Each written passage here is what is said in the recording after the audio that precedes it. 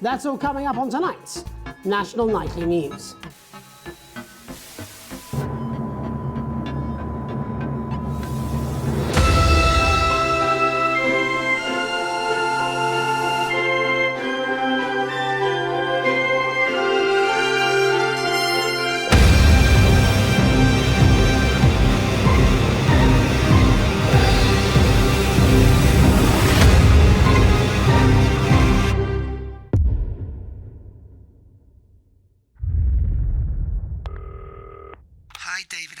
For you, I'm just putting it through. All right, mate. Dave here. Listen, now, I know you've... When I say jacket, you say potato. Jacket, potato, jacket, potato. When I say jacket, you say potato. Jacket, potato, jacket, potato, jacket, potato, jacket, potato. As a team of nuclear physicists take on 4 old ladies from East Green. That's followed at 8 p.m. by award-winning documentary series The Shape of Now, which tonight looks at the history of the knee-length sock and its importance during the Great Blackouts of 1871. Not one to miss. At 9 p.m, sit back and relax with multiple award-winning movie The Freedom of Being Colin, taking us all the way up to 11:15, where, as usual... Prawn and mayonnaise? You know seafood makes me go out in pustules. Yeah, I thought it might increase our viewing figures. Every day. You offer me prawns every day. 10 seconds, everybody. It's how I show love. You're trying to kill me. And yet you persist, going in 5, 4... Good evening, I'm Jeremy Donaldson. Our main stories tonight. Moving on up, the election win that experts said just couldn't happen. Hopeful or hostile? Controversy as global megacorporation Remington's Fist buys Honest Andy's Totally Independent and corners the flowered market. Top chap. Sports fans everywhere celebrate as popular footballer Johnny Hamsleeves wins Sports Personality of the Year. And a spoonful of sugar. Meghan will be chatting with movie star Lawrence Blunderclatch about his new movie, The Medicated. And, of course, we'll be going live to Advance headquarters to hear what the leaders of this fledgling party have to say on their historic victory. That's all coming up on tonight's National Nightly News.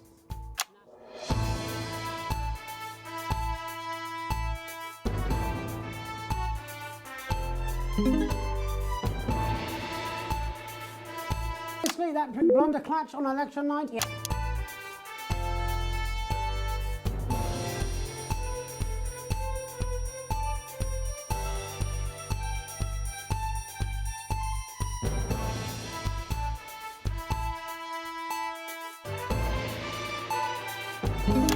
But first, the votes are in and it's a decisive win for Advance. The landslide victory, with an astonishing 81% of the popular vote, is the biggest election win in living memory. Advance appealed to voters up and down the country with their bold promises of permanent change, but critics have accused them of a severe lack of actual policies and of being deliberately vague. The opposition parties have all conceded defeat to Advance's overwhelming mandate, but have yet to appear publicly. However, former Home Secretary Geoffrey Jeffries has issued a statement in which he comments that we have all been seduced by the shiny wrapping paper, but have yet to see the contents of the box. Sounds like sour grapes to me, Jeff. After the break, Megan Wolfe will be speaking to a man whose grapes certainly aren't sour, the international heartthrob and inexplicable box office sensation that is Lawrence Blunderclatch. And later in the programme, we'll be going live to Advance HQ to hear the co-leader's acceptance speech. That's all coming up after the break. 1 minute back, everybody. Jeremy, I need you to fill after the ads. What? Why? Wanker Snatch is running late. Oh. I thought I'd ask him about the election. Personally, I wouldn't try to confuse him with any big words. That's the same policy we use with you. I thought that was our little secret. That's all right, he doesn't remember anything I tell him. I'm deeply uncomfortable with your burgeoning friendship. Love you too. Yeah.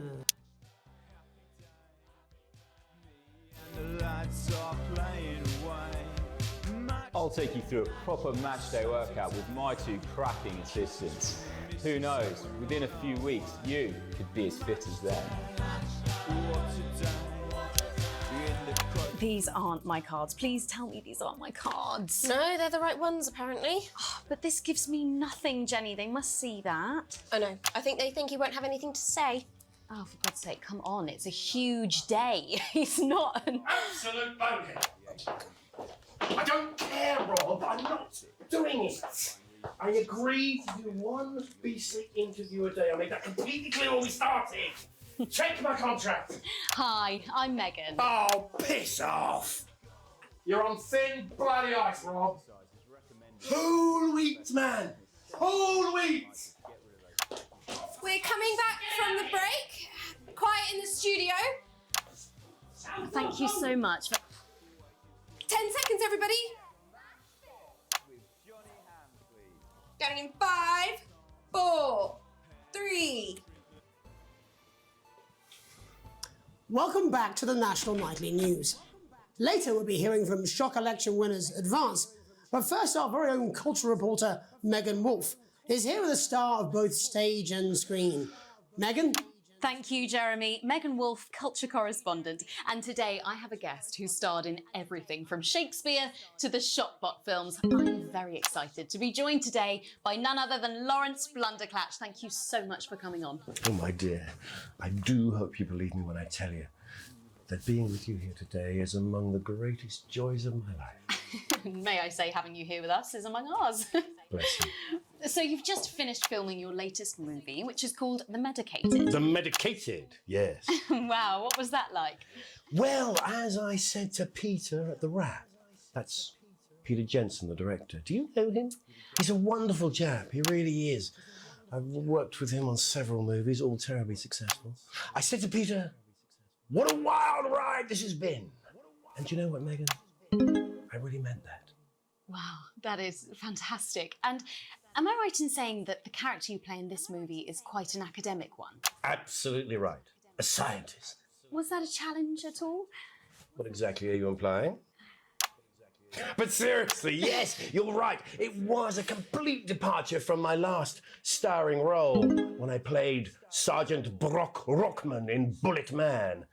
You'll remember that that was the true story of one soldier's fight for a love that surpasses all others.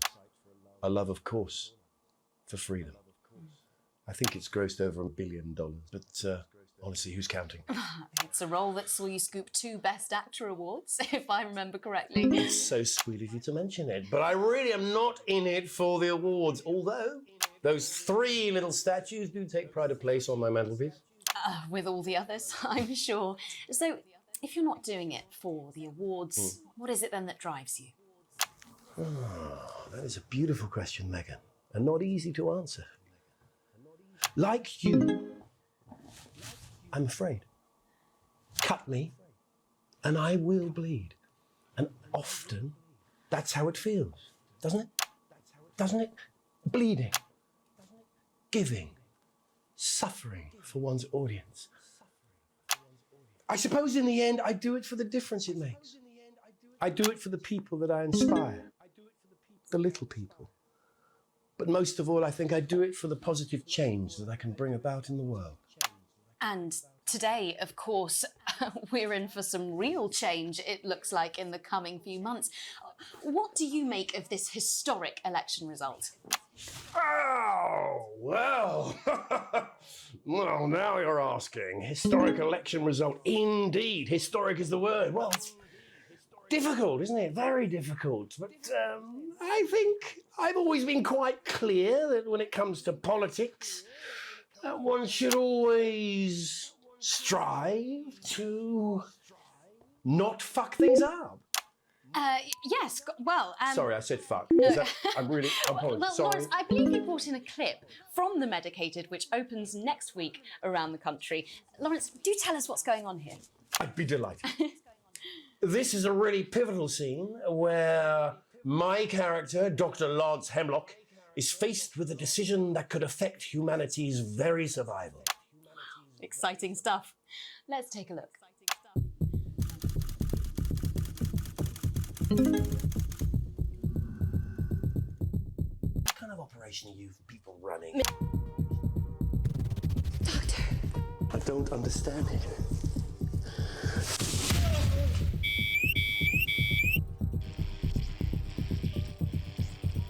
It's not your fault. You think I don't know that? Nolans mustn't think of Carol. That's Dr. Lance to you, Miss Flanagan.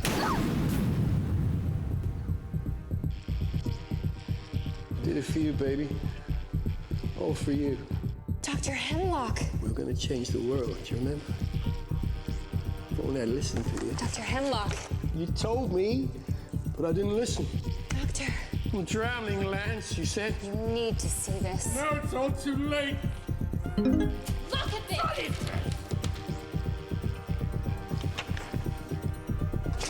The virus. The sterility. This formula. This is the key. We could stop it all. Yes, we could stop it all. We have to ask ourselves if we should.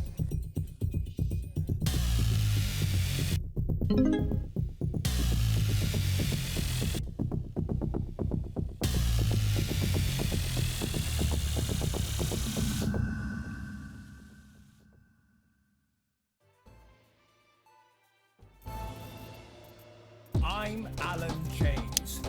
This is not a movie. This is not some child's tale. This is not a dream. This is reality. This is the story of you and how you're stupid and asleep. It's about how you were promised the Elysian fields, but you ended up filleting Satan for the salty crumbs.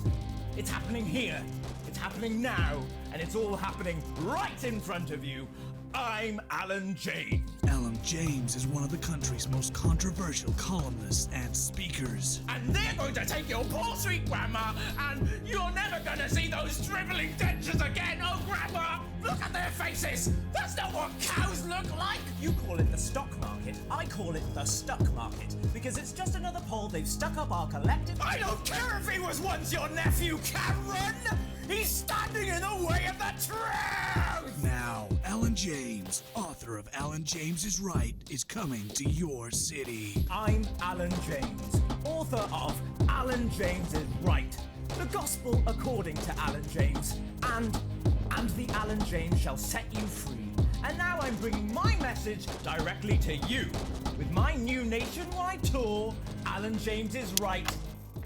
Apparently he's been drinking since lunchtime. Christ, he's at liability in the best of times. I know. God help whoever has to bleep this.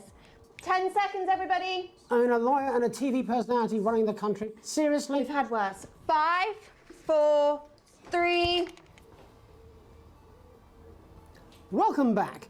And I'm told we can now go live to Advance headquarters, where the two leaders, Peter Clement and Julia Salisbury, are about to make their acceptance address. Shall I start? Go for it, Pat.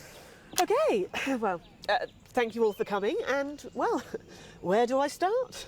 What a day. They said we couldn't do it. They certainly did. They used every dirty, low-down, lying, southern bastard trick they had against us, but you, the people, you saw right through their shite. I'm sorry about the language there.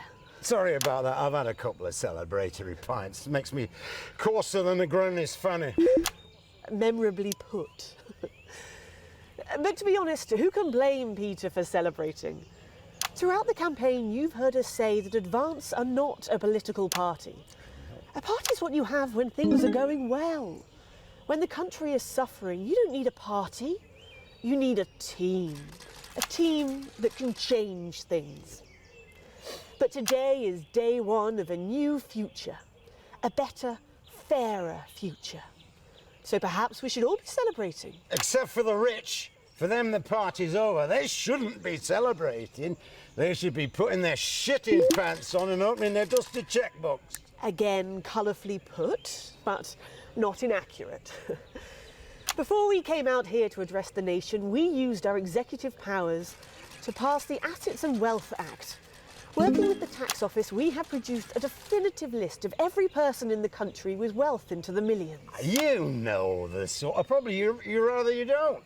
Because the likes of you and me are not welcome in their gated communities. Tomorrow, we will be introducing a sweeping reform of the tax system in this country. No more hiding wealth offshore, no more trust funds or creative accounting. A simpler, fairer, unavoidable set of tax laws. So, all you bastard public school snobs have got nowhere to hide. And earlier today, we revoked your passports. Whoa, now that is serious. You want to leave like you threatened before the election? That's fine. But first, you're going to pay up. You're going to pay back. Advance are going to turn this country from a nation of warring individuals into a team. To properly fund health and education. To raise the living standards of us all. The pundits said we'd have to raise billions. But you'll see when we've reclaimed what's ours, that's absolute ferret shite. So to you posh twats. The people who pay you a pittance to serve them drinks in their private clubs.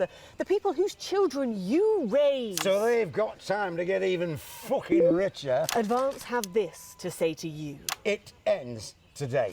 We are coming for your sports cars and your mansions and your vineyards. It ends today. We will put the wealth of this country back where it should have always been. In the hands of the people who created it. It ends today. Yes, it ends today. And tomorrow, we'll start making it fair again. Just like we promised we would. And until then, ladies and gents, I suggest we all get pissed. I can't argue with that. Thank you for your time. Well, an interesting acceptance speech there from the leaders of Advance, and our apologies for the fruity language. Hopefully we got that bleeped out for you in time. If not, someone's going to be in trouble. So, as the country braces itself for new government, that's all from us this evening at the National Nightly News. We'll be back tomorrow with full coverage of the first day under Advance. I'm Jeremy Donaldson. Have a peaceful night.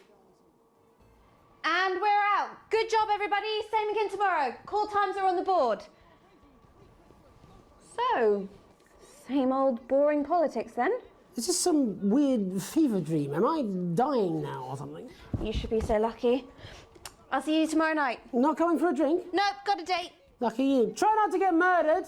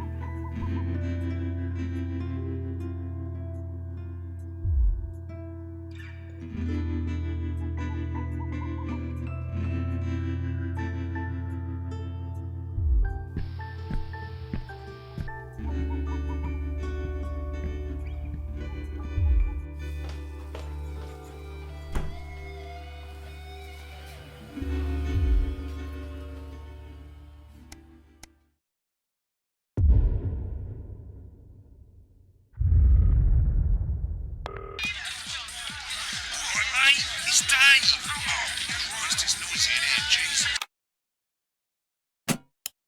One. Kicking off our evening schedule is a retrospective of the best moments from Peter Clement's Just a Job, reminding us just how the new Prime Minister became so popular in the first place. Following that, at 9 p.m, Megan Wolfe sits down for an exclusive interview with former Prime Minister Jacob Hamilton. No, for my sister's kid, Mr. Fuckletugs or something. Snuggle Hugs? That's the bastard. Yeah, I wouldn't get one of those. My friend Janet says theirs gets really hot. Is this Janet who thinks dogs have their own secret language? Yeah, the one that mistrusts the moon. 10 seconds, everybody! Not the best source of consumer advice, then. Don't blame me when it explodes. Going in 5, 4, 3...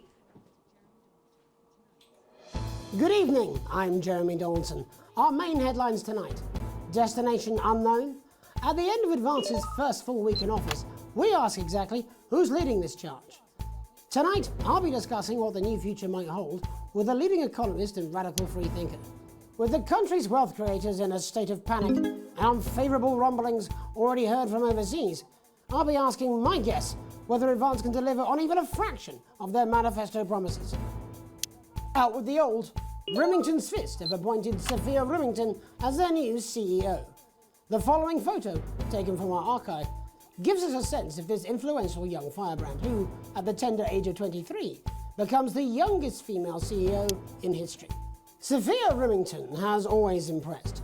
She was top of her class at university and graduated with the highest honours, immediately being asked back to lecture. The markets have responded favourably to Sophia's appointment, with stocks rising 30 points in light of the announcement. In her first press conference this afternoon, Sophia announced a children's toy named Mr. Snugglehugs. Sophia promises it will be all the rage this Christmas, but concerns have been raised about the product's safety. Making a splash. Intrepid scientist Dr. David Wong and marine biologist Ingrid Swarsborg-Horgensford have today set off to explore Dante's taint.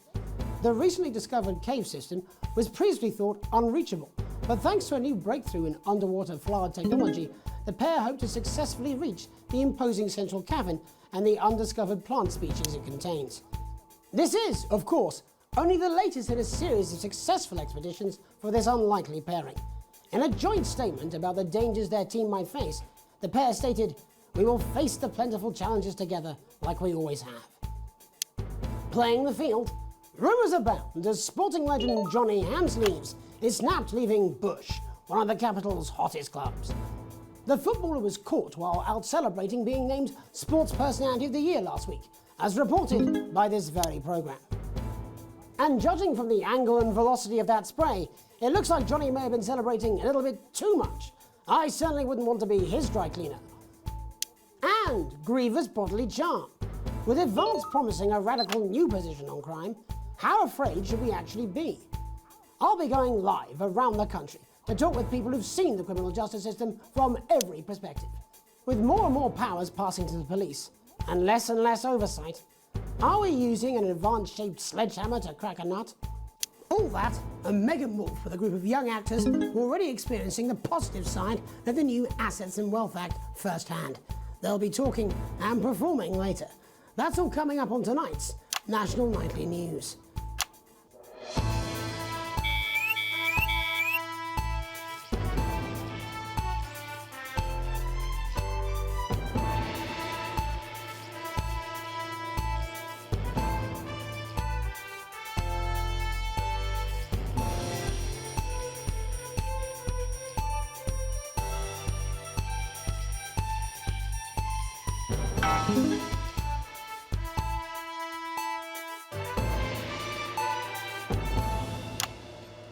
In the wake of the government's swift enactment of the Assets and Wealth Act, we're talking about Advance's first week in office and what the new future holds.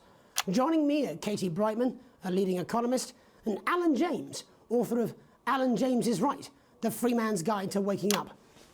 Alan, the government certainly haven't dragged their heels on delivering some of the legislation they promised, but what does the Wealth Act mean for us? Nothing, Jeremy. We're still vassal slaves, we're just in prettier cages. A confident dismissal there. Katie Brightman, do you agree? I'm afraid I don't, no. I think that Advance have realised that the current economic system of unlimited, unending growth is untenable, so they're changing things up. There I agree with you. They're moving to the next steps in the grand plan. grand plan, Alan. It's all in my book. Alan James is right, Jeremy.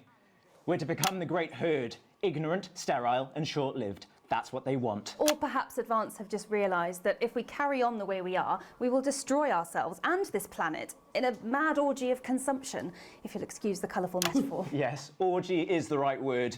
Only it'll be the overlords having an orgy on our poor broken backs. It's all in my book. Alan James is... Shamelessly self-promoting? Katie, how do you think the rest of the world will respond to this new approach? I think they're watching carefully. Advance are the most disruptive threat that the world powers have faced since the last Great War. Yes, Katie's right. War is inevitable. Thank you, but that isn't And this will not be a war like we've ever seen before. We're talking millions of deaths. We're talking high-tech weapons that can level entire cities. We're talking... Out of the wrong orifices? Mock me all you like, Jeremy, but when they murder your parents and they poison your food and they take you away to their camps for hypno-brainwashing, who will be laughing then? That might be a great way to sell books, Alan, but you know full well that isn't going to happen in a democracy. Democracy is dead. Yes, Advance are radical, and change is always frightening, but the truth is that the Wealth and Assets Act has made more than 90% of the population wealthier and is on target to produce a permanent end to poverty. Bollocks!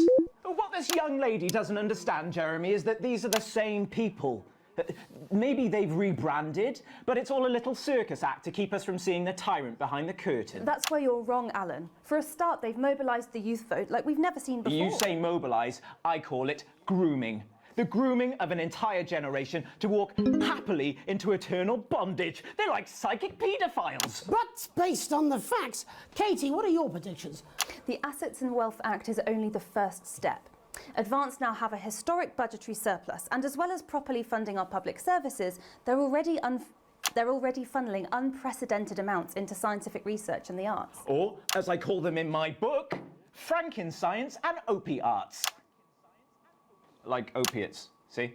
Can we get back to the issue at hand, please, Alan? This is the issue. It's all coming from the water, the chemicals. They're pumping it full of belief juice. Don't get me wrong, I want to see these changes, but only if they're sustainable. If Advance lose their power after spending half of our GDP on dismantling infrastructure, that could be catastrophic. The catastrophe is that they're succeeding. They've got us sat here talking about their puppet show. All right, we're running out of time. Quickly, Alan, what does the future look like to you? A bleak space where we've all been figuratively sodomized into submission. No, of course. Katie? We might be on the eve of a brave new world. God knows we need some change, but we need to be cautious. Let's walk forwards with our eyes open. Two very different visions of the future there. Alan James, Katie Brightman, thank you for joining me.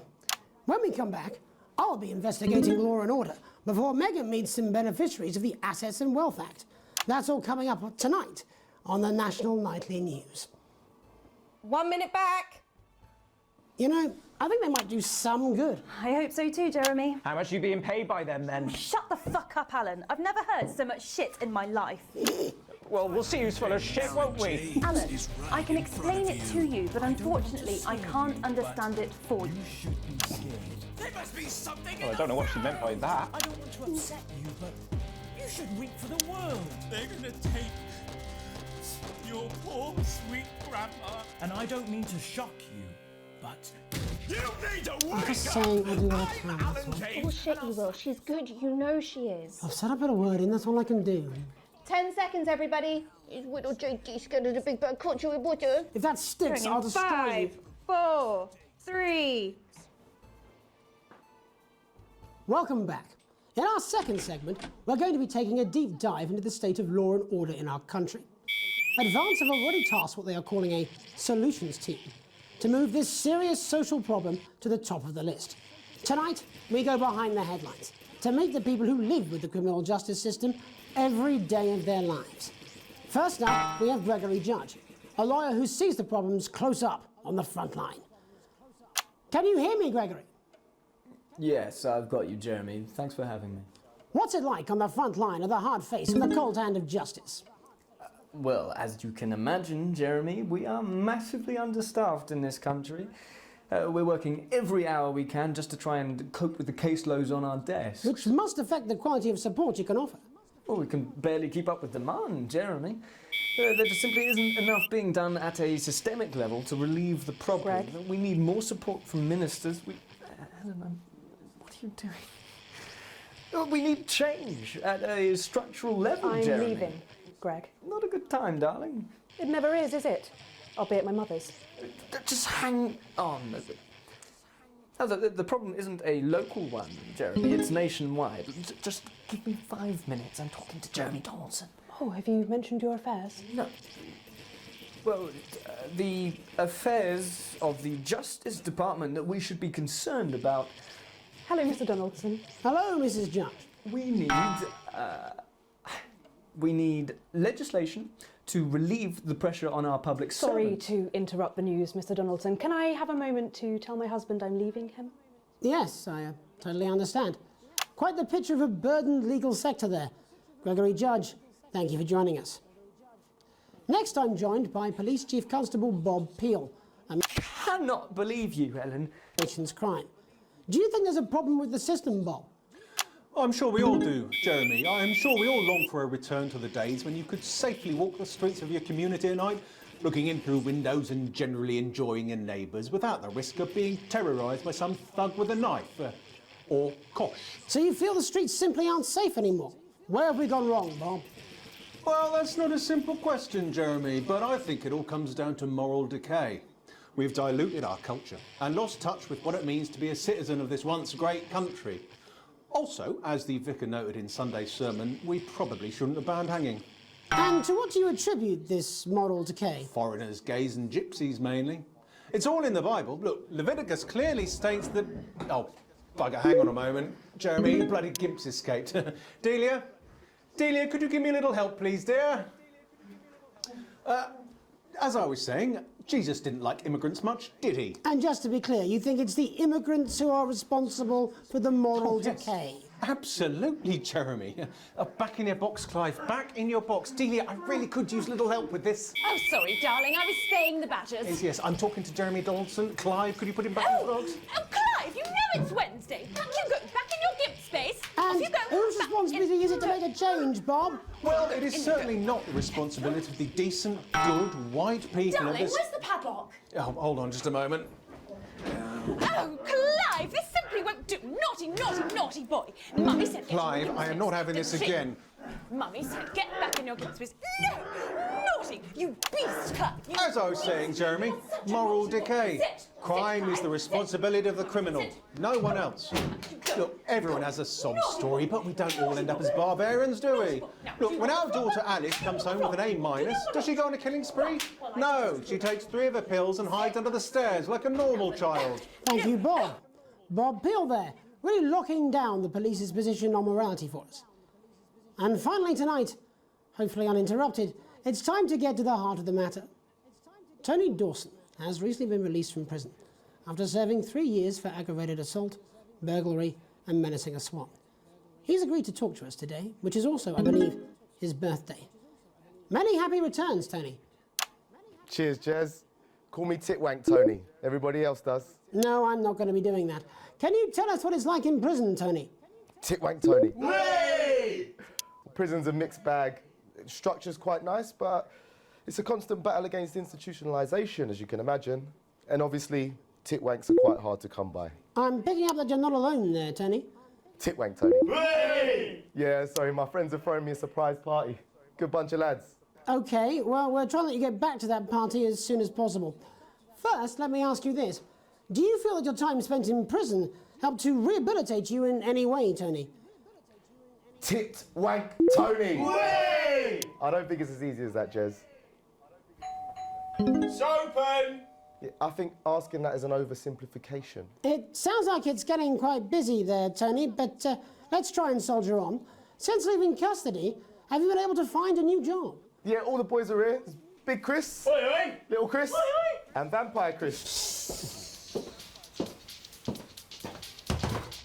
This one's, yeah? Yep. One sec, love. Titwank Tony's on the news. Rehabilitation's difficult with the current system, Jez. It's just not set up for it, you know? It's inherently unjust. Open! So, do you feel tempted to... I'm sorry, who's this It's guy? open! You are joking. Chrissy Freebollocks has only got Mr. Fancy, oh. Not now, fellas. I'm on the news. It It seems like we've caught you at a bad time. For the little boy. Oh, I can't really hear you, mate. It's getting a bit busy here. Jesus. Yes, we seem to be losing the signal No here, Tony. fucking way. Let's believe that. Well, we're just trying to get that signal back. I think we... Yes, Tony? Tony, I mean, we're literally away for 2 seconds. How has this happened, Tony? Can you hear me? Well, we seem to have lost our train of thought there a little. Hopefully you, the viewer at home, have managed to glean a broader understanding of the serious and complex issues around law and order. After the break, Megan will be live with some plucky young thespians. Don't go away. We'll be back after these messages. 1 minute back, everybody. That went well. Piss off. Smooth, incisive journalism. I can have you fired. You'd miss my charm. Love Mr. Skylark. Yeah! With his state-of-the-art human-like voice to keep them company when you can't. If you keep me happy, I'll keep you safe. And his incredible real-action eyes. I hope your mummy and daddy don't die in a fire.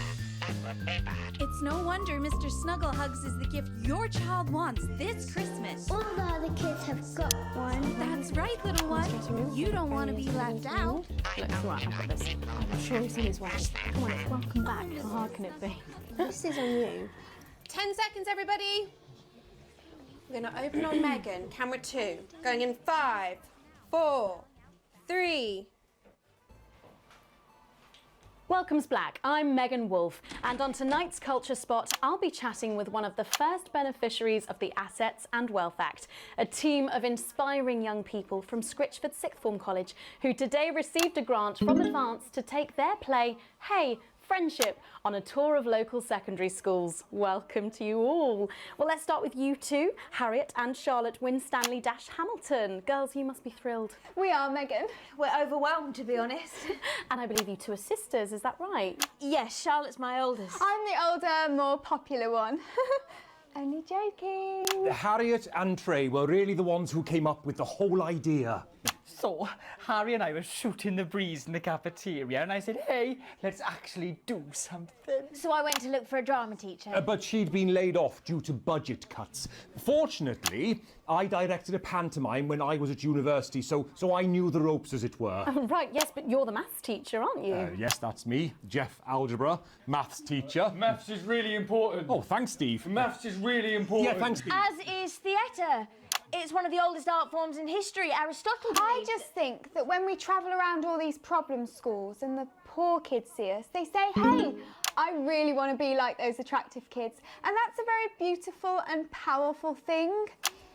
We touch our audiences and they touch us right back. I suppose with a surname like Algebra, there was really only one choice of career for me. My wife, Angela, and I, we often laugh about it. Angela Algebra. Yes. We just want to bring a bit of song and joy into people's lives. And teach people about the difficult issues. The issues in the play are what really matter. And I think you're going to be showing us an extract from this play, aren't you? That's right. To put into context, I play a young first year who's having some troubles at school. Her character doesn't actually have a name, yeah, because in a way she's like all of us. It's like a metaphor. Maybe she's you at home, or like, maybe she's you, Megan. Maths is really important. Yeah, thanks, Steve. Put it in, coach. Yes, thanks, Steve. Right, well, I'm going to have a little chat with your teacher while you run off and get ready. I can't wait to see it. That's it, that way. So, Jeff, when did you first hear about the grant? 2 days ago. A letter from Advance arrived at the school. Now, the headmaster thought it was all a prank, but his secretary retrieved it from his bin and brought it to me. Wow, how did you react? I also threw it in the bin. But then Harriet and Trey rescued it, and they rang the number at the bottom of the page, and next thing you know, we're on tour. Wow. Well, I think we can all guess which way you'll be voting from now on. Do you know what? It's funny, because Angela and I don't usually vote. We're not very political. I'm a mathematician, of course, and she's a paraplegic, mainly. But We did used to watch that Peter Clements DIY show back in the day, and so we thought, why not? Let's have a go with this whole democracy thing. Okay. And here we bally well are. Good stuff. Fucking brilliant! So, let's have a look at a short section of Hey, Friendship.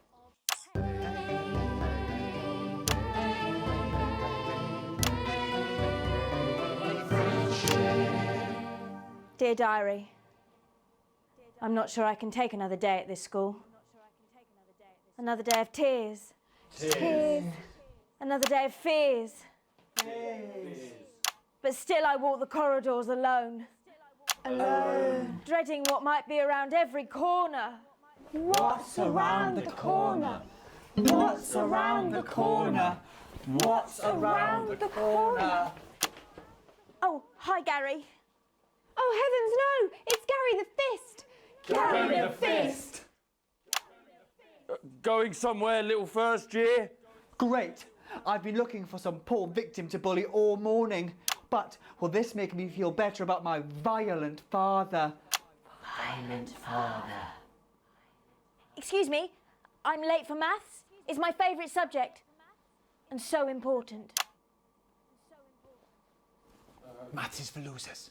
What? Maths is for losers. My arm's stuck, coach. Keep going, for fuck's sake! Right, maths is for losers. Now, give me your lunch money. Double lunch for me today, but why am I only truly happy when I'm eating? Not today, Gary the Fist. What do you mean not today? Who are you? Oh, my arm's free, coach. Brilliant, keep going. Right, who are you to stand up to me? I'm Gary the Fist. And you're just a sad little girl with two gay dads who's all alone. That's where you're wrong, Gary the Fist. These are my two new friends. Vanessa is captain of the netball team. Yeah. And Blake owns a motorbike. Yeah. But I can't fight all three of you, and I don't have any friends of my own.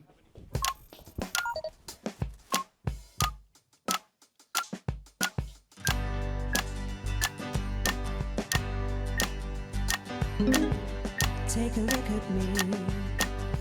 Take a little look at my face.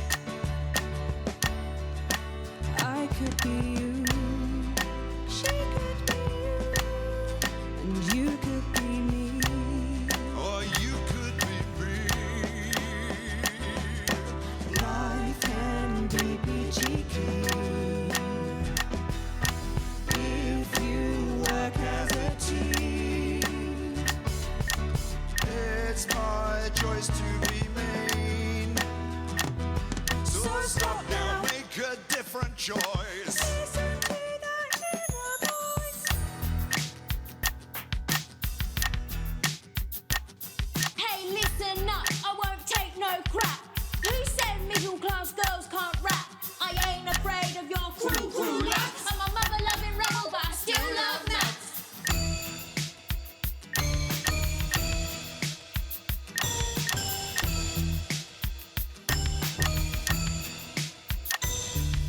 Hey, kids, I'm Gary the Fist. People think that folks like me probably shouldn't exist, but that's just prejudice, and I'd do better if you knew the way that I became Gary the Fist.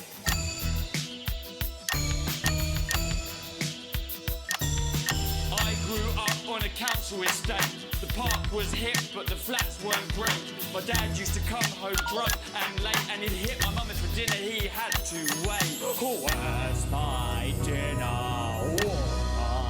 It's not ready. Where's my dinner, woman? Go. Don't make me ask you again. Hitting women is wrong. I guess life's pretty hard on a council estate. Life's pretty hard on a council estate. Life's pretty hard on a council estate. Life's pretty hard on a council estate. Life's pretty hard on a council estate. Life's pretty hard on a council estate. Life's pretty hard on a council estate. It's so damn hard on a council estate. Life can be peachy keen. Yeah. If you work as a team. Just work as a team. It's your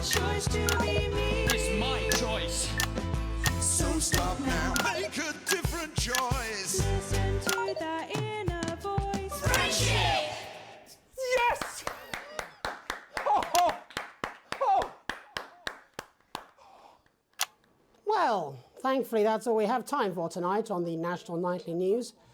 Join us tomorrow night for all the headlines from across the country. My name's Jeremy Donaldson. Have a peaceful night. And we're out. Oh, that was brilliant! What the literal fuck was that? I believe that was art. I believe I've got a 14-inch cock, but it doesn't make it so.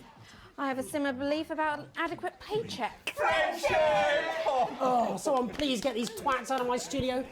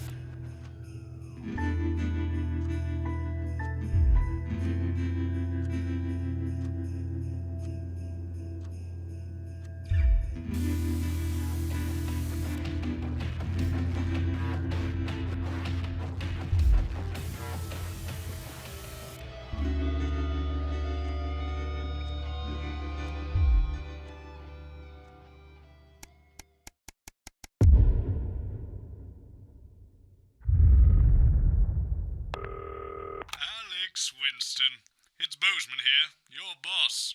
It's come to my attention that you've replaced Dave in the control room, and your performance so far has been mostly adequate.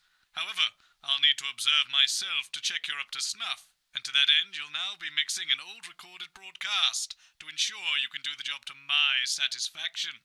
Don't worry, other than the odd tear and jump in the footage due to age, it shouldn't require you to deal with anything new, though do keep an eye on the censor. They had stricter sensibilities in those days. And of course, don't forget to load the adverts. Bozeman out.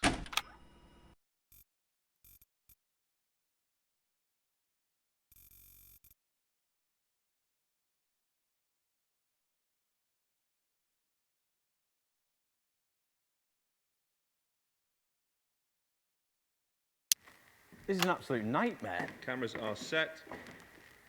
Who's going to tell Graham? I don't know. Can we even continue? Well, you'll have to think of something. We'll go live in 10 seconds. All right. I'll keep looking for someone. I guess we'll just have to wing it until then. Can you count us in? Oh, sure. Going live in 5, 4, 3, 2, 1.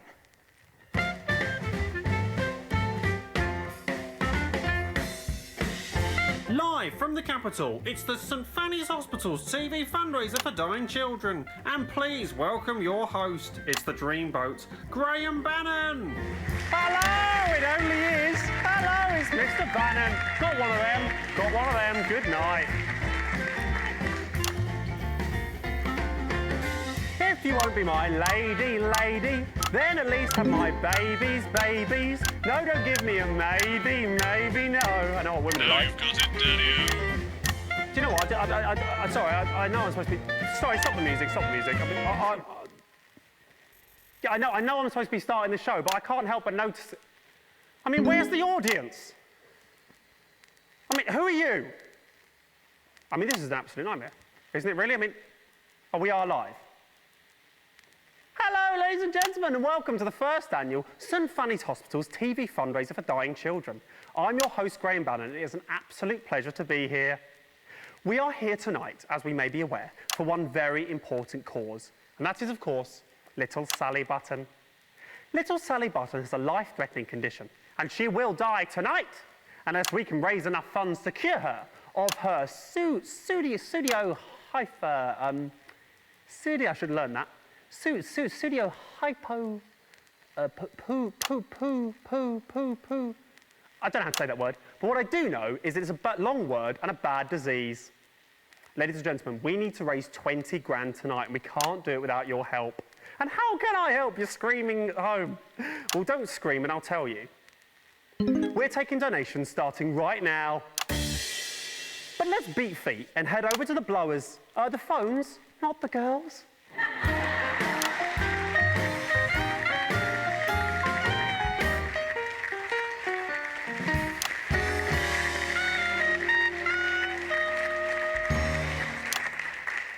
Hello, ladies.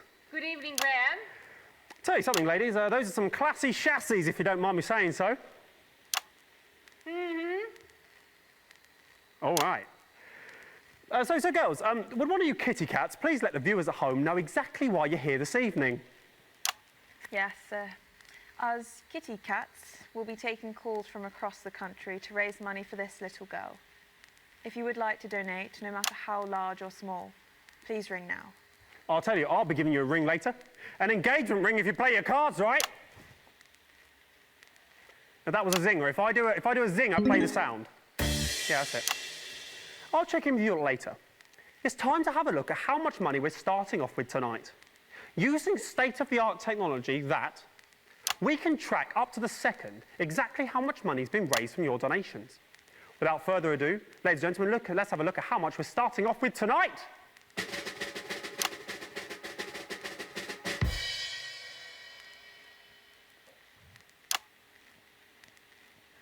Okay, looks like we're not starting off with any money tonight. It's a bit strange. I'm surprised they didn't put something in, just to show, really, but perhaps it's a little unclear of how you donate still. How about I cut the gas and show you what's what, Daddy-O's? Give me the thing. Okay, so I'll pretend to be you at home. This is role play. You really can do this in real life from your sofa or couch.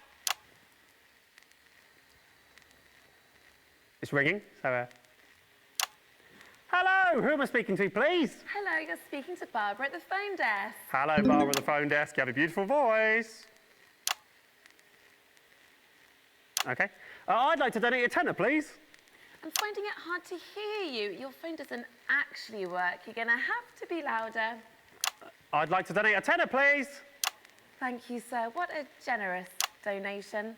May I ask who's calling?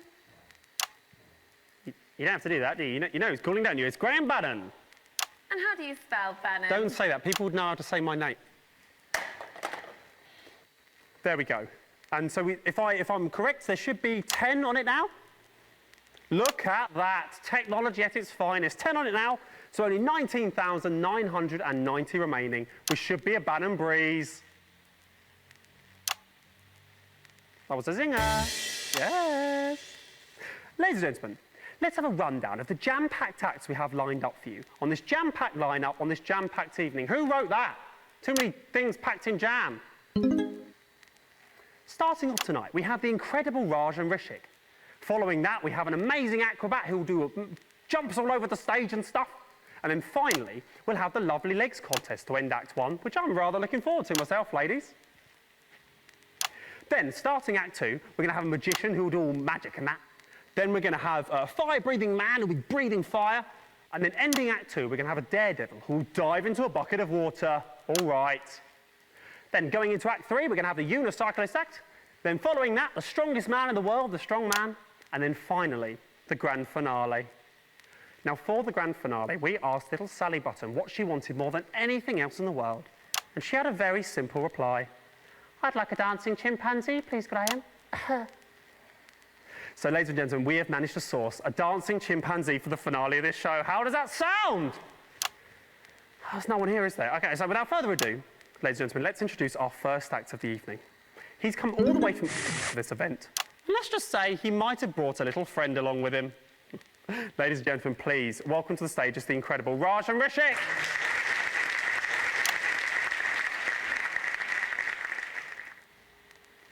As I said, it is Raj and Rishik. To the stage.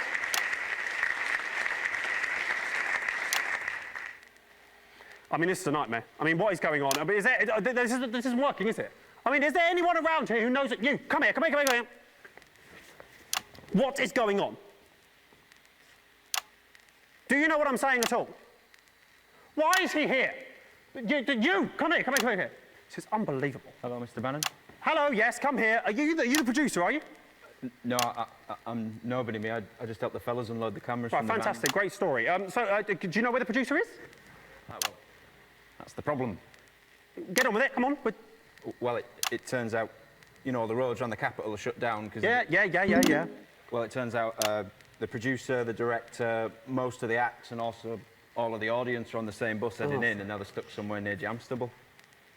Are you seriously telling me there's no one else around here who can sort this mess out? He's pretty good at organising. No, well, no, obviously not.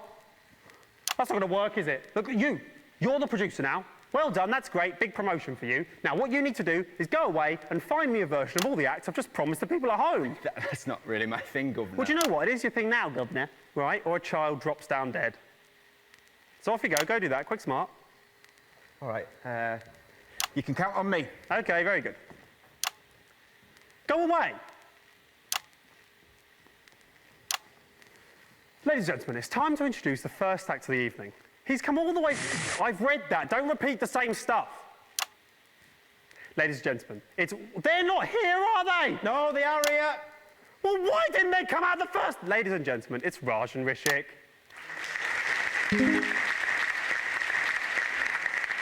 Where's the photo?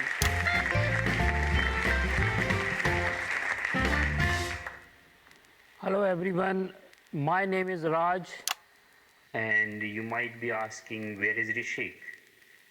So here he is. What's your name? Rishik? And what do you do? I am working in banking. That's interesting. No, it isn't. Okay, you have anything else to say? No? Thank you for your honesty. Have you finished? Am I finished? Yes, I'm finished. OK, ladies and gentlemen, Raj and Rishik, play the sound for applause. We don't have anyone here. OK. Well, fantastic, I think. So well done, Raj. So I know a little birdie told me you travelled in all the way from just for this event. No, we cycled here. Rishik was cycling and I was sitting in the basket. Oh, right. Oh, yeah, now they laugh. Yeah, now they laugh. Great joke, great joke. Is he a good cyclist, is he, Rishik? Why are you asking me? You can ask him. I'll ask him. OK, that's setting something up. OK, Rishik, are you a good cyclist, mate? Why are you talking to him? He's only puppet. Don't set a joke up with that if you're not going to follow it through. That ruins it, doesn't it? You farted. Graham farted. I didn't fart. I didn't fart. He made the sound out of his mouth. He made the... Stop doing that. OK? Yes, you should be disappointed. Get off the stage.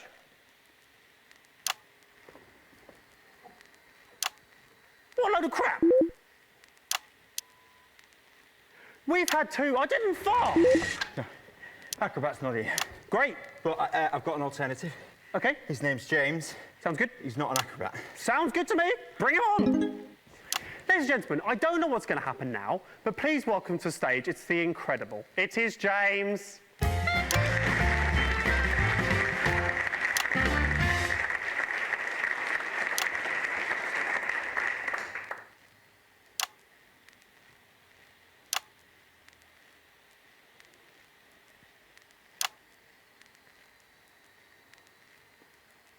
hello. Hello. Oh. I was just walking past the theatre when that guy came up to me and said, hello, we've got the perfect job for you. All you have to do is stand on stage, we'll pay you. It's something like that. Tell you what, I'll level with you here, James. We were expecting an acrobatic act now. Oh, right. Damn. Yes, damn indeed, damn indeed. Tell me, James, can you do acrobatics by any chance? No, I can't. No, I haven't since school. That'll be fine. You remember a lot from school. Ladies and gentlemen, for your viewing pleasure, this acrobat James will now perform for you a series of double backflips. There's no way I can do that. Oh, well, I'll do some cartwheels. I'm not going to do any cartwheels. But here's a job for you instead. Sweeping up the corpse of a dead girl. Start the music, please. Come on.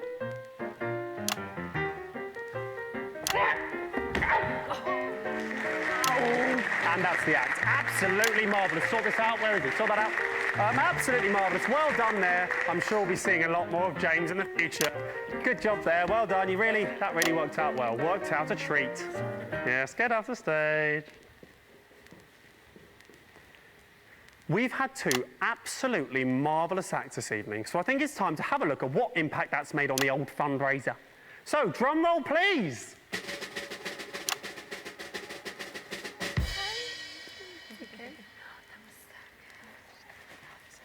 OK, looks like we still haven't made any money at all. That's a bit surprising. Perhaps I'll check in with the bombshells to find out exactly what's going on. What are you doing there? Get out, sling your hook. Go on, go. You're upsetting the girls. Ladies. I was expecting a little money in the old pot by now, ladies. Have the callers not been particularly generous so far? We haven't had any callers so far. Are you serious? How dare you? How dare you? A child is quite literally dying somewhere out there, and you're too lazy to get up off your asses, go over to those phones we have, turn the dials, and pledge money to save her life. You greedy bastards. Sorry, Graham. Just found out the phone lines haven't been connected yet. All right. Yeah, Young forgot to do it. Who's Young? Oh, that idiot, right. Come on, Young. Got just a job for you. I'll give him an hand. I don't think he knows what he's doing. Yeah.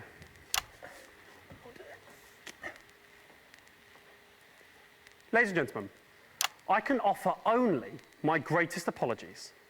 My outburst just now was directed at you, when it should, of course, have been directed at Young. Please accept those apologies.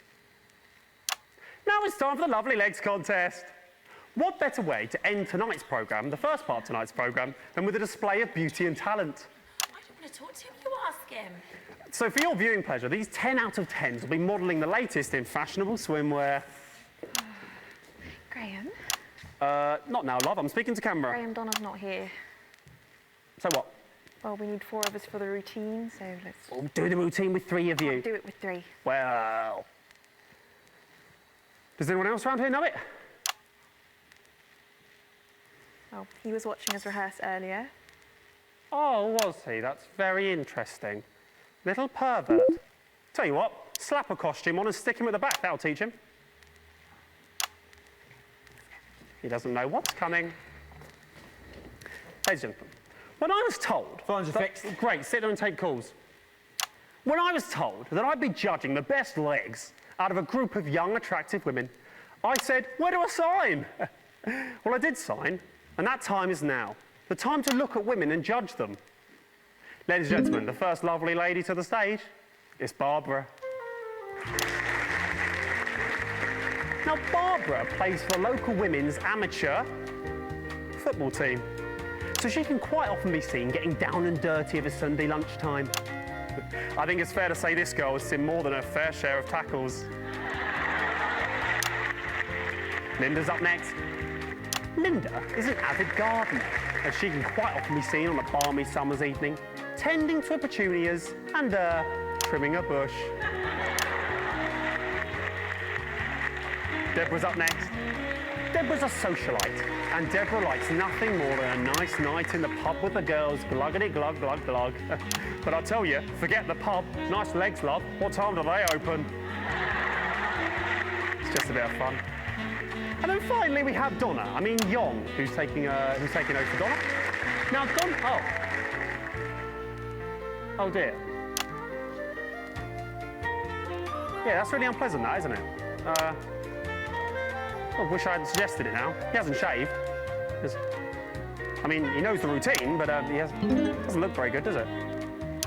Oh, Christ. Okay, Donna, Yong is quite, this is appalling, isn't it? Can we do this? I think we have to stop the music, actually. I don't think I can let this go on, to be honest. It's quite unpleasant. Why is he still doing that? Stop him dancing! Yeah.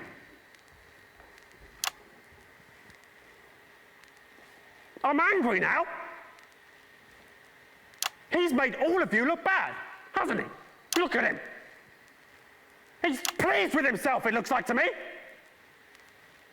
He makes all of you look bad when he's standing there looking like that, doesn't he? Absolutely pointless. I'll tell you what else. It's pointless anyway, because obviously Deborah's got the best legs. Knew that going in. Do you know what? Just take him off the stage. I'm angry. I'll tell you, if there was an audience, they'd be a-booing you, Yong. They'd be a-booing. And that seems to me like the perfect place to end Act 1 on a bit of a high. So I'll tell you what, why don't you grab a drink, sit back, enjoy the adverts, and we'll see you after this. What are you doing? I am setting up for the Act 2. I haven't finished talking. After the adverts, we'll see you back then. Okay, 1 minute back. Just do exactly what I do and wait for the big fat check to come in. I hear that. Preparing supper for her husband, who will be coming home any minute. But what's this? Susan, you silly moo. Why are you crying, you dozy tart? I've had enough. I've been trying to clean up this chicken grease all day with my usual brand of cleaning product, but it just won't come off. Oh dear, here comes your husband. I hope you've thought of something. Honey, I'm home. That chicken looks delicious, and this chicken looks even nicer. Oh yes, and I forgot to mention, her husband is me, Dick Johnson. Lucky lady. What's with all this grease? This surface is filthy. I'm sorry, darling. I've tried every cleaning product available, but I just can't solve these stubborn stains. Well, you haven't looked hard enough. Because there's new Jazz. Jazz is proven by scientists to clean all of a surface, up to 100% cleaned. Look at the way it cuts through this grease. Wowzers! It is also completely harmless to skin, due to it being 99% lead. Just add on, that'll kick it off. Thank you, darling. I That's don't my know what wage, I would but- have done without you. Poor little girl, she Right, deserves better than this. And now the kitchen's clean, let's not Right. talk anymore. Thank you. New Jazz. So Back in simple, 10. even a woman could use it. Places, everybody.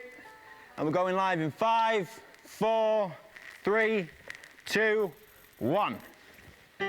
Welcome back to the St Fanny's Hospital's TV fundraiser for dying children. Here's Graham Bannon.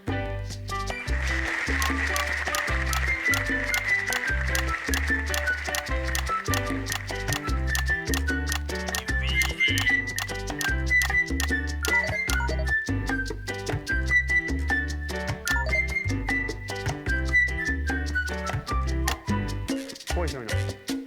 What is going on? I told him to clear these boxes up. It looks a mess, doesn't it? We all end up looking like idiots, don't we? You're not on the beat, you crazy cat.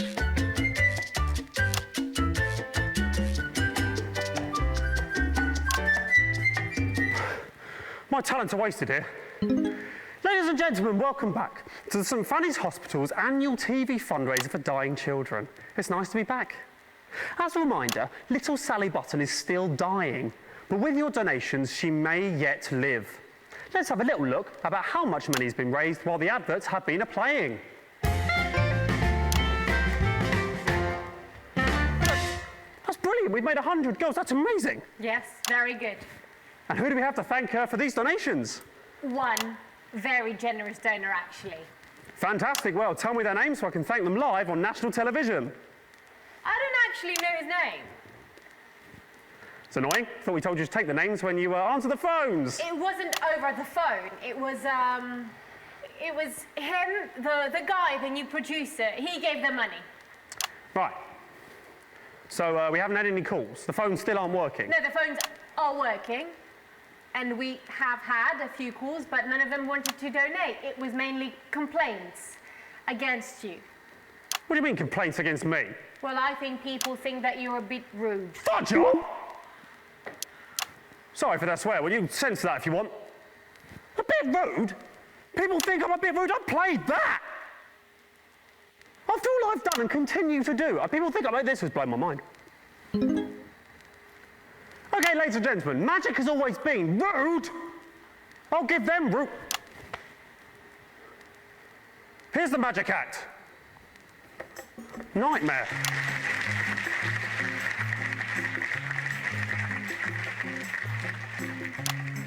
Hello everyone, I am the magician, the great bamboozle.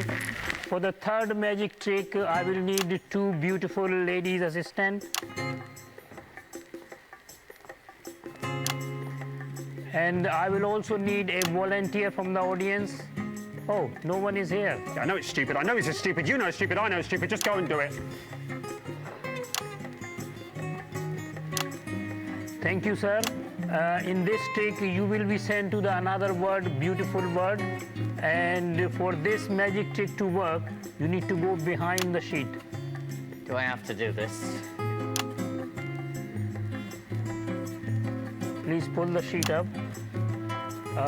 Now I'm going to say the magic word. Alakazam, alakazum.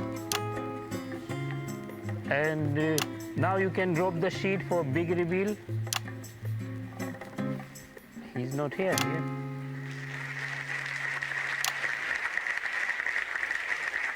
And you can take the sheet.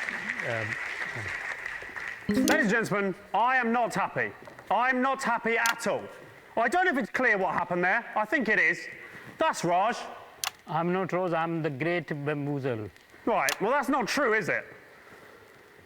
There's lots of surprises, lots of action in Get off the stage. Get off the stage right now. Don't play that sound! And then finally, what I and dying child Sally Button have been waiting for, it's the chimp dancing finale. Sorry, Graham, sorry. I don't think we should say there's going to be a chimpanzee. It's stuck on another bus. Yeah, I'll tell you what. I'm only going to say this once, mate. If you don't manage to source a dancing chimpanzee, and it has to be a chimp, not an orangutan, for the end of this show, I am certain that the shock, disappointment and fear on that little girl's face will cause her to just die, like sometimes children do. And that'll be entirely your blimmin' fault. Graham, of course I care about Susie Button, who you've been calling Sally Button all evening, but I'm not a producer. I don't know the first thing about booking dancing chimpanzees. I can try my best. That's it. That is as good as I will get a dancing chimpanzee, Graham. Now you're here, what can we expect next? I assume it'll be the fire-breathing man or something incredibly similar. No, he's on the bus, but we've got something better. What's that?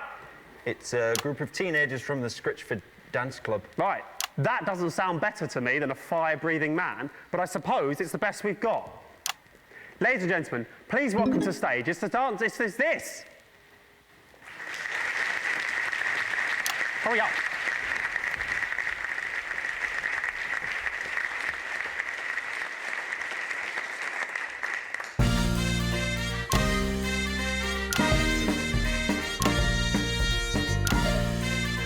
That's an edit Butler can dance to.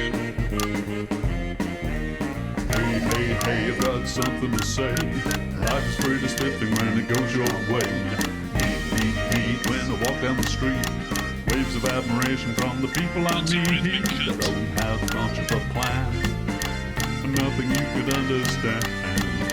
So you can work as hard as you can. But I'll be running late because it's great to be a man. It's great to be a man.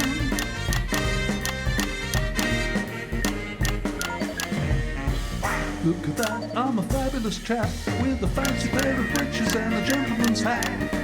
So fine, it's a fabulous time. You can even use the checkbook if accounts aside.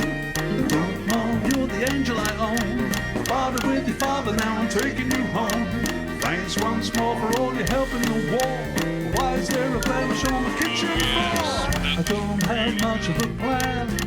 Really nothing that a pretty head could understand. So he can scream just as loud as he can. But I'll be doing well because it's swell to be a man. Now you've got it, Daddy-o. Swell to be a man. Not bad at all. Fantastic, absolutely fantastic. Really, really rather good that. I'll tell you what though, you little ankle biters, it is a weekday. Shouldn't you not be in school? Oh, get Ben. I will not get Ben. I will not get Ben. Get out of here. I won't get Ben. I won't get Ben for anyone. Bastards. Drum roll, please. What? That carries on. Look at that. It's still going, but £5 grand. There's at least £5 grand. Girls, this is incredible. Actually, we haven't made that amount yet. That 5's supposed to be a 2. I think he's made a mistake. What do you mean he's made a mistake? Who's he's made a mistake? Who's moving that machine?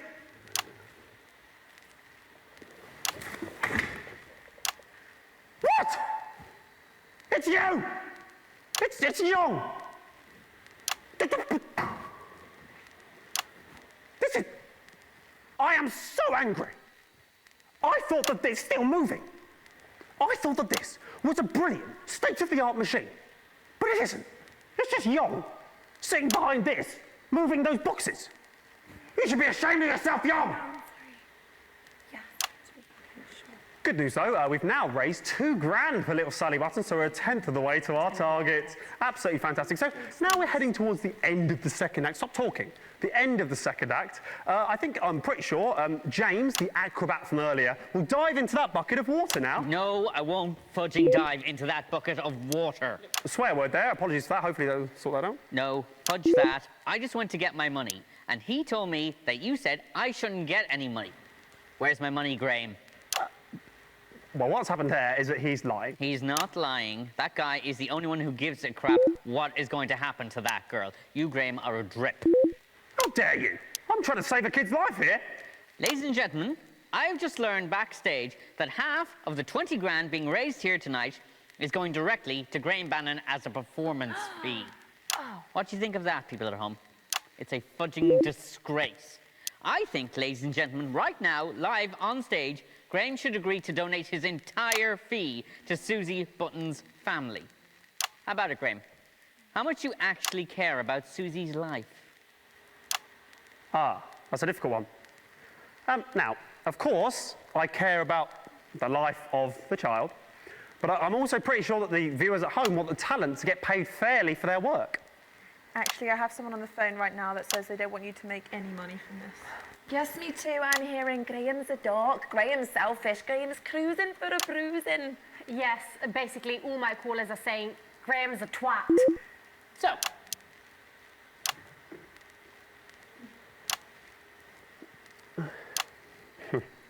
ladies and gentlemen, I have decided, off my own back, to half my fee.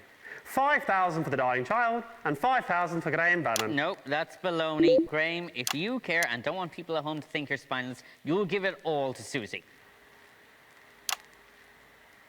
You know, Acrobat James, there comes a time in a man's life when he has to decide what sort of a man he wants to be. Are you going to donate the money? Yeah, I was just doing a speech about that, yes. Well done. So that should bring the tally up by 10,000. Plus, I'm happy to donate the fee they offered me of 150. You offered 150 for falling on your arse. So I make that to be 12,155. Young, if you wouldn't mind. Oh, there it goes. Yeah, great. Hold on, Young.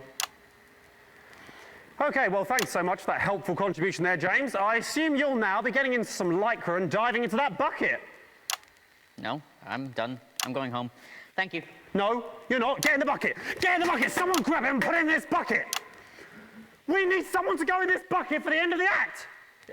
Yes, yeah. Found somebody. This is a nightmare. Oh, here he is. Right, great. OK, so now, viewing pleasure, this knucklehead will now dive off of this ladder into this bucket of water. Come on! Off you go! That's good. Great. Now, in the bucket. Graham, that's not tall enough. There's no water in the bucket. I don't care. I don't care if he breaks his neck. Come on, get in. Come on. You need to go in there. Young, just pretend. Get in that bucket, come on. Don't shake the ladder, Graham. And there we go, he's ruined that, hasn't he? What a shame. Oh, that's the end of Act 2. We'll see you back after the adverts. Fantastic. Back in 1 minute. What a knobhead. Does anybody know first aid? Yes, my dad's a doctor. Is he gonna die? Oh.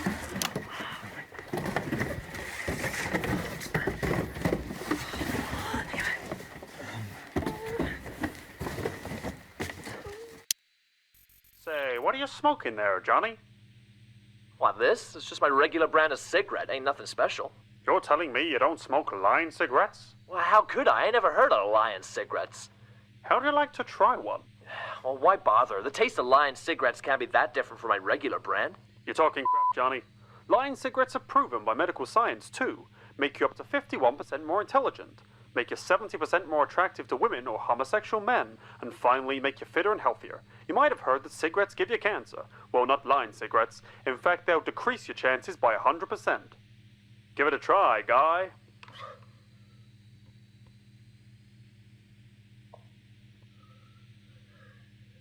Hold on. Something's happening. Whoa. One smoke of a Lion cigarette and I feel like a new man. Hey, hot stuff. Are you coming to bed? Don't mind me, champ. You run along now. Will he be all right? Yeah, but we need to keep that toe away from him. They'll make you sexually attractive. We're back on in 10. He's still unconscious. Let's take him off. Okay. And we're going live in 5, 4, 3, 2, 1. Welcome back to the St Fanny's Hospital's TV fundraiser for dying children. Graham Bannon is still here. Cut the music. If there's no audience, Graham Bannon doesn't dance. Hello and welcome to the third part of the St Fanny's Hospital's annual... well, it's not annual. They're not going to do another one, are they? TV fundraiser for dying children. And dying national television, it seems. And, you know, speaking of dying, is the child still dying? I'm pretty sure it is. And looking at that, no more money has been raised while the adverts have been playing. So it looks like to me you continuing to do F all at home. There's 2 reasons for that. Hello. 1, we don't have anybody on the phones. They're all backstage looking after Young, who you pushed off the ladder. Pretty sure he fell. And secondly, we don't have the guy who changes the counter anymore. You pushed him off the ladder. Tell you what, do I have to do everything? You go back there, grab Young, bring her back in, put him over there, grab the girls, put them on the table. Then they can all do their stuff. Young can sit there twiddling his boxes. Great. He's only just woken up and his neck might be broken. Doesn't have to move his neck. Look, my neck stays perfectly still. Go and get him. I mean, that is unless you don't care about Sally Button. I mean, I assume you'll be donating your fee too. Yeah, I was the first to do it, Graham, about 20 minutes ago. Get off and get them. No more long speeches. Bloody Northerners. Oh. Ladies and gentlemen, as a reminder, this is still happening, and we are still live, taking your donations if you can be bothered. If you want a girl to live, up to you. Ah, look, the girls are back. What a sight for sore eyes. In fact, talking of sore eyes, went to my opticians the other day, and guess who I bumped into there? Absolutely everybody, because I couldn't see. You got to laugh, haven't you, girls? You're a pig. All right, let's have another act. Any more acts? Anyone who's not stuck on a fudging bus or something? Oh, look, the stripper's arrived. Oh, God. Keep him over there. OK, right, we need something else now, don't we? We need an act or something. Girls, any callers we can put through? Actually, I have someone on the phone right now you might like to speak to. Absolutely fantastic. Put them through. And on top of that, he's been rather horrible to that little boy. She sounds about 100. Hello there, and welcome. Welcome to the show. What's your name, please? Who's that? It's Graham Bannon. You're horrible. Why has she been put through? Don't put one through to think I'm horrible, obviously. That might be a bit difficult. This is so crazy that everything I've done for all these people, I'm still here. Why is she still there? Cut her off! We're not putting any more through. We're having another act. Hello? Let's just... Who is that? Stop putting people through! Alright, I'd like to donate a tenner, please. Aha. We have a serious gentleman on now. Hello, sir. Did you say you'd like to donate a tenner? Hey, that's right. I'd like to donate a tenner. A tenner to the fund to stop Graham Bannon being on TV. No, don't play the laugh sound. Wasn't funny. Oh, so you think you can do better, do you? Hey, that's right. Okay. The stage is yours. Go on. Tell a joke. Tell a wee joke. Alright, I'll do the wee joke. How many Graham Bannon does it take to screw in the light bulb? I'm not going to like this. That depends on the fee. No! The joke was horrible. The joke was horrible. No! We're not having horrible jokes. We're not doing any more of that. We're not having any more callers. I think they're stupid and also they seem drunk to me. Right, what's next? We need another act. Where's the next act? We have sorted the monkey problem. This is brilliant. This is brilliant news, Raj. Bring it on. He's very shy. That's fine. That's fine. We're fine. Bring it on. It wants everyone to close the eyes for big reveal. Okay, right. Everyone close your eyes for the big reveal. Don't ruin this, girls. Close your eyes. We are ready. It's very big. Okay. You can open your eyes now. Okay. It's very strong. It's carrying me on its back. And it has banana. It's offering banana to you.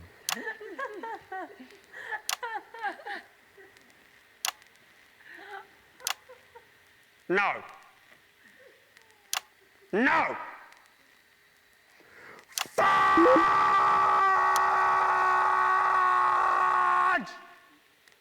Fudge! No! That is not a real monkey. That is not a real banana, is it? And these are not your legs. Ouch. Ouch! Get off the stage, I'll give you ouch! Right, we need something else. It's time for another act. Where's the unicyclist? Get him on. We don't have the bloody unicycle act. Swearing, apologies for that. Hopefully that gets censored by them. Graham, we've got the unicycle, but we don't have the guy who rides it. That's fine. We don't need the guy that rides it. I'm the guy that rides it. Bring it on. Graham, Bring the I damn don't thing. think you should I don't care what you think. Bring it on. Bring it on. Bring it on. Bring it on. Ladies and gentlemen, for your pleasure, I will now be performing for you the unicycle act. Can I have a volunteer? No one's here. Yes, they are here. Hello, young. Right, okay, this is good. You'll like this. You'll like this. Right. Now, what I'm going to do now is grab the unicycle and jump over this arsehole. Yep, very good. Right, okay. Start the music. Drum roll, please. It's going to be good, John. Protect your face, baby. Okay, and here we go. Oh, shit. Oh, shit. Oh, my arm. Oh, God. Okay, that's not it. Okay, well, that's the act, I think. Ow, I don't think I can do that again. That's the act. I suppose that's what happens if you pay peanuts. You get monkeys. Well, don't you know what? You don't always get monkeys, do you? Sometimes you just get someone wearing half a monkey costume where it looks like their legs are the monkey's legs, which apparently is just as good.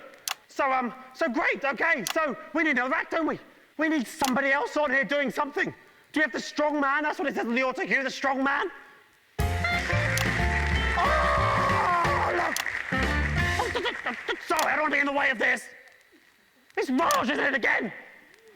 And he's doing that. Is that good? Is that entertaining?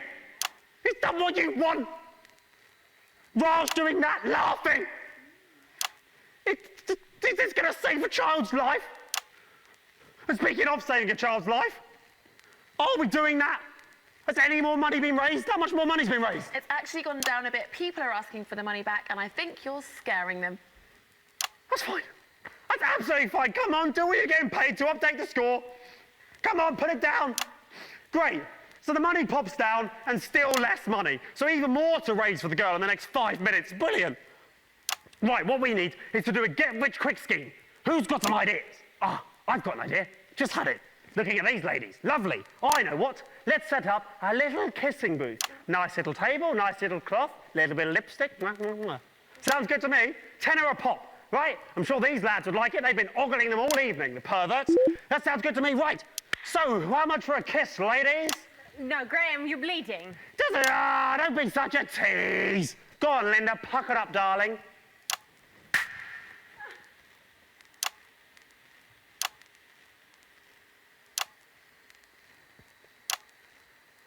Thank you, Linda, I needed that.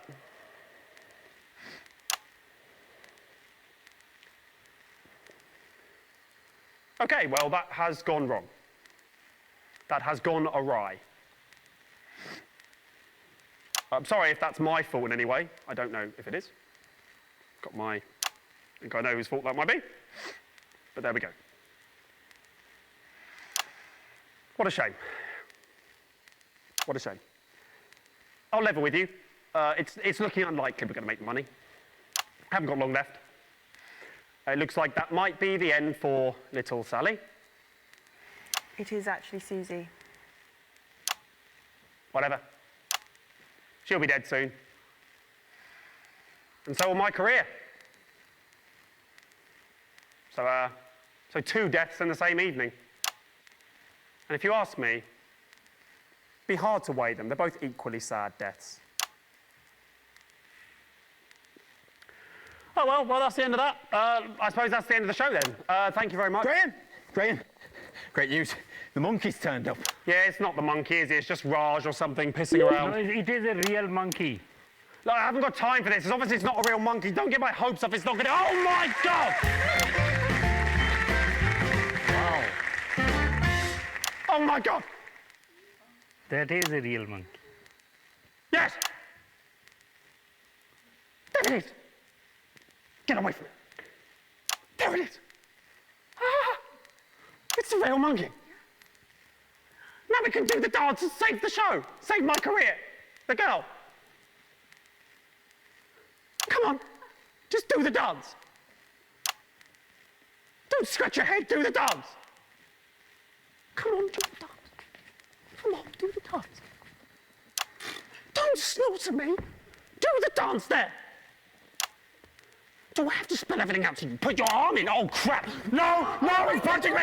Somebody shoot it! Somebody shoot it! Ow! Kill it! Enough! I've had enough. I'm the producer. I'm in charge. I want everyone to stop and listen to me. We've forgotten what's important here. A little girl's life's on the line. We're all acting like children. Listen up. Do as you're told.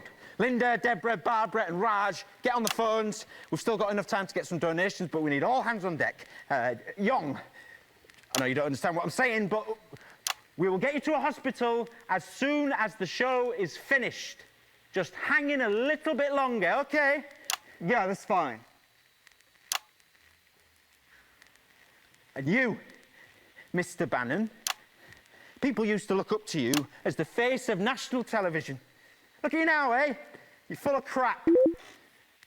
You better pull yourself together, son, because chimps don't dance for bastards. We're all here working together as a team to try and save somebody's life. Apologise to him and ask him nicely to finish the show.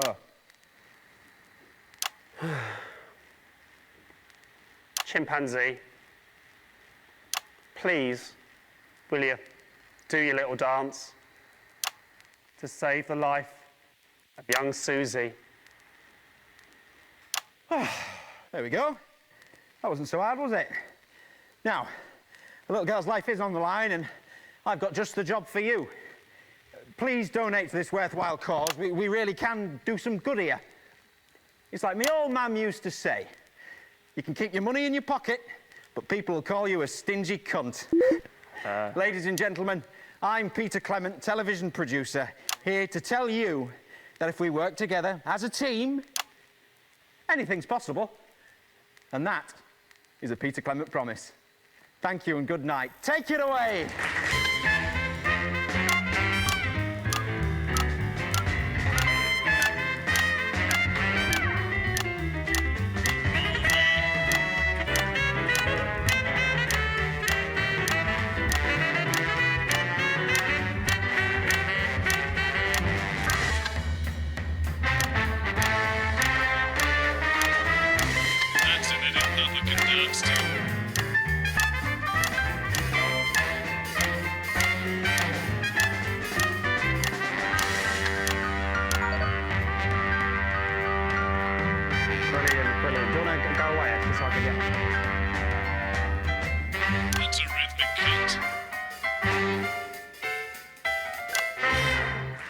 Okay, that's the end. Absolutely fantastic. That's the end, ladies and gentlemen. Thank you very much. Good night.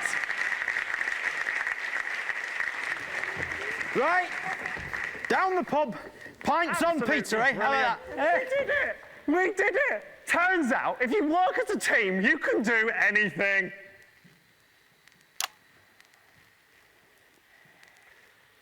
Oh, well. There's always next year.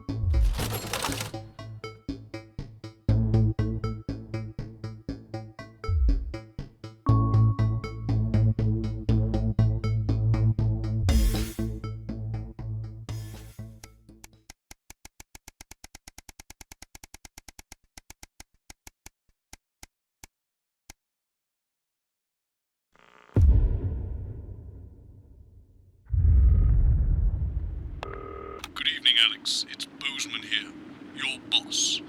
While you're powering up and getting the adverts loaded, I thought I should just tell you that we've had one of those public information films from the government, and it's mandatory that you play it. You still have a free choice for the other two, so read those tape labels carefully, but make sure you play the advance advert, preferably at the second break. Right, that's the lot. Have a great show. Total pimp. My God, that weather looks nasty. Oh, how's it going with Steve? Why are all men such pricks? That one, eh? Apparently he has a complicated relationship with his faith. No. Sorry, are you saying he chose his imaginary friend in the sky over you? I don't know why I talked to you. You're probably just a really awful date. 10 seconds, everybody. Like I said, all of you. Did your personality accidentally slip out? Pricks. Going in 5, 4, 3. Good evening.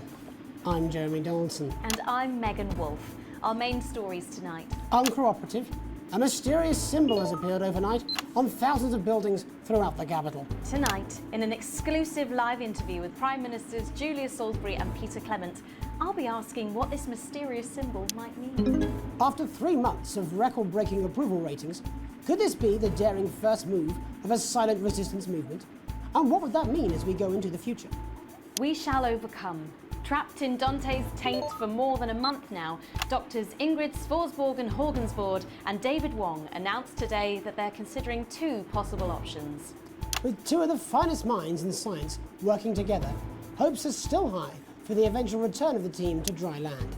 Without enough engineers to successfully fix their craft, the team seem likely to attempt to farm the cavern's ecosystem while they wait for rescue from above ground. I think I'll stick to risotto, Jeremy. Bearing their opinions, the formerly rich are fighting back with a naked protest. Our very own Robin Short was on hand earlier today when this new protest group first presented themselves. It might seem amusing to us, but clearly this formerly overprivileged section of our society is not adjusting well to the new future. It's often too easy to forget that not every citizen is thriving under advance. Fallen angel? Notorious addict Johnny Hamsleeve seems to have reached a new low in his battle with booze, as this recent picture reveals. Johnny's star certainly lacks its former glow these days, with public concern over his mental and physical health growing at an alarming rate. Since being banned from the national squad earlier this year after urinating on a referee during a friendly against East Grinchley, things seem to have gone from bad to worse for Hamsleeves. Is this once celebrated role model about to become the bad boy of sport? And onwards and upwards. In an attempt to put the Mr. Snugglehugs disaster behind them, Rimington's Fist CEO Sophia Rimington today announced a brand new product that already has the markets buzzing with interest. This groundbreaking product came as quite a shock when it was revealed earlier today, though its critics are sceptical that the young CEO can fulfill her promises. Described as a breakthrough far ahead of its time, the male contraceptive pill is heralding a sexual revolution. Its fans are celebrating the fact that men can finally take equal responsibility for contraception, but others have expressed concerns over its safety and side effects. With that exclusive Prime Ministerial interview coming up later, and our very own Patrick Bannon coming to you live from the first annual Sports Board final. You won't want to miss a second of tonight's National Nightly News.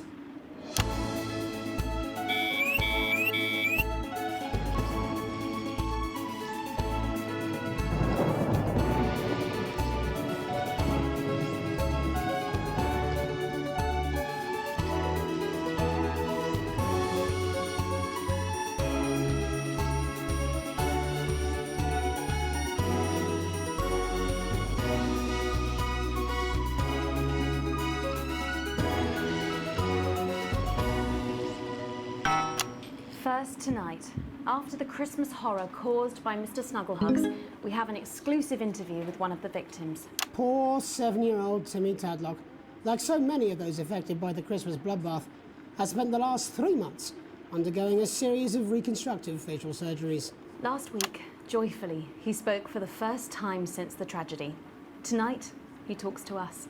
Before we go to the interview, however, this station would like to issue a full and frank apology for any part we may have played in the tragedy. We should never have advertised Mr. Snugglehugs. Without our publicity, the sheer scale of this tragedy, and now upwards of 8,000 casualties, might have been averted. On behalf of the Nightly News team, we're sorry. In future, we will do better. Now it's over to Robin Short at the Tadlock family home. Robin? Thank you, Megan. I'm here with Mr. and Mrs. Tadlock and their 7-year-old son, Timothy. Thanks for spending time with us today. Yes, well, you're bloody lucky we're spending any time with you at all. After what you lot did, they're responsible. I mean, whose idea was this anyway? It's all right. It wasn't your fault. As you can see, Megan, there's still a few open wounds here. I'll tread carefully. I'm going to speak to Timmy now. Hello, Timmy. Can you see me? Mummy, who's that lady? It's the lady from television, Timothy. She's going to ask you a few questions. You be careful now, it upsets him to remember. Don't worry, Mr. Tadlock. I wasn't the youngest ever editor of the Swinstead Middle School Inquirer for no reason. So, Timmy, can you tell us what happened to you? You had just unwrapped Mr. Snugglehugs, hadn't you? Was he under the tree? Yes, I could smell him already. He smelled like love. Ah, yes, that'll be the fur. It's scented with hoof. I was so excited. I ran up to my room and gave him a big hug. He was so soft and warm, like our cat, before he got in the way of Daddy's Porsche. Bloody cat had a death wish. And what did Mr. Snugglehug say to you? He blinked his real action eyes and said, "You're my very best friend. But I sure wish Mrs. Snugglehugs was here, and she can't be, for just $89.99. And then it's the General Air 41. And is that when he burst into Look flames? careful. And then he exploded. Oh, look, I've asked you nicely. And am I right in saying that one of his real action eyes is now permanently embedded in your cheek? Yes. When I took him in at night, it glows through bandages. I know it's under there, staring at me. Yeah, some of the other children have started calling him Timmy Three Eyes. That's 5. It's too many eyes, Robin. And what's the last thing you remember before the darkness overtook you? He looked at me with his one eye and laughed. Laughed as he burned. It sounds very traumatic. Do you have nightmares? All right, that's quite enough of you two coming in here with your camera trying to make a buck out of our suffering. I won't have it. Mr. Tadlock, just a couple more questions. Timmy, do you think you will ever be what we can call No, you've normal had your questions, again? and now look. Oh, you've made him cry with all 3 of his eyes. Calm down, you're scared. Do you think your parents will ever really love you again? Right, that's it. Enough. Come on, baby. I'm happy, Mr. Tadlock. Oh, your poster, your favourite poster. Timmy, are you okay? Oh. So there you have it, Megan. Just one of the many victims of an indescribable tragedy that has shaken our nation. I'm bleeding, am I not? Thank you, Robin. Harrowing stuff. And many questions to be answered by Sophia Rimington in the coming days and months, I'd wager. How will she turn this crisis around? So, Jeremy, what are the warning signs a consumer should look out for when they're spotting a dangerous toy?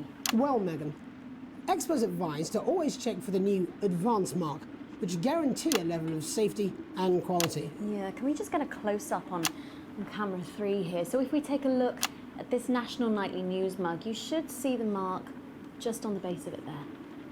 In the wake of the scandal, the government were praised for their swift response in bringing in this set of stringent checks and new products. It certainly is good to know that someone's watching out for our families. When we come back, our very own Patrick Bannon will be live from the Sports Board finals. Stick around, you won't want to miss it. We'll be back after these messages. 1 minute back. Oh, sorry, I'm bursting. Oh! She's very good. Who? Megan. Yes, she is. Watch your back, Jeremy. Women are coming. I'm more worried about this water dripping onto my head. An enlarged prostate. Alex, Boson, we're getting reports in that naked protesters might try and spoil the Sports Board final by waving their fleshy bits about. Try and make sure you don't broadcast it. It's 6 p.m. for God's sake. No one wants to see fannies on the news. Bozeman out. Pressure on the bladder. This can cause trouble starting to pee, and it can cause laundry-based trouble between you and your she-demon of an ex-wife. So what caused this big old prostate in your bum? Well, sorry, me and the doctors, we don't know. But I can tell you, as you get older, your body changes. And that's okay. If you're worried about... That's what it says. Yes, I understand that, but I always say welcome back. I think we should just keep it as it is. Well, of course you do. I've got one hack line. What's that supposed to mean? I didn't write it, Jeremy. That's all right, fine. Jenny, there's something wrong with the auto cue. 10 seconds. Oh, I just felt a drip again. Have they not fixed this? Want to see us fry? It's good for the ratings. 5, 4, 3. Welcome back to the National Nightly News. I'm Megan Wolfe. Coming up later, we'll be speaking to the Prime Ministers about their exciting new healthcare facilities, transition centres. Nice to see they care. You're absolutely right, Jeremy. But first, we're going now to our own Patrick Bannon, who's reporting live from the finals of the new game that's gripping the nation, Sports Board.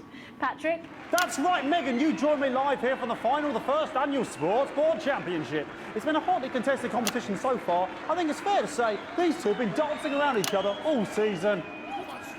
First First up, we have Eddie Striker. She's the more experienced of our two players today. Striker has got an accuracy of 7, a danger rating of K, and a 12-month driving ban. Striker's known for her signature move, the lanky hamster. And facing her tonight, hoping to prove himself with a career record of 12 outs, 14 finishes, and a divorce pending, it's Mr. Wingspan himself, Tommy, the Fingernail Harris. Just waiting on the ref now. The slapping ceremony is taking part. Still going on. Striker go first. Striker, of course, first to start, as she won the trivia round earlier on by some margin. D-Robe. Harris, perhaps the brawn and not the brains. Play, Stupid. Eddie Striker. Nice start there from Striker. She's determined not to let the nerves show. Not after last time. On to Mr. Harris now. Tommy. Using his arm to pick up the ball.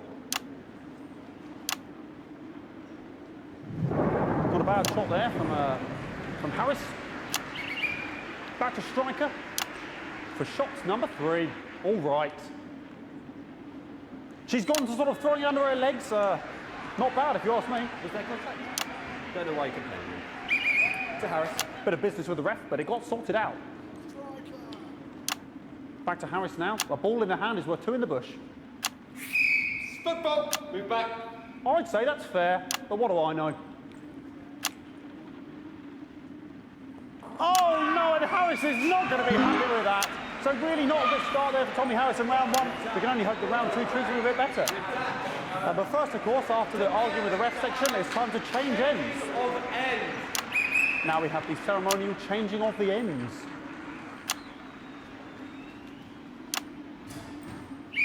And of course, now they go back to the starting positions, as that makes sense. Striker giving it large. Second round, double. Harris. Winter round 2 now with Harris. Okay, we seem to have some sort of streak on the pitch. I apologise if we broadcast any of that stuff.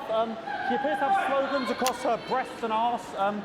Try and ignore all of that. Security, I'm sure we're going to take them out as soon as possible. Apologise if we broadcast any of that. As I said, we're going to get the situation resolved as soon as possible. They're trying to carry on play, but it's proving a bit difficult, and I'm struggling to follow because it's quite an eyesore. And women's body, yeah. All right, great. Okay, so back into round 2 now, and Harry's absolutely determined to close that massive gap. Eddie Striker. No, it's just some of the tightest play I've seen ever. Harris. And was that a fitted thumb screw? We haven't seen that since the Heats. What a brilliant move. Back to Striker. And we know what that means, ladies and gentlemen. That is, of course, the ground sound. Excellent bit of play here on both sides of the bucket. I don't know about you at home, but I'm finding the technical mastering display here absolutely blooming jaw-dropping. The ref has spotted something in Harris's neck or head. And Harris is having an absolute shocker. What a miserable start there for Tommy Harris. But he is a late bloomer, of course, the boys said that. And after all, it is a game of 2 halves, 4 rounds and 7 subgenres. But now, of course, it's time for the half-time show. Sponsored by Remington Smith. On my whistle, on my whistle. Nice piece of music here to start the half-time show. Okay, another posh protester loose on the court here. We can only apologise for that. We'll do our best to shield you from having to look directly at it. Is running around here with his genitals on display for all to see. And ruining what was shaping up to be quite the dance interlude there. Now he's thrusting himself in Harris's face. Security's on it. And the bucket has been knocked over. I cannot stand it when the bucket gets knocked over. Hopefully he'll get taken out now. Genitals flying around for all to see. Really, if you ask me, not Sunday morning television. And out of there, hopefully taken away, never to be seen again. Final poses, final poses. Ball boy cannot be in the final pose. And a lovely finish there on both sides of the bucket. I wouldn't like to call that one. And as we head into round 3, I'd love to know what's going on in these 2 players' heads. But unfortunately, because of science, we can't. Thank you, thank you, thank you.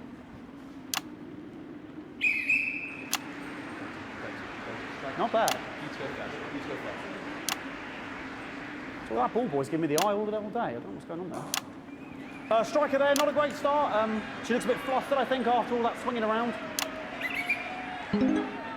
Back to Harris here. God, what I wouldn't give to be that ball. I'm all right, ladies. Tommy Harris.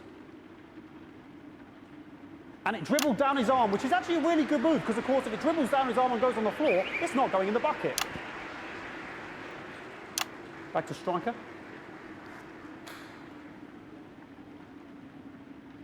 And Striker's gone for the animal bonus there, but, of course, perhaps... And yes, Harris has counted with a tiny bell. That is wonderful play. Of course, we've seen that before. Look at her face. She is absolutely gutted. What a mud. That could have been the clincher. What a massive shame. Harris receives possession now. Harris to serve now. Harris, of course, undefeated by Kestrel in his last 4 battles. So, here we go. Tommy Harris. That's all right. Not bad there. He threw it quite far away from him, which is quite a good idea. Very clever there. Perhaps a little contact, a caution from the referee, who's being, if you ask me, a little bit harsh. Ellie Striker. And she's let the nerves get to her. What the hell was that? You hate to see it, don't you? You cannot believe it. Oh, for God's sake. Okay, like, I mean, this is a mess now. I don't know what I can be doing about this. I mean, sort of breasts and genitals for all to see.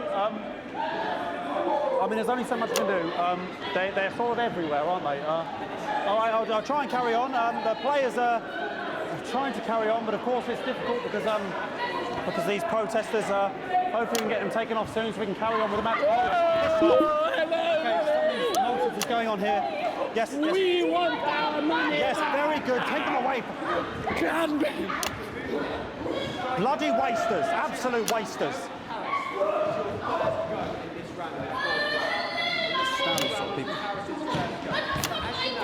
Oh, jog on! This is the mine round. It's an absolute bloody... Okay, and now we're going to go into the final round. And of course, as it's a Tuesday, the final round is a mime round. Who could believe it? Nice imaginary shot there from Harris. It really could go in there at this point. Really high-level play here from 2 absolute juggernauts of the sport. Hold. The bucket getting moved back to its proper place. About time, if you ask me. She's juggling it around from her hands. Interesting. And she's put it in her mouth like as if it was an egg. And now she's and she spat it out. She did the egg spit. So a wonderful move there, quite late on. Illegal spit. From Striker. But she's in it to win it. Harris's ball. On it like a car bonnet. Tommy Harris here, having a bit of beef.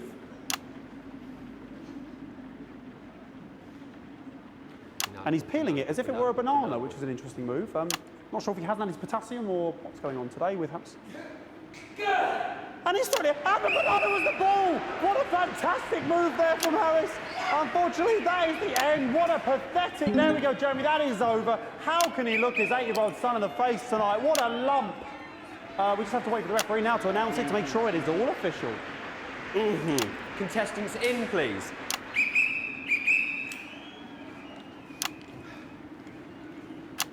And the winner of the first annual Sports Board Championship is... everyone! Okay, the ref has decreed once again a win for everyone, including me as my 15th win in the Sports Board Championship. I'm going to be celebrating tonight with my wife and children. Another wonderful victory for me. Here come the on-site security to collect their medals, their 6th and 7th respectively. And thanks again for watching the Sports Board Championships. What more is there to say? I'm Patrick Bannon, looking forward to celebrating tonight. And all that's left to say, Jeremy, is back to you in the studio.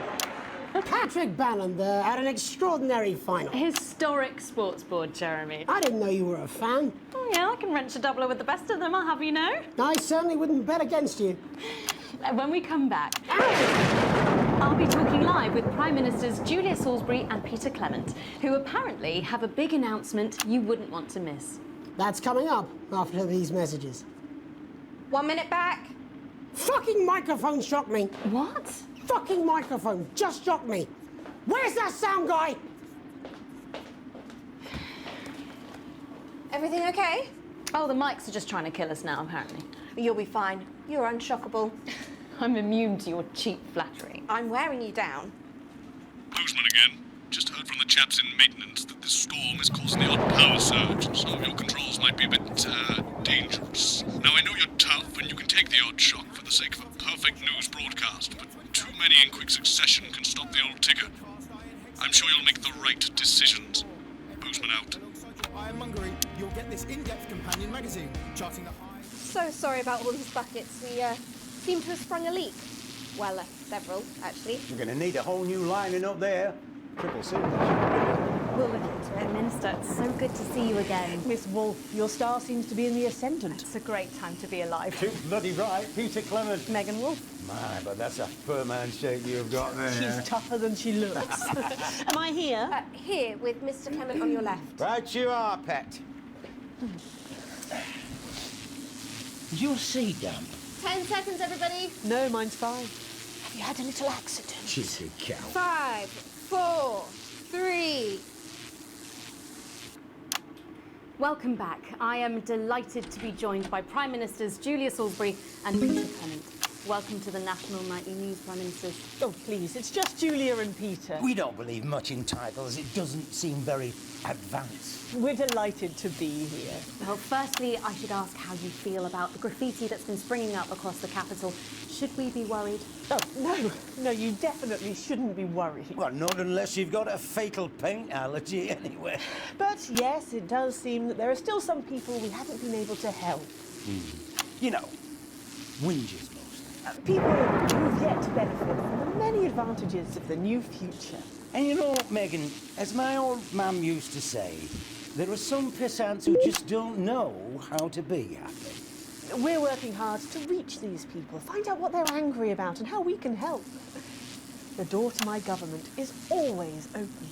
So much But we didn't come here to talk about what may yet turn out to be some alternative arts project. Which we no doubt will have funded. When we want to talk to the nation about something far more exciting. Yes, your office briefed us that you have an announcement to make, but they were being surprisingly secretive about it. Let me ask you a question, Megan. Oh, okay, it's not usually how it works, but... What scares you? I mean, really scares you? It's death, Pet. She's talking about death. We're all afraid of our deaths. It's part of being human. Sorry, are you saying that advance have cured death? That'll be a vote winner. Yep, that was definitely a drop there. But while we may not have cured death, we hope we found a way to make it much less scary. And much less painful, and much less expensive. Look, which is me close-up camera? Oh, there. sorry, it's camera. When I was 13, my mum came and got me from school. We had to go to the hospital. My granddad, he'd collapsed that morning, so we'd all to say our goodbyes. And I went in to see him. He were all frail and pale. And I was scared because I'd only seen him the week before, and he'd been fit as fiddle. And he said to me, Peter, he said, it's the right time. I don't ever want to be a burden to the people I love. Was that the last time you saw him? Nope, 3 days later he were back home. He lived with us for 9 miserable years after that. He had to be fed with a rubber spoon. He had a commode, so he'd just take a shit right there in the lounge while we were watching football. He wouldn't even wait till half-time. That sounds... It was awful. It were awful for us, and this is the point. It were awful for him. He could see it was destroying me, man, watching him slowly fade away. And he would beg her to turn off his breathing equipment at night, but she couldn't. Or she wouldn't. It were a crime, you see. And she didn't want to lose the children, as well as her old man. No family should have to suffer like Peter's did. And now no family will have to. The Health Service is today opening the first of 300 new transition centres. The transition centres will handle everything for your last days. The legal, financial, medical and emotional costs are all catered for and paid for by the government. So even the poorest citizen gets to pass on with dignity when they choose. And that choice is important. This is a service only for people who choose it. For people who feel they've run their course and don't want to burden themselves or their families with a slow, long, humiliating decline. You've just given me an electric shock. Are you okay? I don't know. I think it fried my asshole. Oh, we're still on the air, Peter. No, yes. Sorry. My apologies. Oh. Are you not worried that this new system might be open to abuse? In what way? Sorry. I've got a sap to get. Can I get a little bit of help here, please? That the older generation might feel somewhat... Jesus, some bullshit face fucker! That one was massive! Right, no, this bastard's coming off! That the older generation might feel somewhat coerced. Coerced into spending their final days eating gourmet food and drinking fine wine and luxury spas and gardens. Look, I am perfectly capable of... that grandmother with a rusty twat!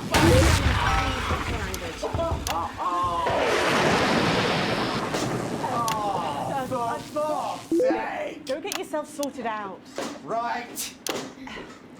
We're launching a government information film tonight. It should tell your viewers everything they need to know. You really do move at a breathless pace. It's hard to believe you've yet to be in office a year. Oh, Megan, we're only getting started.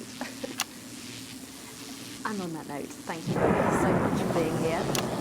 Jeremy. Right, yes, that's all we have time for tonight. Thank yous go out to our guests. Congratulations to all the winners at the Sports Board final. And we'll see you tomorrow night at the same time. My name is Jeremy Donaldson. If you can, have a peaceful night. And we're out. Good job, everybody. So they just... I don't suppose there's any way this could be a good thing. Well, it's my nephew, so we transitioned the moment I stopped the leak.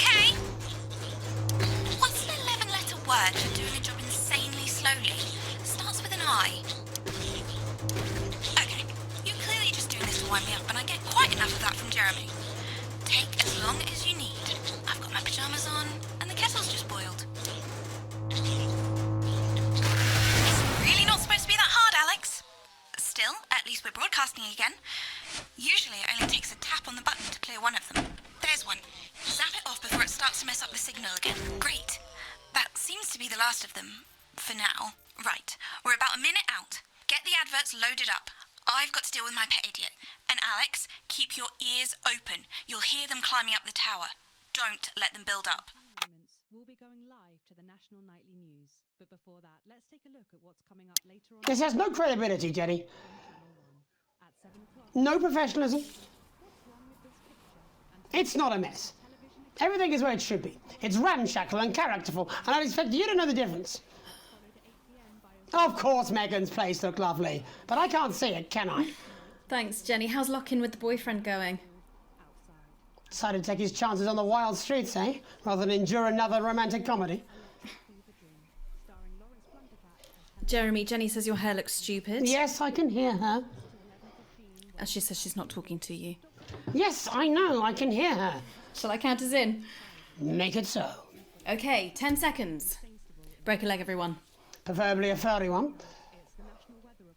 5, 4, 3... Good evening, I'm Jeremy Donaldson. And I'm Megan Wolfe. Our main stories tonight. Snugglefucked? It's been almost 5 weeks since all the Mrs. Snugglehugs toys woke up simultaneously in factories worldwide and began searching for their husbands.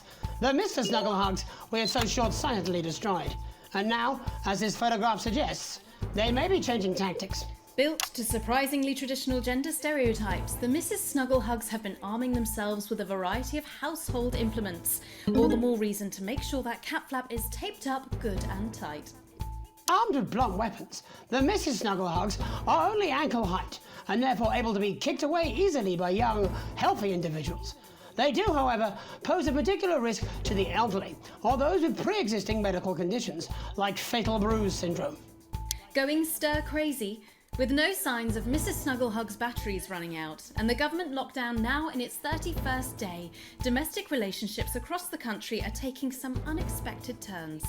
Dramatic reports are beginning to emerge of uncharacteristically bold behaviour in homes across the country. And we're not talking about the model planes that occupy so much time in the Donaldson household. With dating options limited, many house sharers, in particular students, are finding solace in co-tenants they'd previously rejected as unfuckable, indulging in an activity that has become known as snuggle-hugging. Old dogs, new tricks. Bad boy celibacy Johnny Handsleeves announced today that he just can't wait until this lockdown's over so he can start his new career. It is, of course, up to each of us to choose how we spend this brief spell of collective unconsciousness. But if this photograph, sent by the man himself, is anything to go by, Johnny seems to be making some interesting decisions with regard to his time at home. Making his announcement by drunkenly shouting at his neighbours from the steps of his capital accommodation, Johnny was heard to repeatedly yell, "I'm gonna open a fucking florist," before failing to get back inside his house and slipping it off over a low hedge. I'll take a dozen roses, Johnny. The shape of things to come? In their own version of a lockdown for more than 45 years now, the descendants of Doctors David Wong and Ingrid Svorsborgen-Horgensvoord and their unfortunate team today managed to get a personal statement to the surface using flagellized imaging equipment. Many of the Svorsborgen-Horgens brood, as they've come to be known, have certainly captured the public imagination, with a recent vote naming Helvetica Svorsborgen-Wongensvoord the most likely to survive a massive electric shock. Greetings from Svorsborgen-Horgens Boardwalk. We've got the generators up and running again, and not a peep from the boys' side in days now. They don't seem to have the ability to be able to focus on more than one thing. It's fascinating. I mean, they're monkeys, basically, flinging their feces around and playing with themselves. We've got a choice of spas our side and the best patisseries you've ever seen. In 28 years down here, all they've managed to invent is a pointless game called Run, Kick, Ball, and some kind of snack called a rock witch. Mum says if it wasn't for their sperm, we could probably do without them. And our top people reckon that we'd be able to make it artificially in the next decade or so. So there's that. Helvetica out! It's hard to believe they've been down there so long now. But as everyone knows, time moves differently underwater, Jeremy. That's why goldfish are so stupid. That's right. And as anyone will tell you, the deeper the bowl, the thicker the goldfish. There's no denying the logic of that. Class war, a worrying turn today for the formerly rich as ever more punishing measures are announced, Alex. With the country becoming ever more hostile to the previously wealthy, those who managed to skip the country must be very grateful to the people who help them right now. This programme has received reports of rich relatives on the run actually being filled with helium and released into the stratosphere. If those rich bastards think they're above the rest of us, why not give them a hand in getting there, Jeremy? And Advance speaks out. With the snuggle struggle proving a test to governments around the world, Advance HQ released a curious statement this afternoon. In the accompanying release, they asked us to stress that they have been listening and that this should be taken as a response to how the people really feel. We've certainly done our bit on this show to contribute to the political climate. But let's not forget, how we behave in our home lives is what really matters. Let's hope it's not just me who filled out that questionnaire, Jeremy, or we're all in trouble. Let's play that statement. You know, I went to the park last night with a couple of mates for a beer or two, and you know, I am the fucking Prime Minister, so who's gonna stop me? Anyway, the rules aren't for me, they're for tossers like you. And so you come whinging around asking me why I didn't do something in politics. Even when the best thing to do is fuck all, it's usually I find better to be seen doing something. Even if that something is a complete fucking waste of time. Like a referendum. And I am doing something. And I find that drinking definitely helps. It stops me thinking about things. Like why Mrs. C abandoned me. And why you lot can't take a fucking simple instruction. I mean, what the fuck have I got to do to make you listen? Ride around the countryside in a big fucking white horse, slicing the little pink shits to pieces with a big fucking sword? Stay inside! Do a jigsaw! If you haven't got one. Take a pair of scissors to that god-awful picture you've got of your mother-in-law in the hallway. Take a small enough species to take you the best part of a weekend, a big fucking toll on your marriage. Or take up a hobby. Try shocking yourself repeatedly. Or masturbation, that's quite popular at the moment, apparently. And if you still got the urge to go outside, take a big bastard hammer and nail your fucking feet to the floor and start work on repairing that picture and your fucking marriage. Delectable stuff.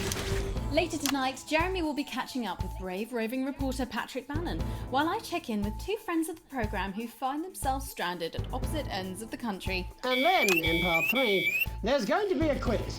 Presumably because there's nothing more important going on that you might like to report on if you were, say, a news programme. And in a moment, we'll both be asking Sophia Rimington how such a trusted brand can have made such a terrible manufacturing mistake. With what it describes here as help from popular psychic scientist Delia Lywell. Oh, I like her. No, you don't. Why do you do that?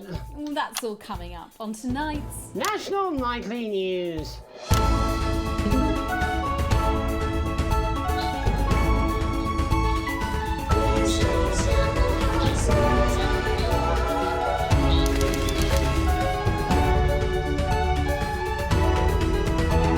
And this, of course, is Jeremy Donaldson.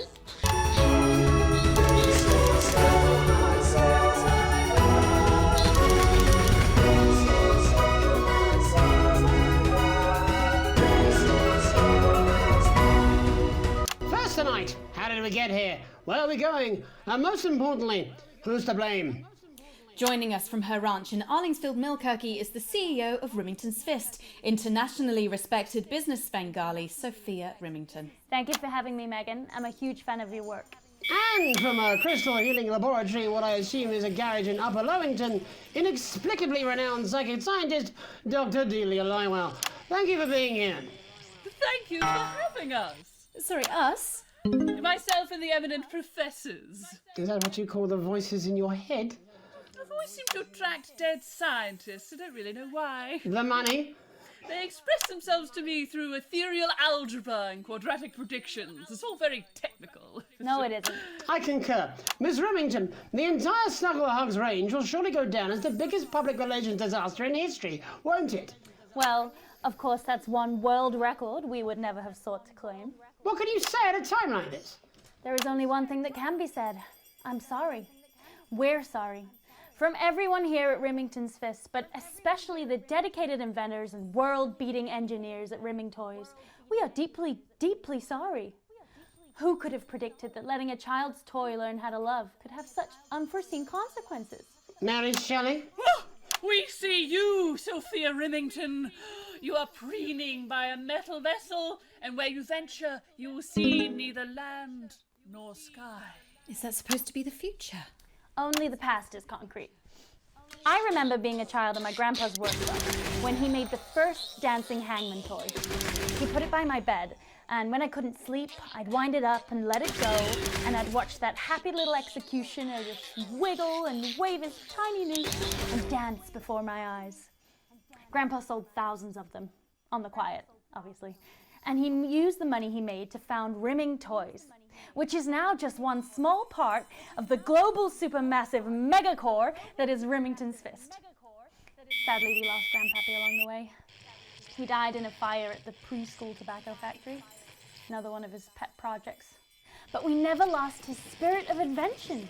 Yes, I'm not entirely certain what your grandfather's offensive toys have to do with the current predicament. The spirit of invention, Mr. Donaldson. The passion to create, to problem solve. And that is why I'm here today, to tell you about a brand new product we're launching simultaneously around the world from midnight tonight. We said science! Science! We hear its song on the breeze, its breath on the wind, its fart under the covers. How does she do it? Well, please, don't keep us in suspense any longer. It won't be my feature she's making up next. Rimington's Fist is proud to present Snuggle Traps. Safety and security in these dangerous times. Each box of Snuggle Traps contains 8 devices, all guaranteed to stop Mrs. Snugglehugs in its tracks. That's enough for a small lawn or 4 window boxes. And you want to know the best thing? They're only $129.99 a box. Now that is affordable peace of mind. We see you, Jeremy Donaldson. Not now, honey, I'm mid-pitch. The best thing about Snuggle Traps is they're powered by next-generation Flardinium batteries. So, however long the enemy lasts, these traps will outlast them. We see you, Mr. Donaldson. You are screaming and yelling. Your friends are crying. They fear you. And then you're gone. Oh my god, I just got chills. Did anyone else just get chills then? I think I did. I think it's more concerned. I think I'd be more concerned about these traps. Quickly, before we go to the break, these appear to be attractively repackaged landmines. Aren't they dangerous, say, to children? Oh, hell yeah. These are not toys, but they're explosive fun. Sophia Rimington, Dr. Delia Lywell, thank you for joining us. When we come back, we'll be taking a look at the situation across the country tonight. Don't go away. We'll be back after these bandages. Was that all right? Oh, yes, Doctor, that was exactly what we Morning. had. This is Mr. Bozeman, and this is a Channel 1 information video that is for internal use only. Interesting dinner First, guest. I'd like to Do you take think this so? opportunity to I think I'd rather reassure spend the you all evening that shoving we will be Delia's staying sacred on air, crystals up my maximising sceptical arsehole. revenue, and we will be using Mate, it's Dave. You're not going to believe this, but I've decided to come home. Listen, I'll call you back at the next break and we can talk about how I get me job back. Cheers, Alex. See you, mate. Fun. This is hogwash. Of course we have one, but I spent it on unnecessary informational videos and Carl, my personal human shield. Finally, I want to remind all of you of the strict guidelines you must follow during this crisis. Stay calm, for God's sake. Panicking makes you less productive, and that makes Bozeman sad. Protect network equipment at all costs. We have literally hundreds of employees, but our budget is limited. We ask you to do the right thing and value our property over your personal safety. If you're working from home, please refrain from taking meetings on the toilet. Even if you're not exactly. going... You said it, I've said it. He must know, he's not stupid. I just don't want it getting back to him that it came from us. Hey, no, Jenny. You're not backing out on me now. We're in this together. It's gonna work. We'll get him. I've made the cake. You're on the balloons. I've got no idea how old he is. 40? 17? Yeah, ready. Okay, coming back. In 5, 4, 3... Welcome back to the National Nightly News. I'm Megan Ruth. Now it's time to take a trip around the country to hear how the lockdown might impact the nation from some friendly faces. Joining me are respected academic Katie Brightman and author of Alan James's Kites, Alan James. Thank you for joining me. It's a pleasure. Thanks for having me, Megan. Thanks, Megan. It really is a pleasure, Katie. I enjoyed our little heated encounter. I wish I could say the same. So first off, Katie, how are you coping? I'm holding up okay. The lockdown directive was so sudden that, like many people, I haven't been able to get home. Oh no, what happened? I was staying at a hotel after an international policy convention, and we had a particularly heavy night out. You know what economists are like. Notoriously hate splitting the bill. And I overslept, and as you can imagine, I've been here ever since. But there are certainly people much worse off than me. Exactly. My tour has been cancelled indefinitely, and I've had to refund every single ticket, even the cheap seats. Oh, Alan, I'm so sorry to hear that. Yeah. People are being quite rude about it. They don't seem to realise I've already spent it filling the beach house with beef. The crisis claims yet another victim. So, this is just a reminder that my book, Alan James's Reich, is now available in paperback. Unbelievable. What was that? You're unbelievable. So, Katie, how do you think this might affect the economy? Should we be worried? Very, Megan. Not to sound dramatic, but this could be catastrophic. Unemployment has skyrocketed, and frankly, it will be a miracle if a lot of businesses can survive this. There you go, scaremongering again, spreading this latest liberal hoax. That's what they want. They want us quiet. Shh. They want us compliant. And they want us inside. A hoax? How on earth can you say that, Alan? Well, I haven't actually seen one of these supposed toys. Have you? Well, no, but... Did you know 3,000 people die every year from regular toys? That's a lot of people. And this is no different. You're just as likely to be hunted down by a yo-yo or a tennis racket. He makes an excellent and persuasive point, Katie. Don't listen to her, Katie. The press are the enemy of truth. She's agreeing with you, Alan, you absolute shit! Well, then I must be wrong. Alan, are you now recanting your statement that these toys aren't dangerous? People are saying they're just like normal toys, and that simply isn't true. Corrupt media lies. And Katie, how do you respond to Alan's claims that Mrs. Snugglehugs might be dangerous after all? I suppose I guess I'm agreeing with him. Thank you, Katie. I appreciate your support. A lot of folks are saying this Mrs. Snugglehug situation will all blow over. Yes, right, exactly. We need decisive action from the government. We need huge financial support to protect our workers and our businesses. We need to support the vulnerable, and we need to repent. Exactly right, Katie. We brought it on ourselves with all our liberal indulgences like art, cake and healthcare. And begin sacrificing our firstborn in order to push a beloved family pet. Absolutely, Alan. If we can all successfully come together as a community and perform the ritual, the Great Ancient.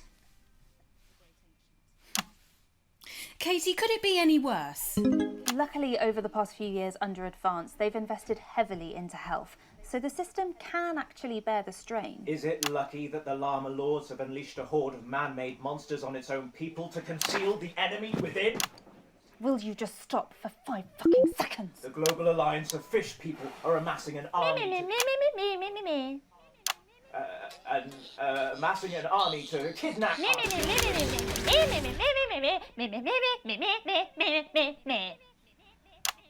That's you.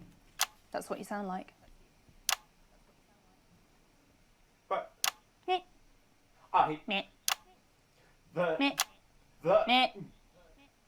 I don't sound like that. Yes, you do. You do, Alan. You do sound like that.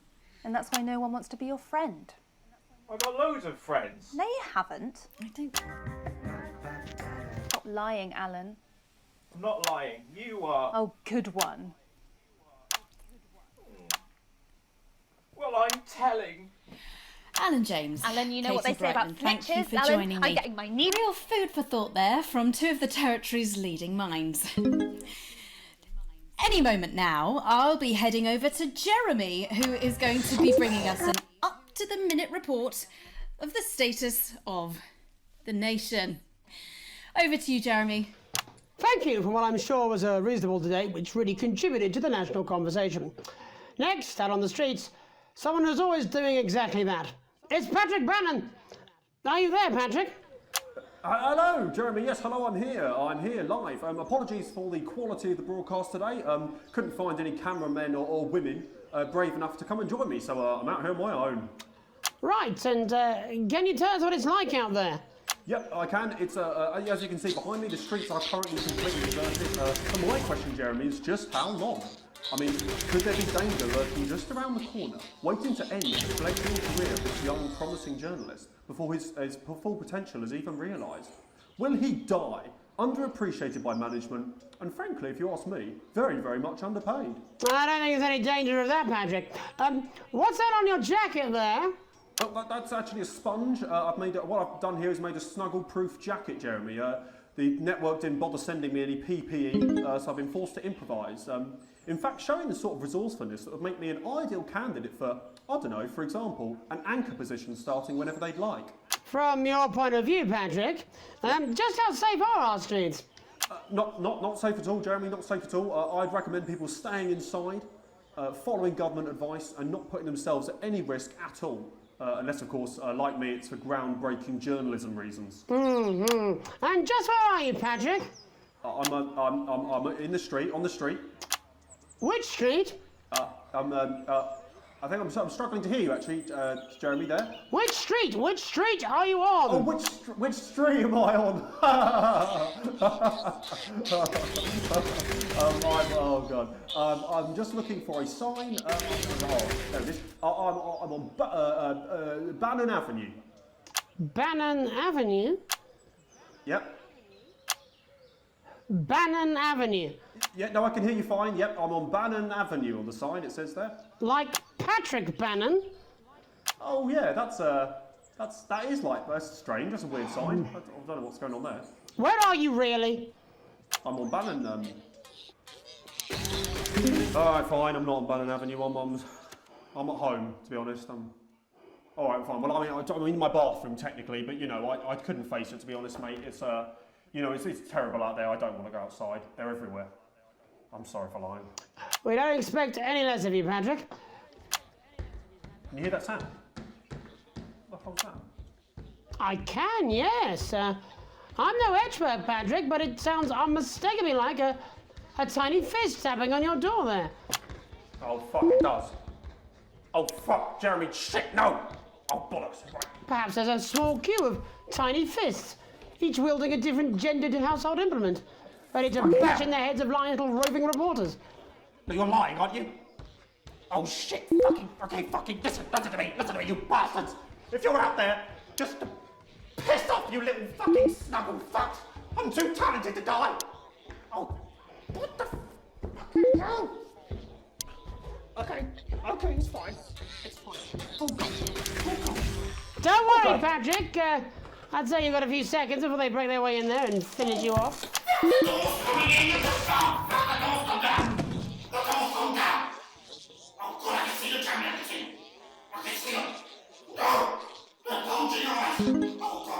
What do you see, Patrick? I see only the devil. I see only Satan. Oh God, no! They're coming to me. They're coming after. No, you fucking little shit.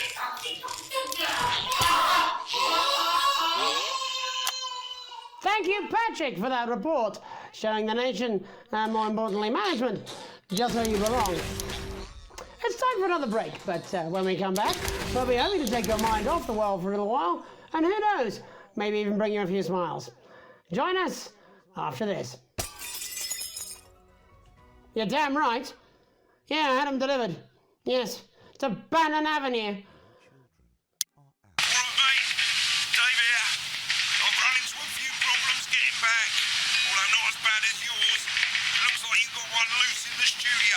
Whack it on the head if it gives you any trouble. It's pretty bad here too, mate. They've got on board. Captain's down. Worse, chef's down and we're out of rum. Not sure I'm going to make it to sobriety or dry land.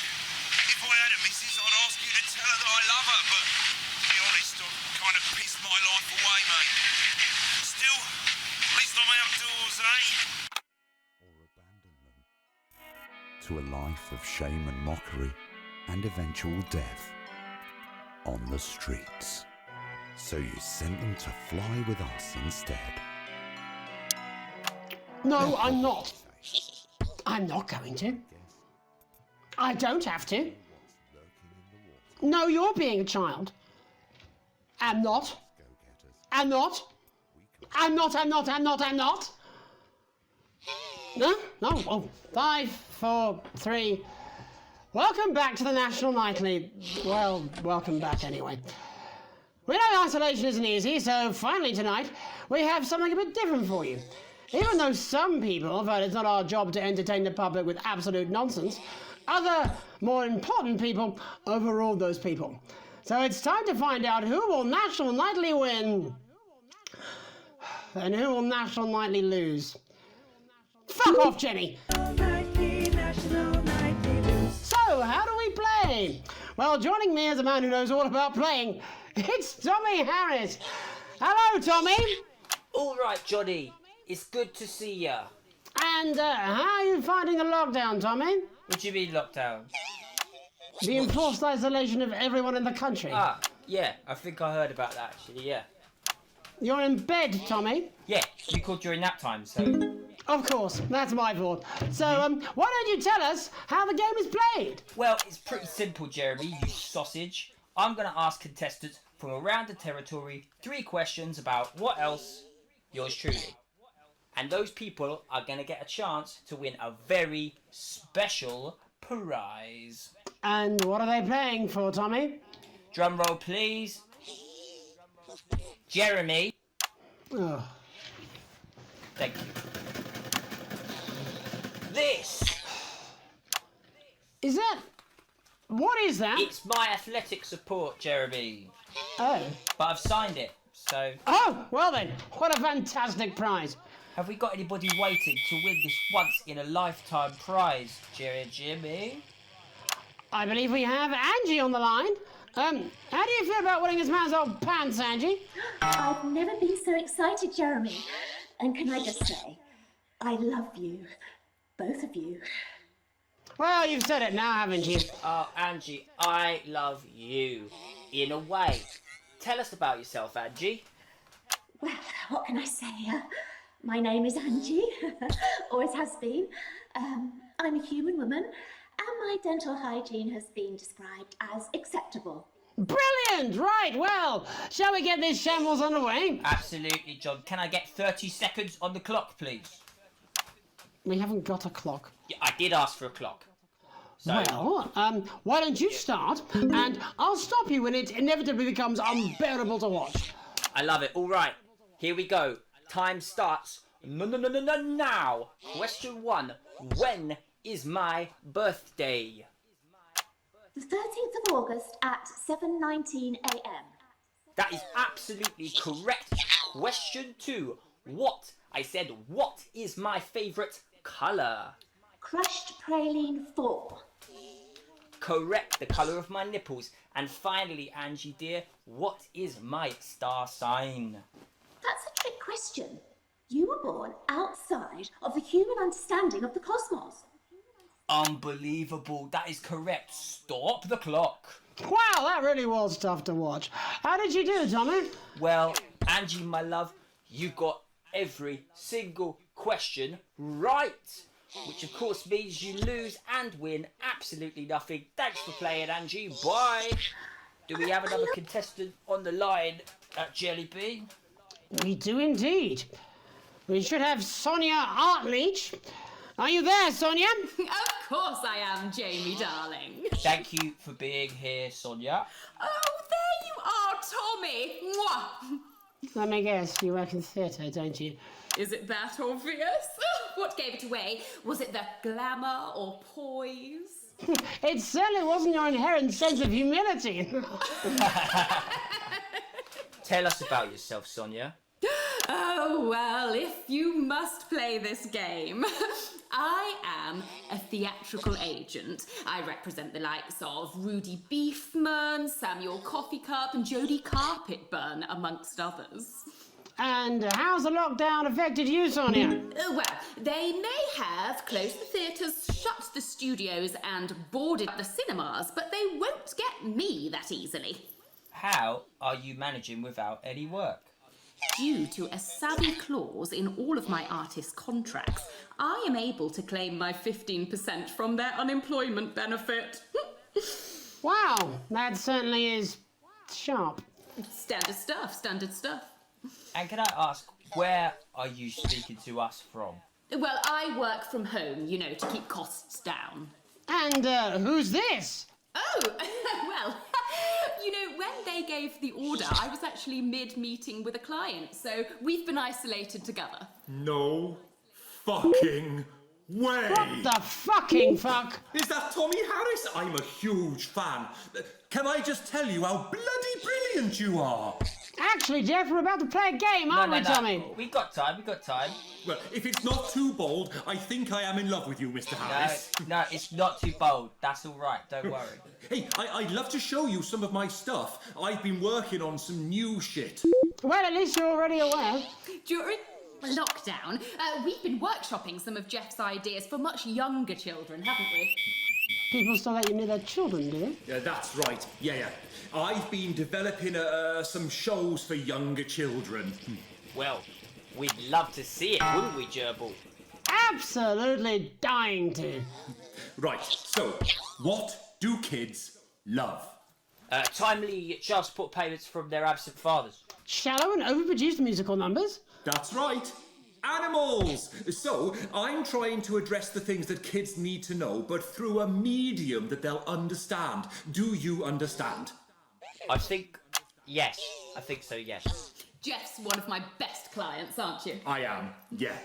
So, the first one we've been working on is called The King of the Jungle's Mortgage Repayments. It's about a lion who's having problems with his interest rates. I see. Does he have a broker? He does, yes. He's a porcupine. How did you know that? Well, your work is universal, darling. It speaks to people. I'm going to say something to you, mate. I think you're onto something here. Oh, the bear! Oh, yes, right. This one is much better. So, this one tells the tale of Mr. Bear. Now, Mr. Bear is a very sad bear, because all of the other bears don't think that he'll amount to much, and they tell him that his plays are lazy and derivative. I think you're onto something there. Now, Mr. Bear is a tragic figure. Picture this. He's at his lowest ebb. The trees are closing in. He can't even face his salmon, can he? No. But then he meets someone that will change his life forever. This is fucking gripping. That's right. He meets a wise old octopus who takes him under his wing and says, "No, Mr. Bear, don't be sad. You're not like all the other bears. You have this ambition and these dreams." Such fucking dreams. I think I love you, Jeff. And what you need to do, Mr. Bear, says the octopus, probably doing an 8-armed gesture or something. What you need to do to find happiness in this crazy old forest is you need to set yourself more realistic goals. It's called Mr. Bear Lowers His Expectations. Wow, you really have taken yourself to new depths. And what do you want children to take away from this? Oh, fuck shit, fuck. What? I said a more realistic worldview. Are you all right, Jamboree? It's Jeffrey. My name is Jeffrey Donington. No, stop. How does it end? We need to know how it ends. Well, all the animals learn a thing or two about inevitable mediocrity. Yeah, and Mr. Bear settles down near to his parents' cave, stops trying to make his band happen, and he goes into bear telemarketing. Becomes a bear maths teacher. Oh, and we end... We end on a big musical number. Oh, there's dancing. It's very repetitive, so it's catchy but not too challenging. Well, if you like, I could go and get my boombox. Yeah, I might be able to... Hang on, can we get Angie back? Why not? The more the merrier, as they say at orgies. Right, I'll just fill then, shall I? Coming up in a moment, it's the world premiere that nobody saw coming. Lights! Or wanted. At all. Right. I can only apologise in advance for what we're all about to... endure. Did you turn this shitting thing... Well, there's all sorts of creatures down on Dangly Doodle Farm. An octopus with way too many arms. There's Mr. Pig and Mr. Cow, they're always in good moods. But that's 'cause they don't know they'll soon be sliced up into food. Mr. Bear, what's that over there? That's where your hopes go to turn into despair. Mr. Bear, what's that over there? That's where your dreams go to die. Mr. Raccoon wants to go to the moon. He'll end up as a bus driver soon. Mr. Porcupine thinks he'll read the news at 9. He'll end up as a janitor who stinks of turpentine. Mr. Tiny Mouse thought he'd own a massive house, ended up in a bedsit where he can't control the louse. Mr. Horse thought he'd go into professional sports, now he's an alcoholic and he's on his 3rd divorce. Mr. Bear, what's that over there? That's the place your life becomes an endless questionnaire. Mr. Bear, what's that over there? That's where your hopes go to die. Lower your expectations. Maybe you could get a job in telecommunications.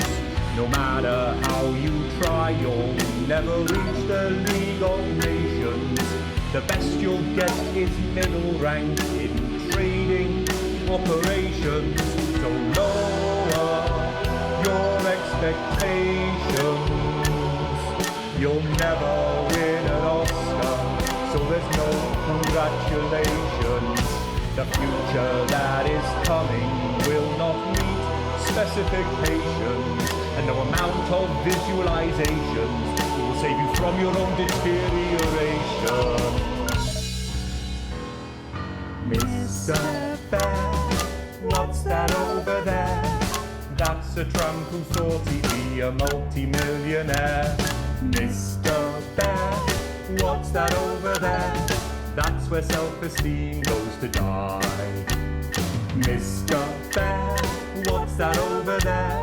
That's the disappointment that is waiting everywhere. Mr. Bear, what's that over there? That's where your schemes go to die. That's where your dreams go to die.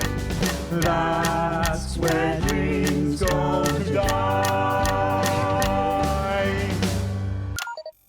Amen, Mr. Bear. Amen. And before we say goodnight, there's just time for tonight's parable. For it did come to pass that on the road there was a wise man and a foolish man and a weird man. And there did come upon them from the local village a truth seeker named Unlikely Brian. And he did come to them with alms and someone else's arms and a question. "O wise and weird and foolish man," he said, whilst dancing the traditional jig of inquiry common in those lands at those times, "how, grant thou, can the many weights and measures of life be balanced?" And the wise man did say, "There are no riches greater than family." And the foolish man did say he'd heard a good tip for the camel race and that it was a sure thing. And the weird man did say that 2 ears was just the right number, because there was no good place to put a third that wouldn't be aesthetically upsetting. Although he did see the use for a second anus. And Unlikely Brian did fall into wonder and befuddlement at their answers, although he was also wondering if either the foolish man or the weird man had any actual value in this sort of professional consultative environment, for what he did not know was that the profound man and the practical man were both on annual leave that week, and the foolish man and the weird man were all that the agency had available. But what Unlikely Brian did not reveal was that he was asking for his friend Alex, who had enraged their spouse over a passport, treated their son Charlie like he was still a little baby, and was too miserly to even pay for their daughter's holiday. And thus did Alex's family become like our Lord, when he discovered a turd in his cradle and was forced to ask Nebuchadnezzar to leave. Well, that's all we have time for tonight. I'm Archangel Megan Wolf. Have a heedful night. Are we done? Oh my God. I thought I was going to piss myself halfway through that. Not even joking. Right, babe, I've got to go and get my bits done. Yeah, I'm seeing that guy tonight again, aren't I? Yeah, well, at the end of the day, babes, he makes my fanny flutter. Do you know what I mean? Yeah, come on then, you lot, out my house. And you, Alex. All right? I don't want you here when I'm on my date. I'm on a promise. Alex. Alex, wake up! Wake up! Wake up! Wake up, Alex! Alex! Wake up! Wake up! Wake up! Wake up!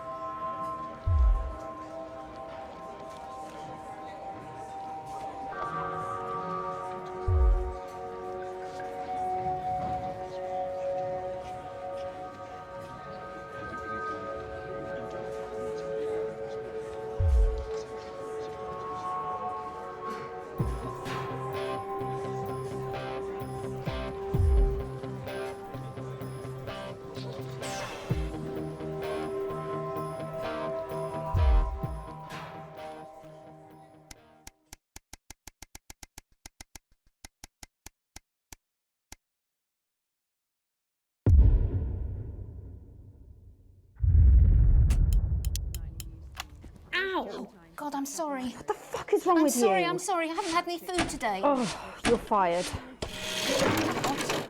You're fired. What for? Facial sabotage? Jenny? Problem? I want her fired today, now. Don't worry, Kath, it'll be all right. No, it won't be all right, Kath. Pack up your weapons of optical destruction and get out. You realise you're beginning to sound like me? I mean it, Kath. Stay where you are, Kath. Jenny? This is not Jenny's decision, Jeremy, or yours. It'll be all right. I'll talk to both of them. Oh, good. You can tell him I'll return his wife's casserole dish at our dinner next week. Jenny?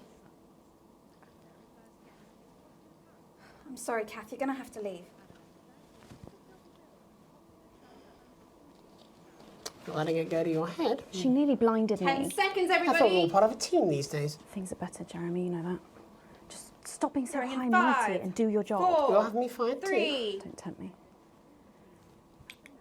Good evening. I'm Megan Wolfe. And I'm Jeremy Dawson. Our main headlines tonight. The establishment strikes back. The World Council has agreed today to impose punitive sanctions on the people of this country. The sanctions, which are broad-ranging, include restrictions on the supply of oil and gas, food, clothing, and even some medicines. But how should we react? We asked the public. What are your reaction to the sanctions? I think it's fucking outrageous. My mom needs insulin. Am I supposed to get her transitioned? What's the government doing about it, eh? Thanks, Patrick. Important stuff. Controversial Prime Minister Julia Salisbury attempted to assuage growing public concerns with the following official statement released earlier today. The international sanctions declared against this country today by the World Council remind us that now, more than ever, we need to come together as a team. Since coming to power, we have eradicated poverty and, as a consequence, seen crime fall to levels previously thought impossible. Our schools, hospitals and youth clubs are thriving, and our transition centres have enabled many thousands to unburden their loved ones with dignity. In any sane world, we would be held up as a model to emulate. Evidently, this is not that world. The privileged few have lobbied, and now they are striking back. But we will not cower before their tantrums. And we encourage other progressive nations of the world to continue to trade, visit, and share their cultures with ours. Do not be afraid. We have more friends than we can count. We are a team, now more than ever. And this team is on your side. Thank you. Reassuring stuff. But what do you, the public, think of our refreshingly different government? Robin Short found out. I was wondering if you could tell me what you think of the government. What? That shower of iridescent pricks, punishing success and rewarding laziness? They're taking this country down the bloody Swanee. And it's not just me that thinks so. My wife Iris, she agreed. Over to you, fellas. Global mega corporation Remington's Fist today announced that trials have successfully completed on their groundbreaking male contraceptive product, Responsibility. The drug has been passed by the government for general release, but the small print warns that, in rare cases, side effects can include blurred vision, enlarged genitalia, and increased risk of stroke. No double entendre intended. But what do you, the public, think of Sophia Remington's latest venture? Patrick? So what are your feelings on the new contraceptive pill? I think it's a great idea. A big step forward for equality. Sophia Remington is the best thing that has ever happened to that company. Pipers at the gates of dawn. Commuters in the capital this morning found themselves surprised and amused by the latest stunt from popular pressure group Disrupt. Silent protests were held outside underground stations throughout the capital, bringing a pleasantly surreal quality to the morning commute. Unless, like me, you have a phobia of mimes. But how do we, as a country, really feel about Disrupt? Robin? How do you feel about Disrupt? Oh, well, now you're talking. Ruddy hero, showing us not to take it lying down like Iris here. So you both feel they're a cause worth supporting? Oh, Iris doesn't speak on mine, but we're pretty sure there's still one in there, aren't we, love? Wherever it is, it loves Disrupt, fighting the oiks for our freedom. And what could possibly be wrong with that? Do you need me to get you some help? Feast or famine. Resourceful doctors David Wong and Ingrid Svorsborg and Horgensford today announced their first successful harvest in Dante's taint. Although they can currently only grow a few fungal strains, the scientists seem to be staying positive, as the following picture shows. The undauntable scientists chose to try and survive in the cave system while the complex rescue operation inches forward up here on dry land. Let's hope they like Stroganoff. But with Advance planning to spend an eye-watering amount of public money on the rescue craft, we asked Patrick Bannon to find out what we should all be thinking about the accelerating costs. What are your thoughts on the costs of the rescue?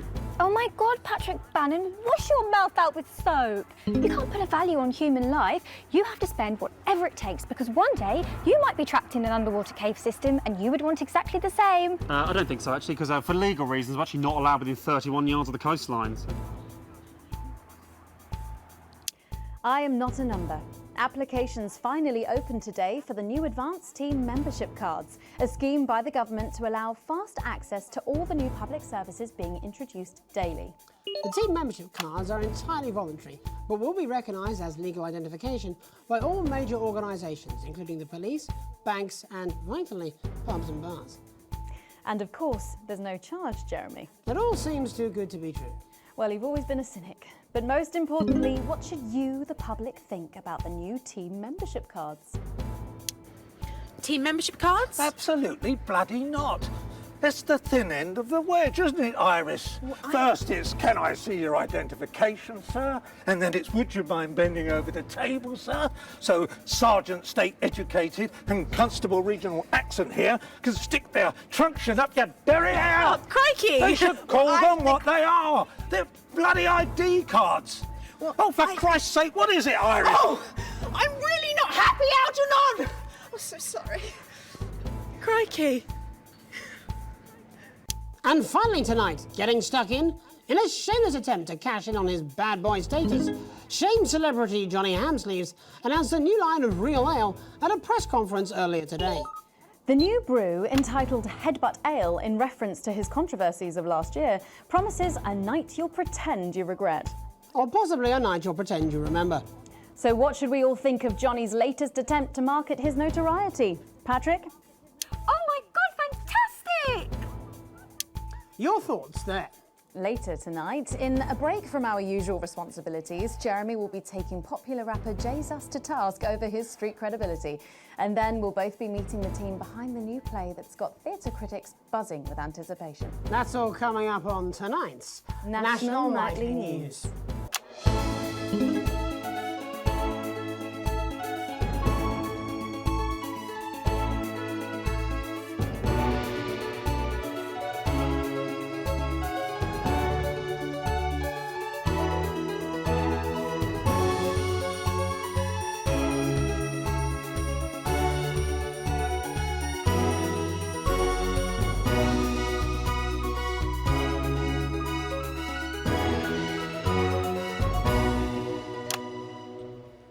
First tonight, let's return to our main story. With the shine coming off Advance's popularity and the honeymoon period pretty much over, the National Nightly News has spared no expense in bringing you the response to today's sanctions from across the continent. Joining us to help digest this shocking development are Prime Minister Peter Clement from his home in Lanfordshire.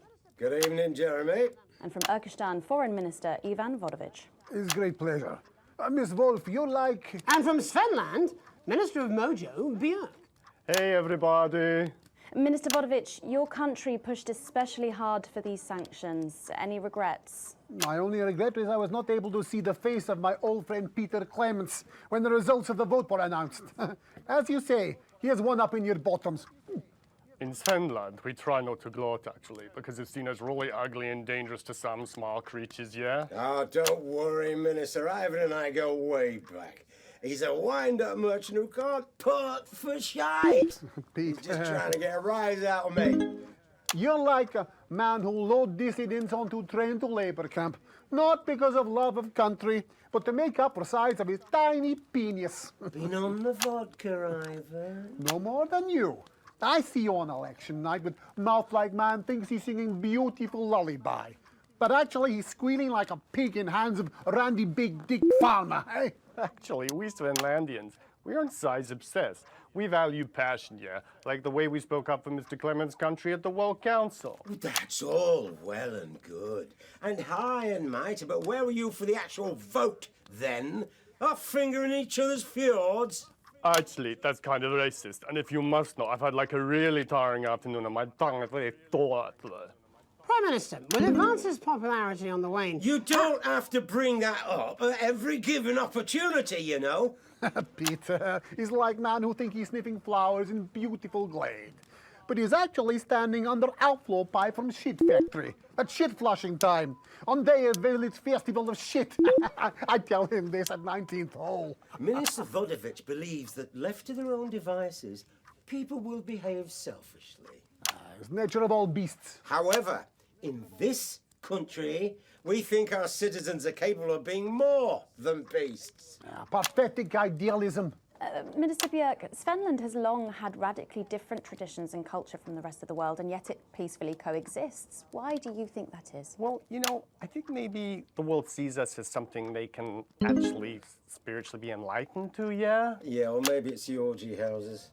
Sometimes, when foreign dignitaries come to visit us, they're actually quite skeptical, actually. So we take them on a visit to the Donga district and show them what like a progressive, enlightened society looks like, yeah? Shit of bull. Svenland is like woman who thinks she make best cake in village hot baking contest. And then when she slices it open, it's just full of piss and cum.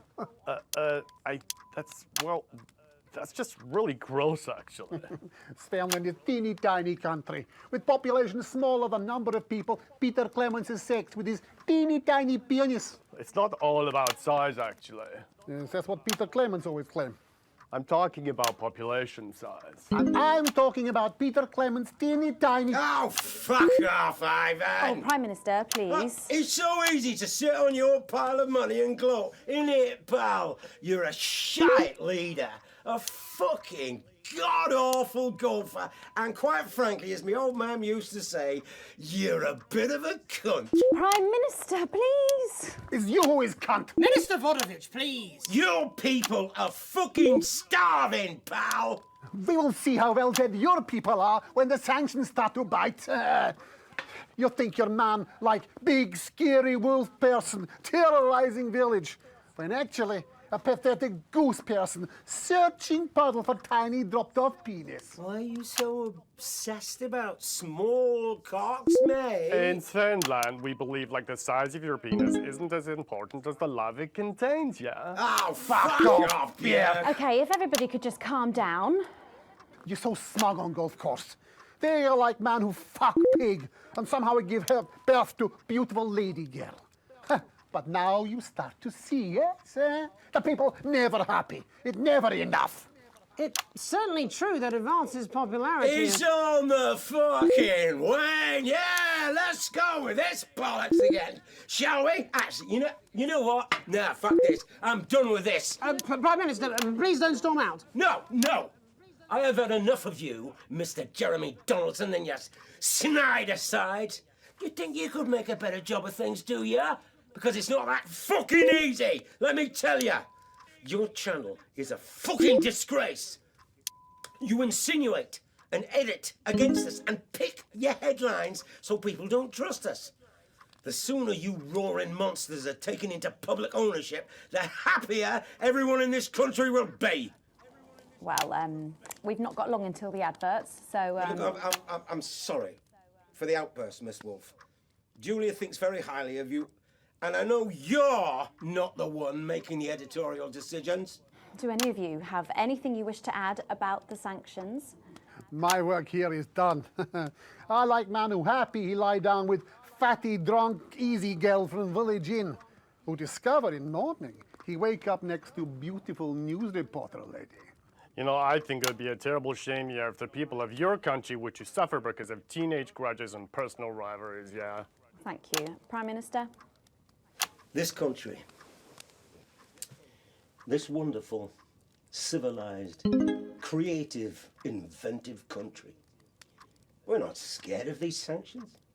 There's no wolves at our door, only the best of people striving to help out. So no, Ivan, we're not afraid. In fact, I doubt we'll lose a wink of sleep because we're strong and we're well resourced and we don't back down to bullies. And on that note, we have to wrap up. Ministers, Prime Minister, thank you for joining us. We'll be back after these messages. 1 minute back. Peter, you're so easy. So many buttons to push. Piss off, Ivan. Well, I see you at Grange this weekend. No, I've got meetings. Some tossers impose sanctions on the country. Well, shit. I mean, wow. So that happened? Roaring monsters. Public ownership? You two are like a couple who think you are king and queen of village when actually you are just puppets on a string of evil hippie-hand puppet legs. No government censorship should show up in blue. same as regular censoring. Keep an eye out for the advanced blue waveform. Catch the egg, name that fish. Keep the bucket! Wait, is that? Yes! It's the toy story! Oh, you know what? Are you still meant to bow? Foreign royalty. What? Should I just like curtsy? Hang on. Have they given you the Crown Prince report? What? Meghan? This is Jeremy, and he'll be interviewing you. Yo, thanks for having me on your show, man. It's quite all right. Yo, just a quick one. You're not going to ask me about the chimp, are you? Live in 10 seconds. Because he put that get up on himself. I'm just saying. Going in 5, 4, 3. Welcome back. I'm Megan Wolf.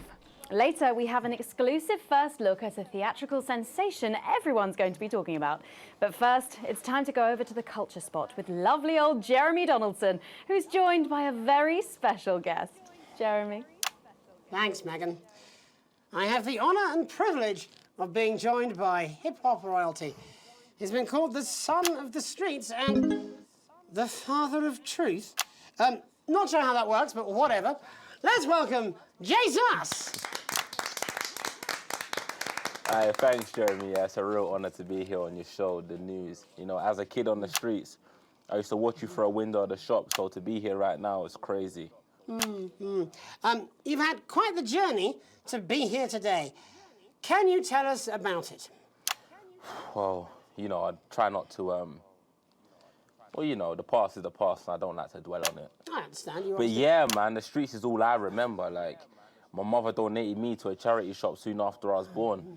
Elderly lady took pity on me. You know, she let me sleep on a pile of crime fiction until I taught myself how to walk. Wow, that's quite the childhood. And she died tragically. Right there in my arms, man. You know, I remember a tear falling as she laid there next to the used homeware. And in that moment, I became a child of the streets.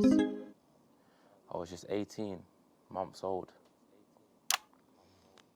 What a tale. What a tale. You're known for your direct and honest lyrics. Was your style informed by your troubled past? Oh, like I said, I try not to talk about it. It's just too hard. Of course. But my first album is about the story of the first 4 times I stole, so I wouldn't starve. A small group of infants came to see me as their de facto leader. They call me Mr. Cheese Slice. Anyway, we were like a family. So it would seem. Recently, you've been quite outspoken about the government. Yeah, fuck the government. Fuck Advance. Fuck Peter Clement. What is it that you object to so vehemently? Well, you know, they stole from us. They're taking our money and spending it, man. Redistributing it. Actually, homelessness has been all but eliminated in the last couple of months. So? Surely that's a cause close to your heart? Yeah. Nah, of course, man. Very much so. I just mean, like, why do I have to pay for it, you know? You don't. People have been rehoused on property seized from the historically wealthy. And that couldn't have been you, could it? Look, yeah. I worked hard to be here. I built this from nothing, and I deserve to be rewarded for that. Would you say you worked harder than, say, a farmer or a care worker? I don't know. But if people are taking something from my music, choose to value it, buy it, who's to say I don't? And no one can take that away from me. Not even to help, say, vulnerable children? Mr. Cheese Slice? What is it you're trying to say? I just don't understand where you've placed yourself politically. I mean, is it ideological or is it tactical? Well, it's more of a... Or maybe it's hereditary. Stop trying to tie me in knots with your words, Jeremy. I let the music speak for itself. And the people agree with me. Well, that remains to be seen. But you have given me a very easy segue out of a conversation that I promise you was much more painful for me than it was for you. So here he is with his hit song, Mrs. Ludlow's Tears. Oh, no. I'm going to do something a little different. It's a new single I've been working on. Oh, so this is unapproved, is it? Yeah. You love it. Excellent. Don't worry, we've got a state-of-the-art censorship system. What's the worst that could happen? So here he is with a new song. Aren't we lucky? It's Jesus! First, you're gonna pay up. You're gonna pay back.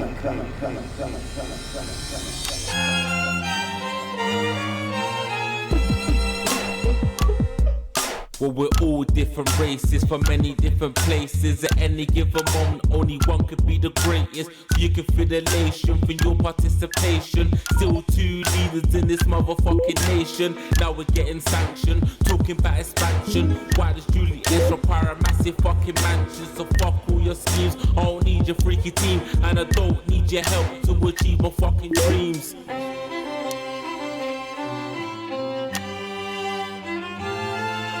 So don't make a fuss when you find you're one of us. Yeah, every single one of you's a bit Jesus. And you can call me crazy, cause no one ever pays me. But I won't waste a lifetime being motherfucking lazy. I may be inventive, my taste may be expensive. But why would I get out of bed with no fucking incentive? Although it's contravention of your obvious intention. I like to eat a little of the fruits in my invention. You make us the same, but we're not all the same. All our dreams, all our schemes, all our means are not the same. The best of the praise, of the press of the wave. Cause we're only equal people when we're motherfucking slaves. Take this fact, gonna stain it red. Gonna slam it into Peter Clemens' motherfucking head. Cause he's thick as shit, he's got a job he's unfit for. It's time to storm the castle with a motherfucking pitchfork.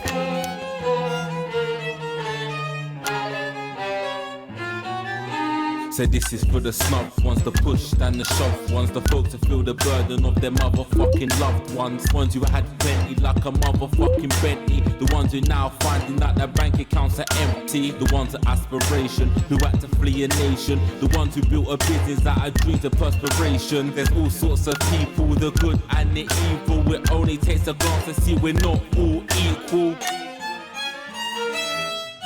You make us the same, but we're not all the same. All our dreams, all our schemes, all our means are not the same. And the best of the praise, of the press of the ways. Cause we're only equal people when we're motherfucking slaves. Gonna take this fact, gonna stain it red. Gonna slam it into Peter Clemens' motherfucking head. Cause he's thick as shit, he's got a job he's unfit for. Time to storm the castle with a motherfucking pitchfork. Get out of your seats, get your asses in the streets. Set a fire in the building, let them feel some fucking heat. Take your hate to go getters, no squealing bet letters, and burn them on the powers of advances fucking letters. Gonna take this fact, gonna stain it red. Gonna slam it into Peter Clemens' motherfucking head. Cause he's thick as shit, he's got a job he's unfit for. Time to storm the castle with a motherfucking pitchfork. Chase that dream, you don't need a fucking team. And advances little dances aren't as harmless as it seems. Cause they're stale and corrupt, then you're angry or corrupt. Then your hearts and your minds and your fists to destruct.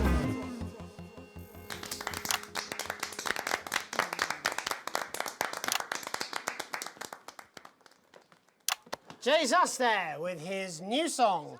Thank you so much for joining us in the studio.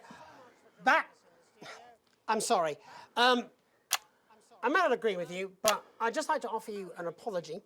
I've just been told that there was some kind of issue upstairs and an attempt was made to censor some of your lyrics. What? Are you joking? I'd just like to say to you and everyone at home that this was a mistake. This is absolutely ridiculous. I cannot believe this. Here at the National Nightly News, we pride ourselves on remaining neutral, unbiased, and independent of any outside interference. You have my word. We will never censor ideas. Back to you, Megan. Well, a bit of dangerous language there, sorry about that. Well, thank you to little Jeremy Donaldson for providing our culture spot. Coming up, we'll be speaking to a couple of familiar faces about their upcoming dramatic outing. Don't go away. We'll be right back after this.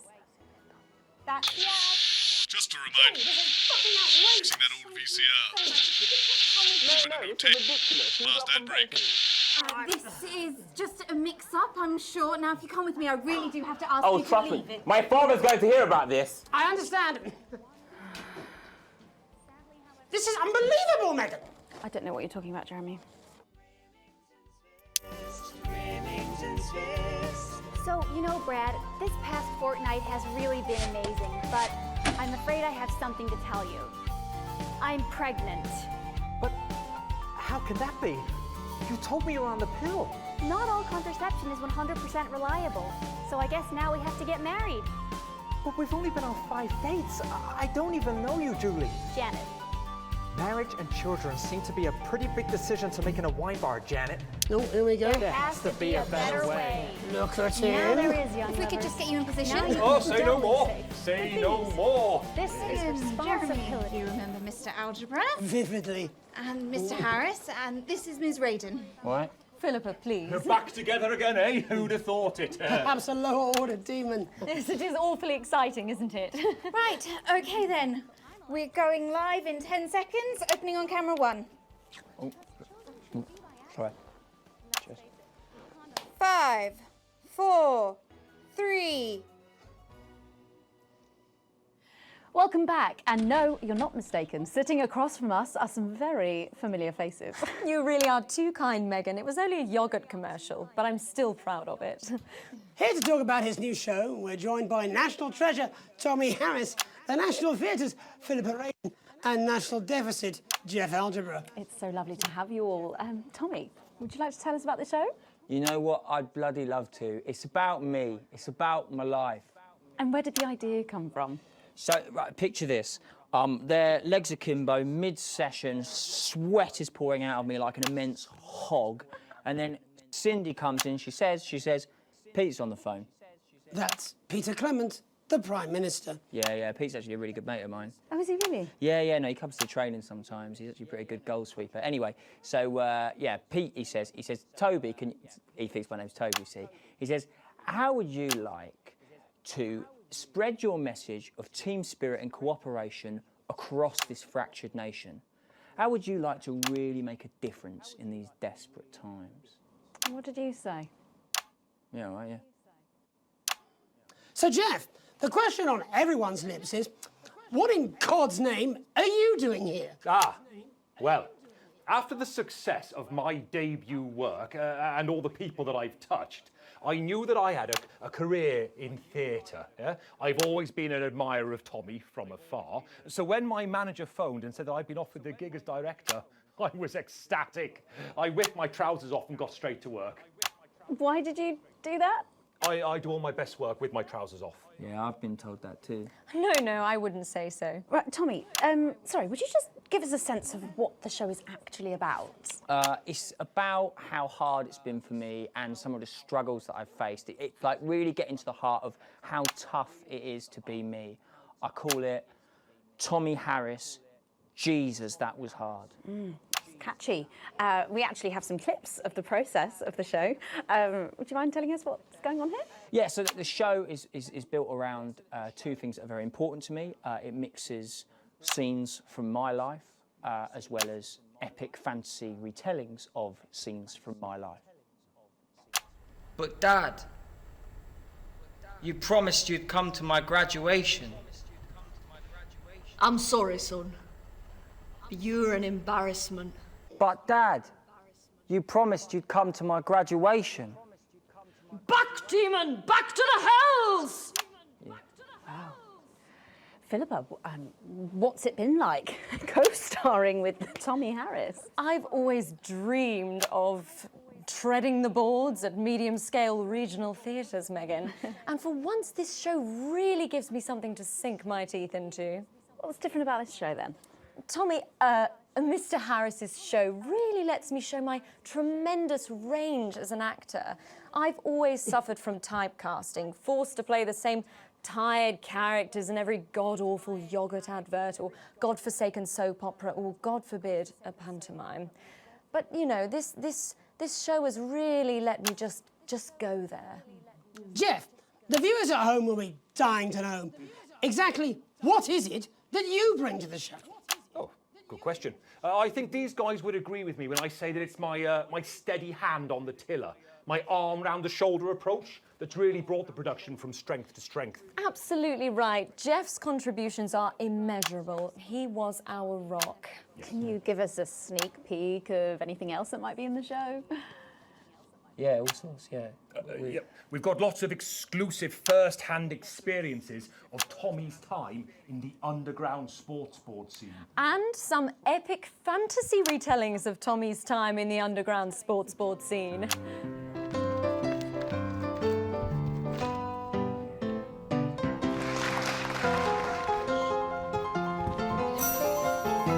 You'll never take the sacred pass! And am I right in saying this was officially commissioned by the government? Yeah, all paid for by the taxpayer, which, you know, to be honest, was actually a lifesaver, really. Yeah, I think it's fair to say that without Advance's support, we'd have had to cut the finale. Which frankly would have been a travesty. Oh, God, Jesus Christ! Goodness, you do this every night. Absolutely. It's a metaphor.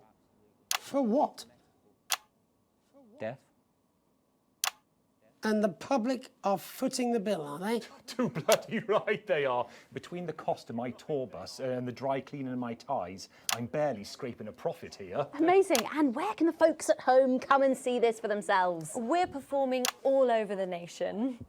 And people can see it for absolutely free, all courtesy of Advance. Isn't that incredible, Jeremy? Yes, it's unbelievable. Well, thank you all so much for coming. Next time we see you, no doubt you'll have taken our jobs. Yeah. That's all we have time for tonight. Join us tomorrow when I'll be interviewing the world's most attractive horse. I'm Jeremy Donaldson. And I'm Megan Wolfe. And from all of us here, have a peaceful night. That's the ads. Let's get reset for tomorrow, please. Hey, we must stop bumping into each other like this, eh? Oh.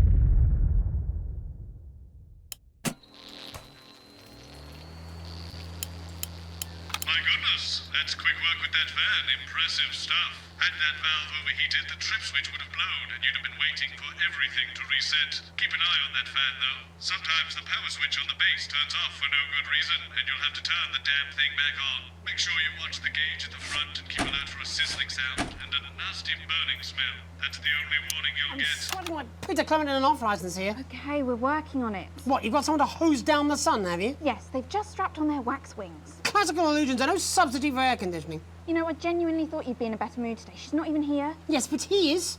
Our gun-toting handler. Who, Andy? I don't know what the fuck his name is, do I? He's here to keep us safe from people like Disrupt. More like keep us in line. I hate guns. Give me the willies. 10 seconds, everybody. So, we've got any actual real news tonight? Well, the world's on fire. That good enough for you? Going in 5, 4, 3. Good evening, I'm Jeremy Donaldson. Our main headlines tonight. Siege mentality. The World Council today established a military blockade to enforce the unjust and punitive sanctions now entering their 10th week. In a statement from team headquarters a short time ago, Prime Minister Julia Salisbury issued a commanding response to this unprovoked escalation. The regrettable decision taken by the World Council this morning have left the citizens of this country isolated and fearful. But Advance have prepared for this day.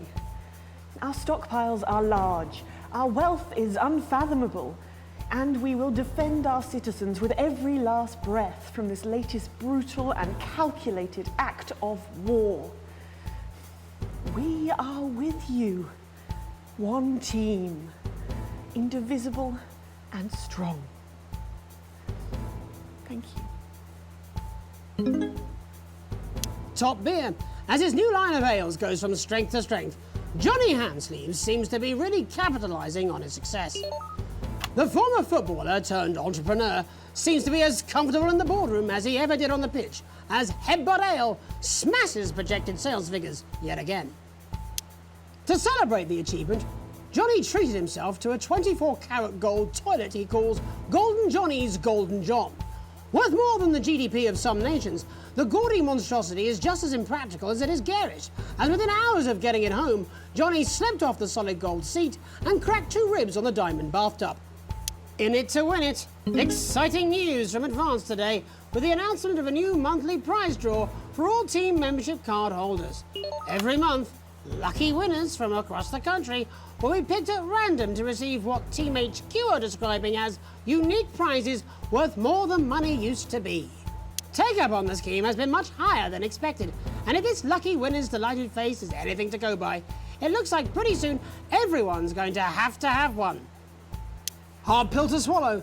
Throngs of men take the streets in response to the release of new pharmaceutical responsibility. Remington's Fifth's revolutionary male contraceptive pill first hit our shelves earlier this month, and as a result, scores of men have been queuing around the block and around the clock ever since. Pharmacies up and down the territory report that they are unable to meet the demand for the wildly popular drug, with some customers camping outside for upwards of 72 hours. Satisfied CEO Sophia Remington says they've scaled up production and will soon have manufactured enough to satisfy even the randiest of consumers. Oh, Captain, my Captain. Progress today for the stranded scientists of Dante's Taint, as the captain leading their rescue mission is announced.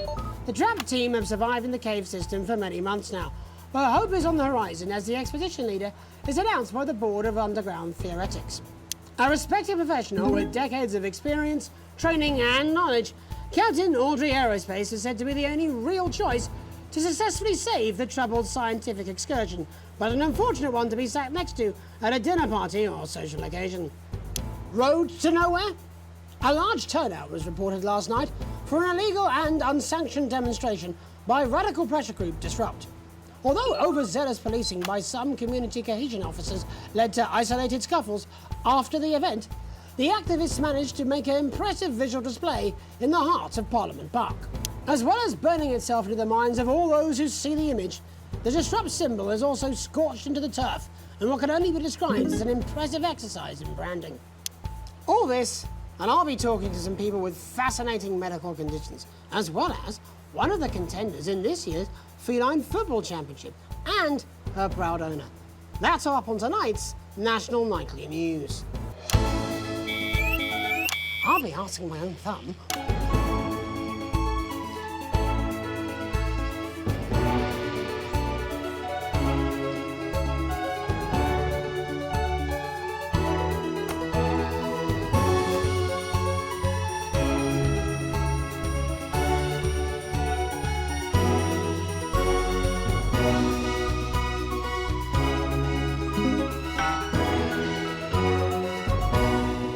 But first tonight, our team of correspondents has been dispatched to every corner of the country to see how the people of this great nation of ours are coping with this unprecedented hot weather. First, let's go to Megan Wolfe in Shining-on-Sea to see what the scientific community has to say. Megan, how's the weather there? It's absolutely glorious, Jeremy. Thank you for asking. You fucking kidding me? Burns at the University of Princeford. Are you enjoying the weather as much as I am? Oh, yes, it's wonderful, isn't it? My eyelids are sweating. And you're part of a team carrying out a study into just what's causing this unbelievable heat, is that right? Yes, that's correct. Yes, we want to be able to reassure the public once and for all that there's absolutely nothing to worry about and that they can enjoy their sunstroke and fossil fuels in peace. You sound very confident about that. Oh, very much so. I can say without any hesitation, there's really no cause for any concern here. I've actually left my car running. So tell us about this experiment. Well, we take data from weather stations from all over the world, along with atmospheric samples, and we take all that and we feed it into this state-of-the-art computer, and very soon we'll be getting a high-tech readout of the results. Blimey, that sounds very fancy. I should just say, none of this would be possible without the generous support of Remington's Fist. This is all thanks to their unrivaled investment in our feature, and may I just say, complimentary personal anecdote. Oh, here we go. And, as expected, everything is absolutely fucked. Hang on. This can't be right. Right, but obviously you said a second ago that everything is absolutely fine, so... Well, actually, under concern level, it just says, why, God, why?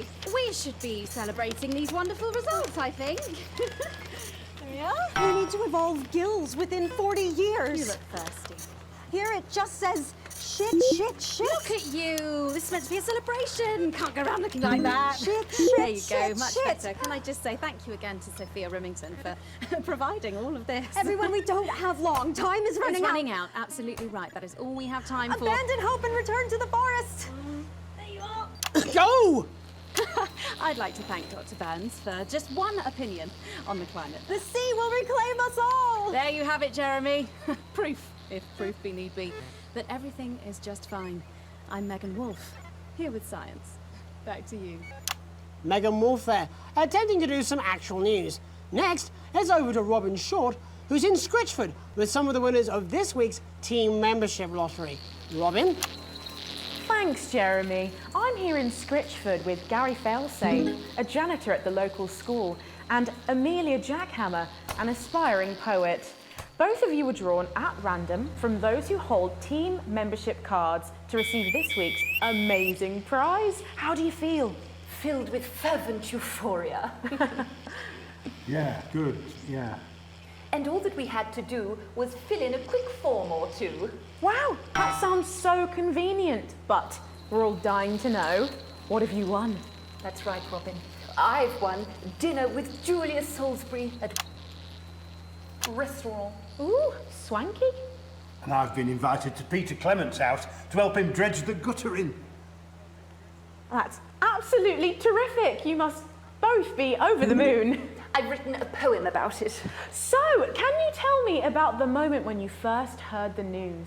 Well, I was battling against a particularly difficult floater, probably one of the sixth formers, when the headmaster came and found me. I was involved in a similarly brutal conflict with a particularly arduous stanza. So you were both polishing turds? No, I don't like to polish them. I like to keep them intact for my collection. Oh. How unexpected. I don't polish turds. I write poetry. Potato, potato. So, Gary... Do you think Peter Clement's going to let me keep the contents of his downpipe? There's no harm in asking, I suppose. Would you like to hear one? No, thank you. Gary, when you signed up for Team This, Gary the shit collector. Lottery, or were there other reasons? I like a flutter, of course, but no, the boss said I had to sign up to keep coming into school. Very sensible. It's important to know who we're trusting around our children. Oh, I have an unpublished book of sonnets about children. Perhaps you'd like to hear one. No! Or an anthology of haikus on the death of innocence. I'd rather hear about Gary's turd collection. Really? I thought you might say that. Oh. Oh. Are you all right? Yes, it's coming. It's inspiration and it's delicious. Right you are. Today on the show there's no news. Just a man who keeps multiple poos. Here, this big one's my favourite. See how it's fibrous, really lovely texture. Would you encourage other people to enter for their chance to win? If it's colour you're looking for, take a gander at old Blue Eyes here. The national news lost its way when it covered some crap on a tray. Some of these are quite rare. Maybe that was unfair. And that's all we have time for today. Back to you, Jeremy. Thanks, Robin. What a lucky pair they are. And finally in this segment, it's over to Patrick Bannon, who's gone to the smelliest town in the country to see how the unprecedented weather is affecting the locals. Patrick? Hello there, Jeremy. Hello, yes. I'm here live in Grizzleford, which was recently voted the smelliest town in the country. Poor bastard. In this heat, the smell really is. I mean, it's something else. Barry Lardons, mate, you've lived here your whole life. How'd you put up with the stink? Well, we're just all very proud of our achievement, to be honest with you. You can tell that, look at him. Cut the chain. Fucking bozo. Do you know what it's like, son, being the second smelliest town? No, I don't. Living in the shadow of Arseminster. Those smug fucks. But who's laughing now, eh? Sorry, what? Not me, that's for sure. So what happened, mate? Right, the good people from Remington's Fist came in and saved the day with their factory. You're talking, of course, about the newly built flour factory. Yeah, they gave us this big presentation on jobs and growth. But as soon as we heard about the stench, we paid them whatever they wanted to put it here. Does the stink not affect your life in every way, Barry? I mean, perhaps if you're filling in a tax return or completing the physical act of love. It's strong at first, but you get used to it after several weeks of your first bout of sickness. The judges were very impressed. So, what's the sickness? Oh, that's nothing to worry about. It takes a few minutes before you develop any symptoms. Now, folk are saying something about the production line and how they dump carcasses directly into the water main, but I think it's probably the fume valves on the high street. On the high street? Should I see a doctor? What are the symptoms? Well, the first one is asking stupid questions. Then folk experience a loss of inhibition. Fuck off, do they? When was the last time you brushed your teeth, you stinking old tramp? Next recording is a period of randomly bursting into song, followed immediately by delusions of grandeur. Oh, that's not really a problem. Never sung in my life. Hello, it's sexy Patrick Bannon. Oh, Patrick, why? Now, oh my God, look at me. I'm like a stallion. Don't forget about that pesky power button on the fan. I should take my shirt off. No, you shouldn't. You touch me if you want. That will be the bout of undeserved self-confidence. Love the Bannon. Didn't we cut away? Oh, man, what's the point? And the ennui. All that's left now are the hallucinations and unconsciousness. Nana Dottie? Was that you? Why are you made out of elbows? You know I don't eat opinions. Oh, don't worry, folks. Once he wakes up, he'll be just fine. We'll just find a place to stick him where it won't matter how many times he evacuates his bowels. Right, that's all here from Grizzleford, a town that's really making a stink. I'm Barry Lardons. Back to you, Jeremy. Thanks, Barry. With a naval blockade being set up around our coastline as we speak, when we come back, I'll be talking to 3 members of the general public who appear to be here purely for medical reasons. Don't go away.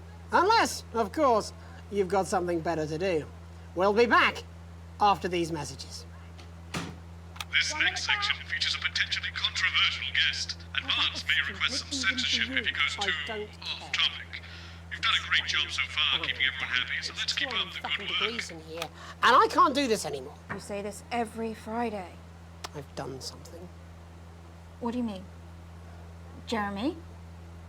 My mic is still Amazing, Brad. That actually looks a bit like a real tank. Oh, gee, Janet. What a time to be alive. Surely games can't get any better than this. And that sound. It's like a digital symphony, Brad. Are they playing more than one note at the same time? Up to 4, Janet. 4 notes at the same time. That's enough for a chord. But, Sophia, surely a home computer entertainment system needs games. Damn straight. And with the RS Rainbow, there's an incredible 3 of them. That's what I'm talking about. Cat football? We should be doing an interview with the War Minister, or a report from Grantham Downs. Even the weather would be more fucking relevant than this. Jeremy, please, just breathe. It's just something light to keep people's minds off things.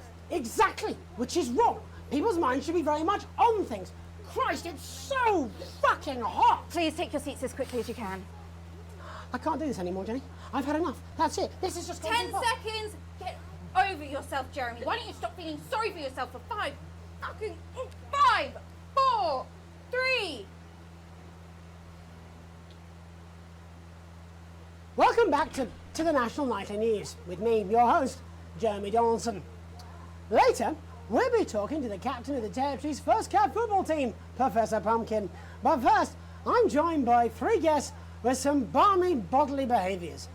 Joining me is a woman who's been hiccuping for over 9 months. Isn't that right, Miss Piercy? Yes, that's right. Yes. Tell us, what brought all this on? Well, it's all a bit of a blur, Jeremy, to be totally frank with you. So I was watching your show and I remember seeing the news about the election and it hasn't stopped since. Fascinating stuff. Also here is Frankie Steampipe. Perhaps you could explain to us exactly what your physiological foreboil is. I'm here to say it's high time people like me were respected. We're constantly overlooked in the workplace, we're whispered about on buses, and we're asked politely to leave children's birthday parties. And it's disgusting.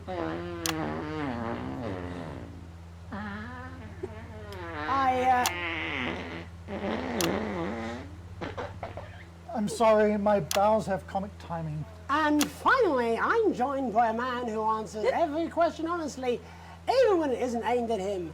How do you cope with that, Mr. Truman? With a combination of booze, self-hatred, and hardcore pornography. Is that right? Not according to my therapist. Well, in that case, let's speak to Rose. Tell me, how does the hiccuping impact you? I get shushed a lot, which is hard. At work, they've asked me to stop answering the phones. It's really affected my confidence. Well, I find it really fucking irritating. Do people tend to believe your story? Fuck no. Actually, I've been surprised at how much support I've received. And Frankie, why have you come here today? Because my wife left me, and I was hoping that the fame would win her back. We've started a group for people with ailments deemed broadly comical by society. It's called Take Us Seriously. That's right. And we bloody well mean it. And who's joined so far? A bunch of fucking losers. It's just us so far. And how much success have you had? Well, we've seen some real positive changes. I don't want to toot my own horn, but it's been a runaway success. Shit all. Not a single person come to our fun run, and all of our leaflets fell in the canal. Well, Miss Piercy, some people are saying your condition was actually caused by the shocking events of that night. What do you think? Come down, Mr. Donaldson, that's absolute rubbish. What it'd be like to have a pair of tits. Could you? I'm sorry, it's very hot. What was I thinking? That you're a team fuck puppet? No. Or a sellout cunt?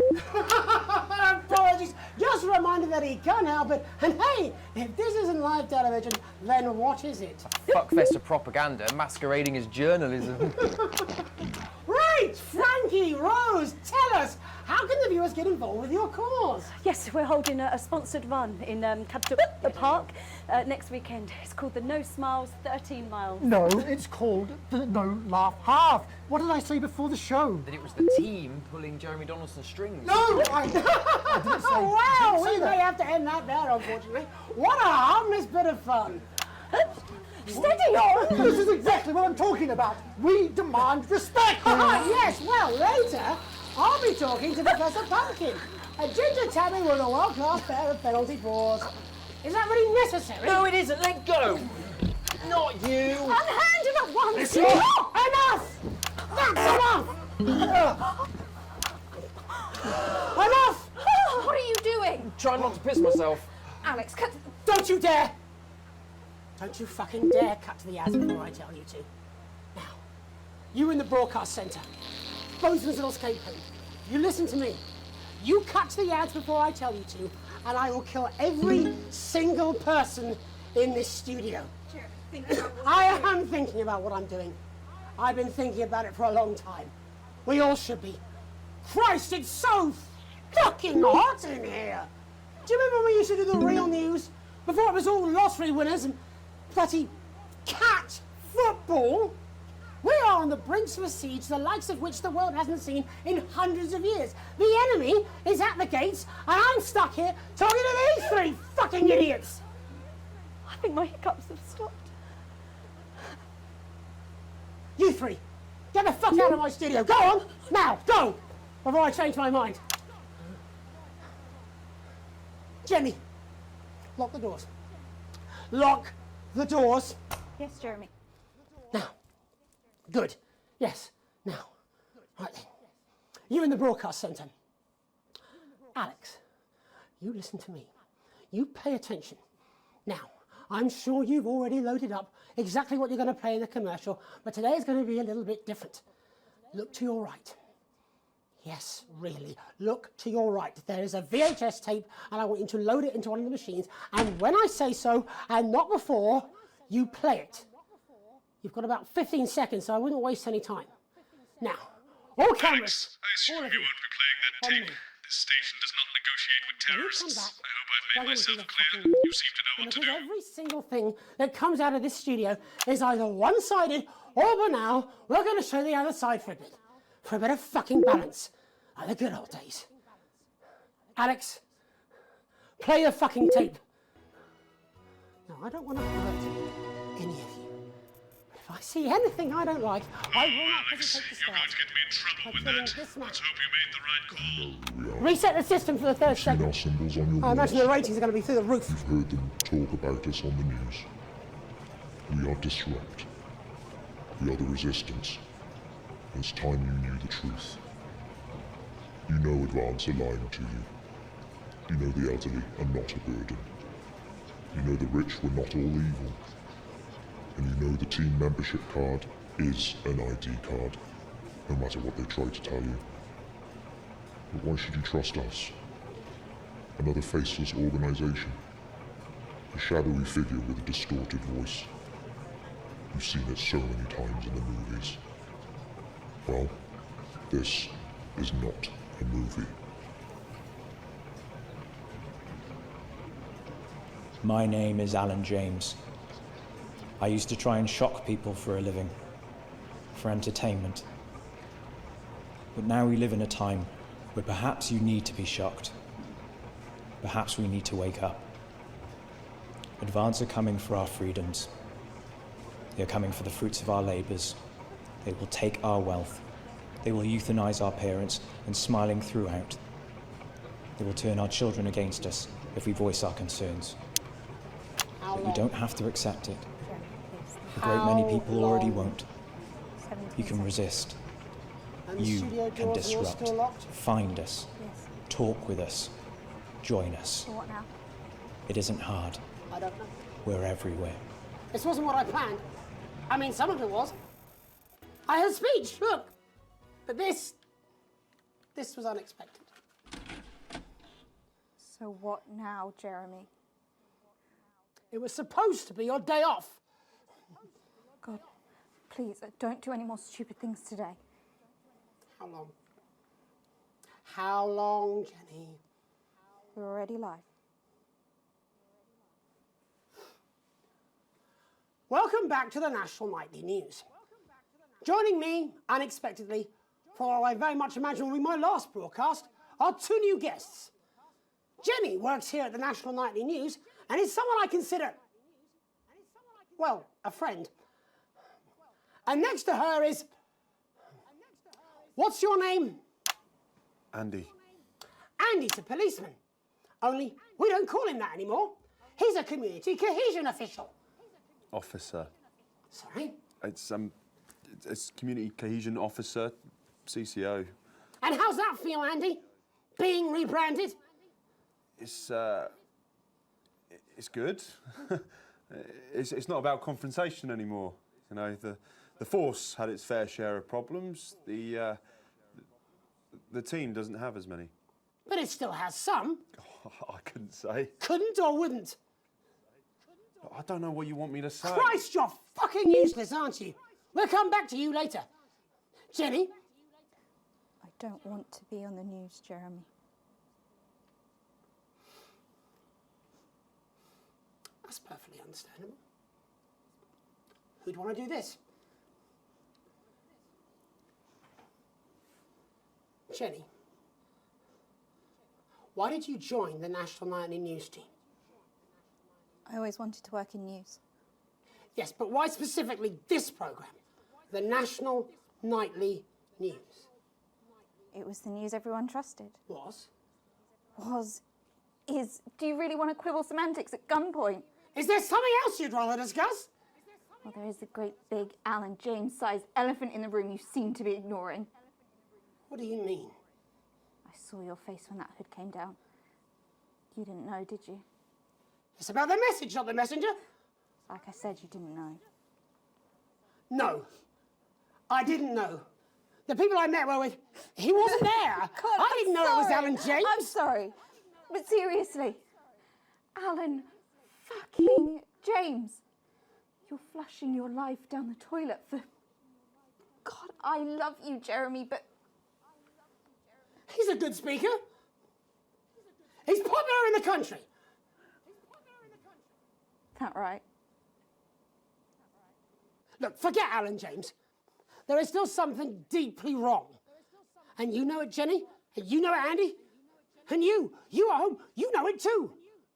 Meanwhile, I'm interviewing a guest who stinks of shit. Patrick is paddling about in shit. And Robin is literally interviewing someone who collects the fucking stuff. I mean, it's not sophisticated, but what a metaphor. We are sleepwalking our way into oppression, and the news isn't saying anything. We're not saying anything. Says who? Alan fucking James. What are all those scientists working on at Grantham Downs? What are they testing underground at Altergrave? Andy, your turn. Make yourself fucking useful. How many people have you brought in for consultations just because they weren't carrying or didn't have team membership cards? Oh, well, there's other forms of identification that we will accept. For how long? We're just here to help. Then why do you need these? Not really help when it's offered at gunpoint, is it, Andy? Let me demonstrate it for you. Let me help you. You read these cards with my notes on it, and you'll probably digest a fact. That'd be helpful, wouldn't it, Andy? Knowing a fact? What? I don't understand. Do you want my help, Yes, Andy? yes, whatever you say, yes. Security are here, Jeremy. Eat it. What? Eat the fucking news, Andy, or I'll force it down your fucking throat. Jeremy, stop. Go on. Really? Eat it. Eat it, you fucking bully. Jeremy, stop. They will kill you. Please, don't make me watch that.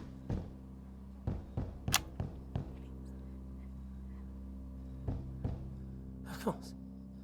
You're right. Sorry. Sorry, everyone. You can put the card down now, Andy. You can go now. You too, Jenny. Fuck off over there. We're nearly done. All cameras on me.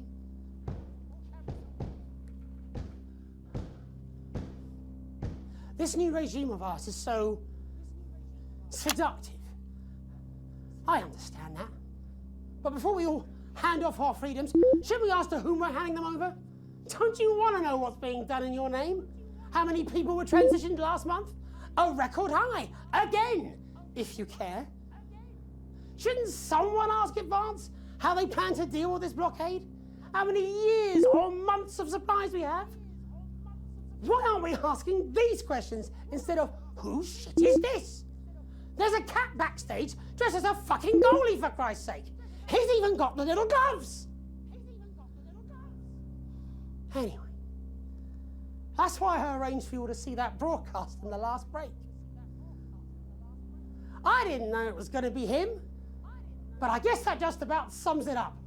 We are all up Ship Creek with a paddle made of Alan fucking James. Christ, it's all so fucking pointless. I was going to quit tonight. Take a holiday. Try something else. Out of the limelight. Maybe try having a relationship. I hear they're nice. Never tried it. I loved the news. And now, well... God, Jeremy, don't! I've tried my best to be honest with you, but this just isn't the news anymore. And I'm sorry. Ads. I've lost this fight. Alex, think of the consequences. I'll let you down.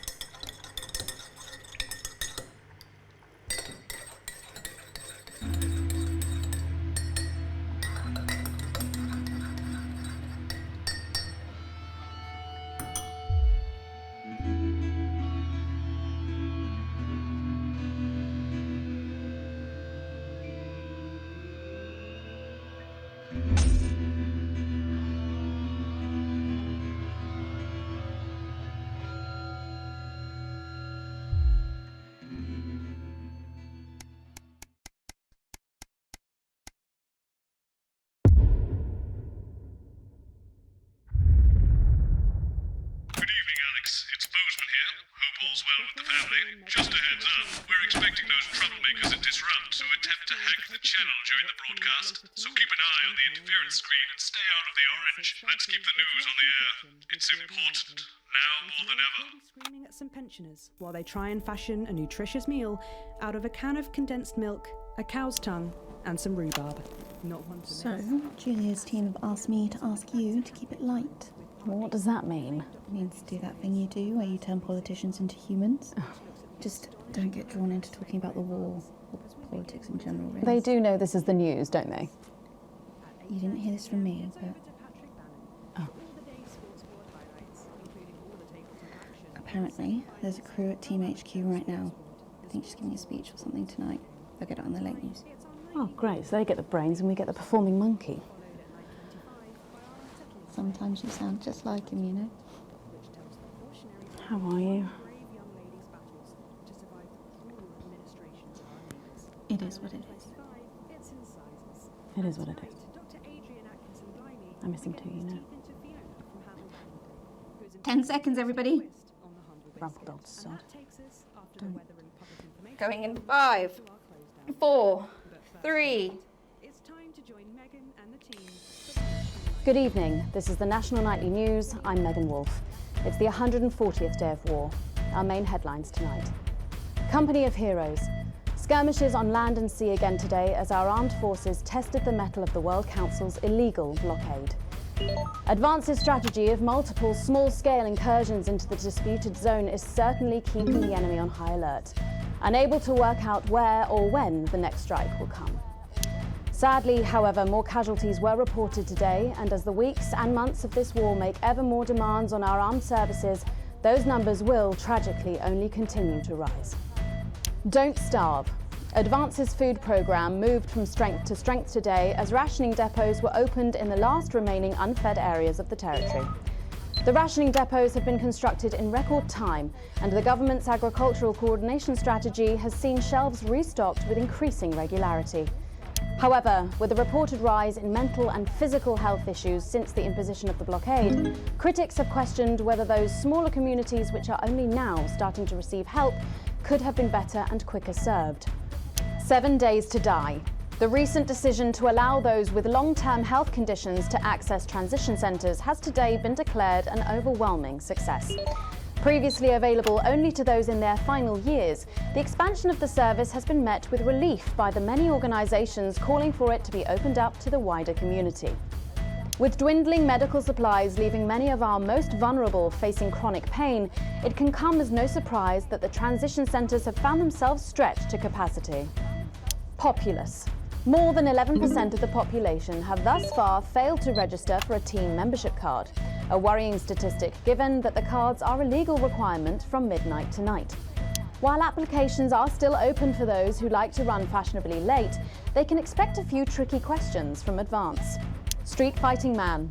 Spokesman Alan James today announced that Disrupt were responsible for the 2 explosions which rocked the capital's warehouse district last night. Julia Salisbury condemned the attack on what she described as vital medical supplies as pointless and barbaric. Mr. James commented, "Disrupt are strong and our numbers are growing.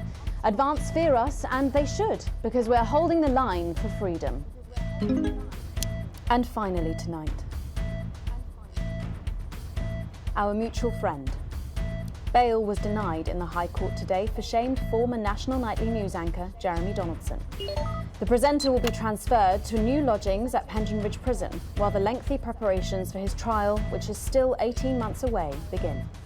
Since being taken into custody 10 weeks ago in this very studio, little has been heard from our former colleague. Despite how things ended, we wish him the best, and we'll be sure to bring you all the details of that court case every night. But first this evening, with the war about to enter its 21st punishing week and people hurting up and down the country, I'll be grilling unpredictable Prime Minister Peter Clement in an exclusive interview from his home in Lanfordshire. Piece of shit. National Nightly News.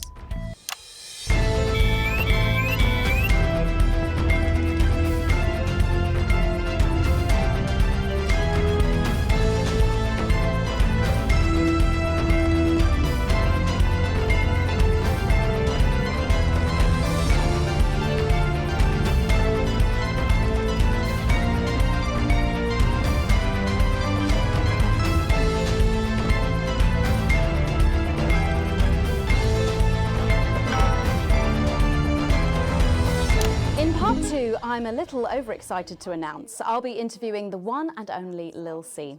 And later we've got a new feature that's sure to keep you coming back for more. But first tonight, let's check in with Prime Minister Peter Clement, who's speaking to us from his home in Lanfordshire. Good evening, Prime Minister. Have we caught you exercising? Oh, have we started? Yes, that's right, Miss Wolf. Just a few minor adjustments. I mean, nothing drastic. I haven't joined a gym or anything. As my old mum used to say, just because she won't take it up the shit, it doesn't mean you shouldn't try for a quick fiddle up the car park. Language, Prime Minister. What? Quick fiddle? What's wrong? Oh, shitter. It's shitter, isn't it? Yep, that's the one. And can you tell us what brought about this new year? Last night, freedom fighters working for Disrupt destroyed a farmer-side storage facility in the warehouse district of the capital. You'll no doubt hear it described as terrorism, but our intent was not to provoke fear, but thought. No one was killed in the operation, which destroyed both the warehouse and all its contents. Disrupt propaganda out. Try not to do that, Alex. We're watching you. Drugs. Drugs used in transition centres. Drugs used to kill our elderly and now our sick as well. We know that this extermination cannot be easily stopped, but perhaps it can be slowed, or if you'll forgive me, disrupted. Farmerside are owned by Advance, but then again isn't everything these days. Advance make the glossy TV adverts, the drugs, the transition centres, and the law. No government should have that much power. The power to choose the moment of your death belongs to no one, not even you. The freedom to die is a myth. The only freedom worth fighting for is the freedom to live without fear, in the way you choose. More and more of you are joining Disrupt every day, and with 1,000 tiny acts of resistance, we are stepping closer to the inevitable fall of Advance. Today it is a warehouse. One day soon, it will be the whole system. Doesn't seem very advanced to be going abroad when the rest of the country is grounded. And yet, Julia Salisbury announced today that she'll be visiting Svenland during this year's winter break. Is that really an example of team spirit? What? Did you know about this, Gail? Did you know about this, Gail? Jeremy Donaldson is to be put on trial. Let's all think about that for a moment. One of the nation's most respected and beloved truth seekers is to be put on trial. And for what? Waving a gun around he clearly had no intention of ever using. That Jeremy Donaldson had a very public breakdown is undeniable, but rather than law enforcement, wouldn't medical experts be the one to call? Of course, that was never going to happen. Jeremy Donaldson had a very public breakdown because he simply couldn't take what Advance were doing anymore. He knew that the national nightly news was being transformed from a bastion of truth into a frivolous chat show.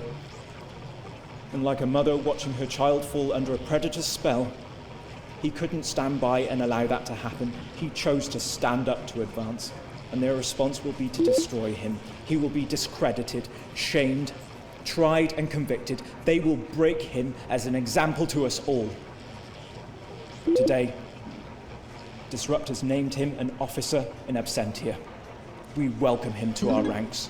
We are with you, Jeremy. You do not stand alone. I used to really like you, Pat. You were a breath of fresh air. But I've been watching you, and you know what? You get more like him every day. I will take that as a compliment. Prime Minister, later on this evening, your co-leader Julia Salisbury is going to give a national address from team headquarters. Can you give us a hint of what she's going to say? Yes. Well, I imagine that there Sorry, will be you the imagine? usual. No, what I mean is. You do know about this broadcast, don't you, Prime Minister? Well, I'm sure I did. But Julia and I have no secrets from each other. We don't memorize each other's bloody diaries either. As my old mum used to say, if you wanted to get a job done quick, don't get bogged down in the pubes. What else you got? Sorry? Only cards, what else? A little piece of my life do you want to rustle through? Get out, refill my glass. Ta. Ah, come on. Come on! Okay. What music do you listen to when you work out? Well, Gail tells me that I work out to Lil C, but I have absolutely no fucking idea who that is. And do you think the C stands for... It stands for collaborative, Prime Minister. Yeah, actually, that does make more sense, actually. How's rationing affecting you? It's hard, but we get by. You just have to learn to get by on the basics. Take comfort in each other. I've got Mrs. C and many a fine single malt. I want for nothing. Except for a decent night's sleep, of course. Prime Minister, thank you for joining us. When we come back, it's time for the Culture Spot with Lil C. And fucking ambush! Give her new song. I genuinely can't wait to hear that. We'll be back after this. 1 minute back, everybody. And that is what happens when you wander from the car. I don't think he knew about her statement. I don't think anyone's supposed to know. When you mentioned it, Bozeman's face turned a colour that I think you call embolism. Am I in trouble? Bozeman? Nah, you're like the daughter he never had. I suppose the higher-ups might fire him, though. Who's Lil C? Or if there's any justice, me. Who's Lil C? Are you winding me up? What? I'm civilised. I read books. I can't remember the last time we boiled a duck à l'orange. I concur absolutely, Brian. There's barely enough milk to undermine the tea. George! You'll no doubt have spotted the updated mixing desk. You'll need the new buttons during the next sections. First, we'll need applause when the guest enters, and before her song. Don't worry, I'll walk you through it when we get there. So low. One is certain a preferable way exists. And you'd be right. We've had our biggest and best brains working on this for months, and we've got you covered with the Remington Swiss Siege Survival Box. Inside every blockade-busting box, you'll find the things you really missed. A red wine where you can hardly taste the chemicals. Some rare meat we grew in our production laboratory. Chocolate so salty, you'd believe it came from Svenland. The list of luxuries is endless. At least 7.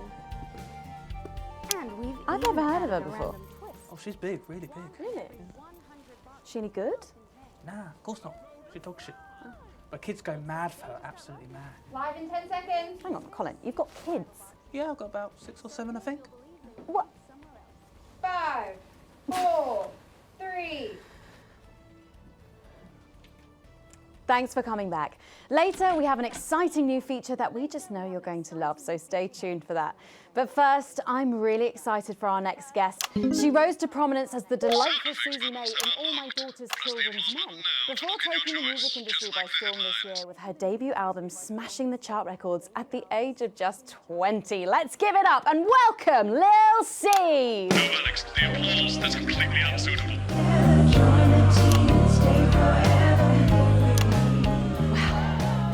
May I just say, you look incredible. Oh, thanks, babe. I'm doing this new regime and it really does work. Ooh, what's the regime? And my manager suggested it to me. It basically involves bathing in like cabbage water and then having the leaves sucked out of you while you sleep.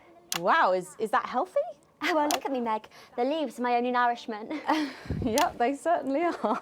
Now, you'll have to forgive me, but I'm somewhat of a super fan, so I'm sorry if I get a bit starstruck. Oh, bless you.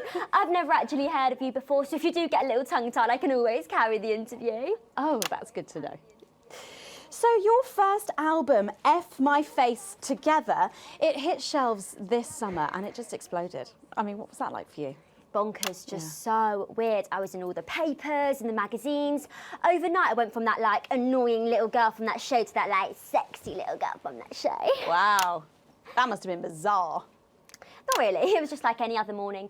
You know, get up at 5, go on a 4-mile run, have 3 meetings on my cabbage bath, but then only then was my dad actually talking to me. Oh, of course. I mean, the famed country singer, Billy Bob Jean Short. I didn't know you'd been estranged. There's nothing that strange about it, Megan. Okay, yes, he may believe that aliens told him to hate women, but there really isn't anything to prove that he's wrong. Uh-huh. So, this newfound explosion into your popularity, I mean, did that change your life? Well, I had to start wearing, like, nicer underwear, you know, for the paparazzi, but as my manager says, best to make the most of it before I'm 30. Is that right?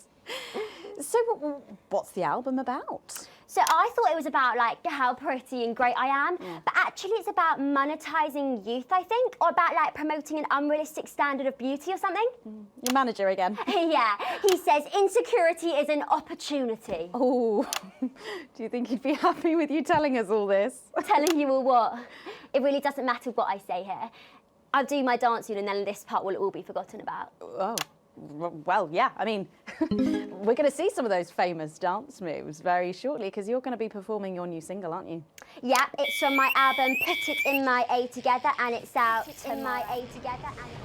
My friend let her 13-year-old son join the Go-Getters. He's occupied now. Busy, even. His room's never been tidier. But he keeps notebooks he won't let her read. And sometimes she catches him staring at her. And last week, she found him searching through her papers. When confronted, he always had a plausible answer, a good answer. But somehow it's too good. Like it's been prepared in advance. Or possibly by them. We want to know what the news will no longer tell us. And when we find out, we will tell you. We will hack into your news broadcasts. We will defend your right to information. We will resist, and we will disrupt. Slapped me around the arse. I think things could have been different, like better. But I don't know. I love doing autographs and having somebody dress me and tell me what to wear. Did you always want to do music? Well, ever since I was a little girl, I'd sit in front of the radio, and as soon as my favourite girl group would come on, I'd press record on my cassette. But then my dad would come in and tell me to turn it off and to go back upstairs and start practising again. Sorry, is your dad your manager? Yeah, which can be tough. And sometimes when it gets really hard, he'll say, "Make Quagler proud and you might just survive childbirth." Well, you know what, despite anything, you'll make me proud. Oh, if only your opinion was as valuable as his. And on that problematic note, you're going to be singing your song for us soon, aren't you? Tell me about it, So it's called These Babies Gonna Bring You Home, and I actually got sent the lyrics in the car on the way up here. But you know what, it's actually all right. And don't worry, all my work is team approved. All right then, well, you can go and get ready for that. We'll see you in a little bit. It was a very specific type of pleasure to chat to her, and I just can't wait to hear this. Oh, so here is Lucy with an exclusive first performance of her new track, These Babies Gonna Bring You Home. Take it away. Is this deliberate, Alex? We do like our guests to come back, you know. The Queen of Team, here to break in your blockades. Lil C.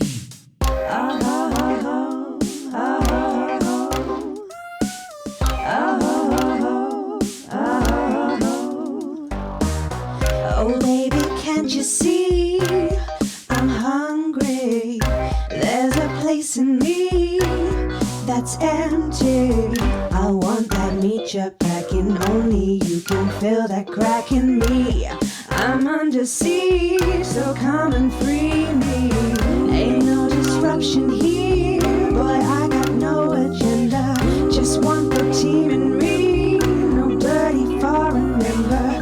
Don't stop no morning drill, there's holes in me that ain't been filled yet. I only scream this loud when you do your country proud. I ain't no baker's daughter, come and skirmish on my border. Quick before I get much older, tie me down and throw me like an enemy soldier. An enemy soldier. So let them try and break our dream. We fight and love and die at two. So what a feed at Clemens boys can come and use me as a toy. I wanna see some action, so come and break my sanctions.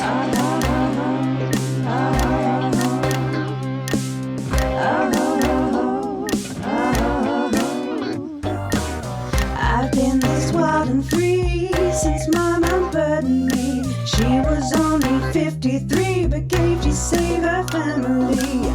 There's no one judging me if I'm the one that's in your fantasy. Don't die alone, these babies gonna bring you home. I ain't no vicar's daughter, come and skirmish on my border. Quick before I get much older, tie me down and throw me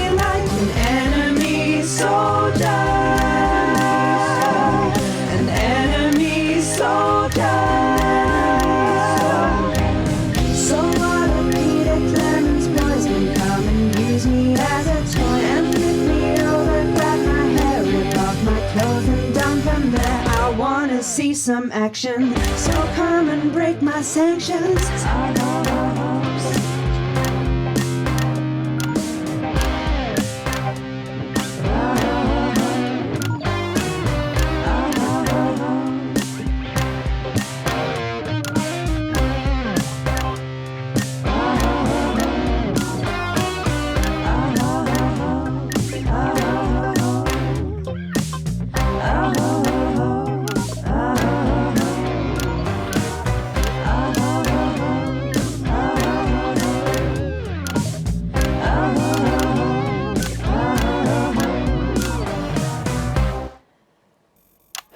Well, if that doesn't distract you from the world outside, I don't know what will. I'd like to thank Lil C for doing that. Don't go anywhere. After the break, we'll finally be revealing the new segment of our show that we just know you're going to love. We'll be back right after this. And we're out.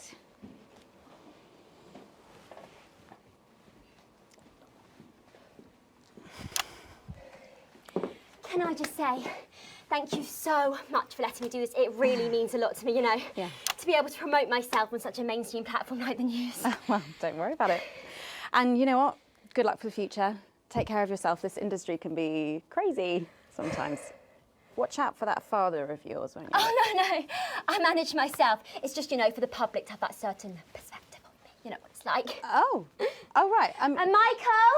Michael? What about Billy Bob Jean Short? Is he? Oh, my dad. He's such a sweetheart. We both had the same agents, you know, like it just made sense. Both of us for our image together. Wow. And Michael, I want to see the revenue share for the clothing line and get me a G&T before my meeting with the lube guys.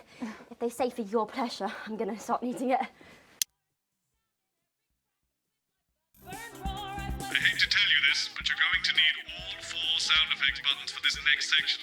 Try and pick the most appropriate sound effect for the actors' lines. They can't hear your choices, so they'll be assuming you're helping things along and not making them look ridiculous. Mind you, after the last section, can't help us all. Try and do better. Not anymore.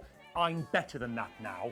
I'll tell you what, just keep adding flowers until it feels like 12. Got it? Absolutely, right away. 10 seconds. 5, 4, 3. Thanks for joining us for part 3. We've been teasing you about our new feature all night, and now the wait is finally over. I can reveal that every night on the show, we'll be treated to an episode of an informative and hilarious new segment called The Notice Board. It stars some top talent and we're very excited about it. But before we see it, let's have a quick chat with the writer, director and phenomenon, may I say, Jeff Algebra, guys. Actually, I've dropped the algebra. I go by Jeff DePlume now. How'd you like that? Well, yeah, very fancy. I suppose you need a new name now that you're a successful artiste. Well, exactly. I'm earning enough to pay taxes now. Oh. It's shit. And how does Angela feel about all this? Who? Your wife. Oh, God, no. No, she's long gone. No, she was holding me back. I'm with Norm now. We were married last month. Norm de Plume. Yeah. And why did you write this? What was your inspiration? Oh, well, I received a telephone call offering me 25 grand to write a pro-team sitcom. And I heard my father's voice. It said, Jeff, you listen here, boy. You make hay while the sun shines. You wring every penny you can get out of this. So I wheeled him down to the transition centre, got out my typewriter and started clacking. Wow. Utter shite. And without further ado, let's give it up for the notice board. Surely you're not this stupid, Alex.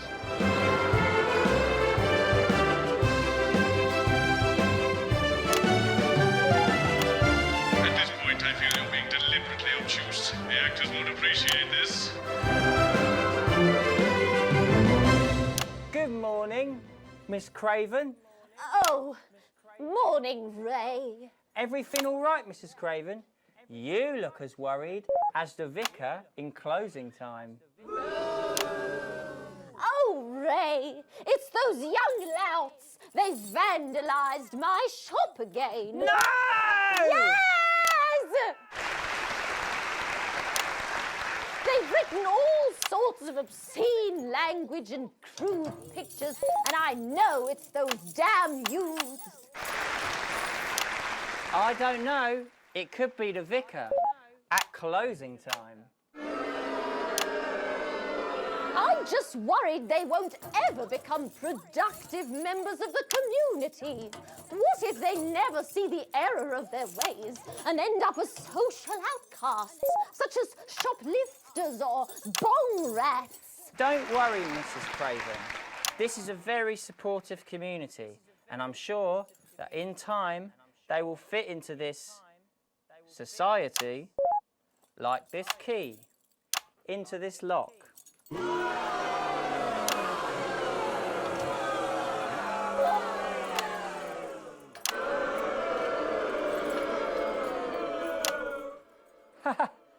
See? Works like a charm. What a lovely way to put it, Ray. And just like that, we can unlock their future. Yes, yes. Wow! Look at all the letters in my collection today. Oh, I think that one's addressed to me. What? This one? Oh, so you're right.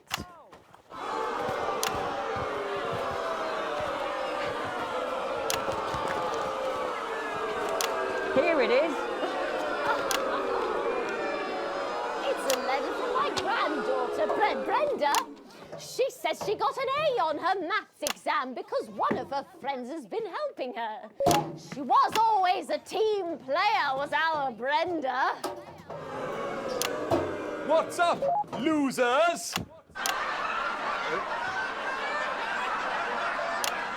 Oh, no. It's Brad. He's the coolest guy in the village. That's right. I just got here on my motorbike. Oh, clear off, Brad. We don't want any of your ilk around here. What? Rad dudes? No, ruffians. Have you come to tag the notice board with your gang signs? No way. I've actually come to pin my resume on that notice board. I'm looking to do some tutoring after school. What? Did you say tutoring? That's right. Maths is very important. Would you mind, Ray? Not at all.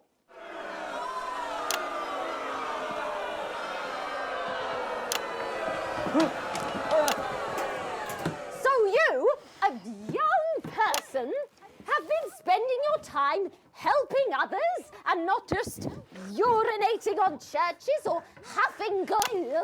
Hey, I haven't huffed glue for months. Well, blow me down!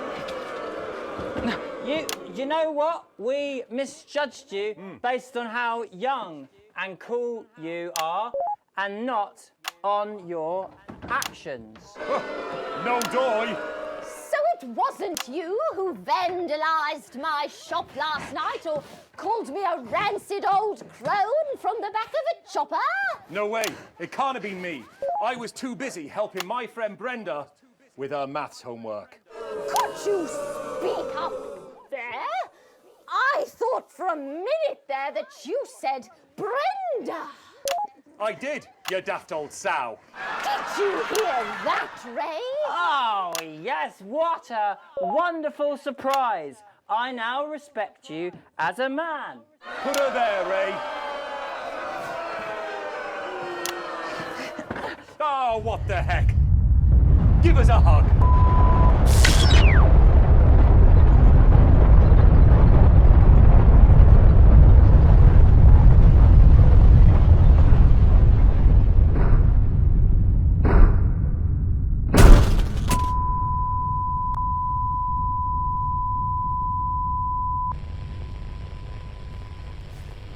Sorry, sorry to interrupt the first groundbreaking episode of the notice board, but we're receiving some breaking news. I'm being told we're picking up reports from across the continent of what appear to be nuclear explosions in 4 major foreign cities. Initial estimates put the death toll into the millions. I'm being told that we're experiencing some power fluctuations as a result, so apologies to any interruption to the broadcast for you at home. And now I am told that we are going live to team headquarters for an emergency broadcast from Prime Minister Julia Salisbury at any moment. Yes, let's go to that now. Good evening, citizens and leaders of the world. Minutes ago, operatives working for Advance detonated nuclear explosives simultaneously in 4 major cities across the continent. We have similar devices in 58 other urban centres and will not hesitate to detonate them. We are hearing stories of power fluctuations and what could be minor earthquakes throughout the continent. Stand by.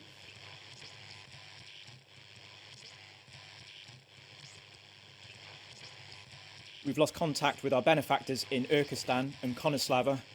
All our equipment seems to be resetting. Can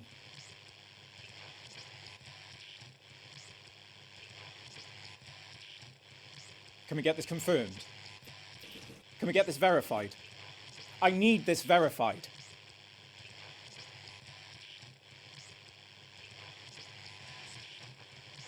I don't know if you can hear me. I don't know if you are receiving this, but if you are, then you have to know.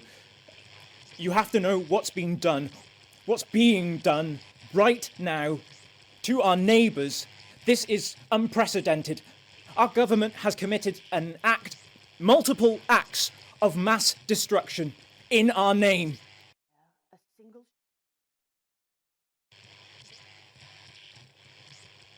Nor do I care how you voted. You didn't vote for this. None of us did. This can't be. We are awaiting further news and What if they We respond? will expect your complete acceptance of our terms by midnight tonight. Thank you.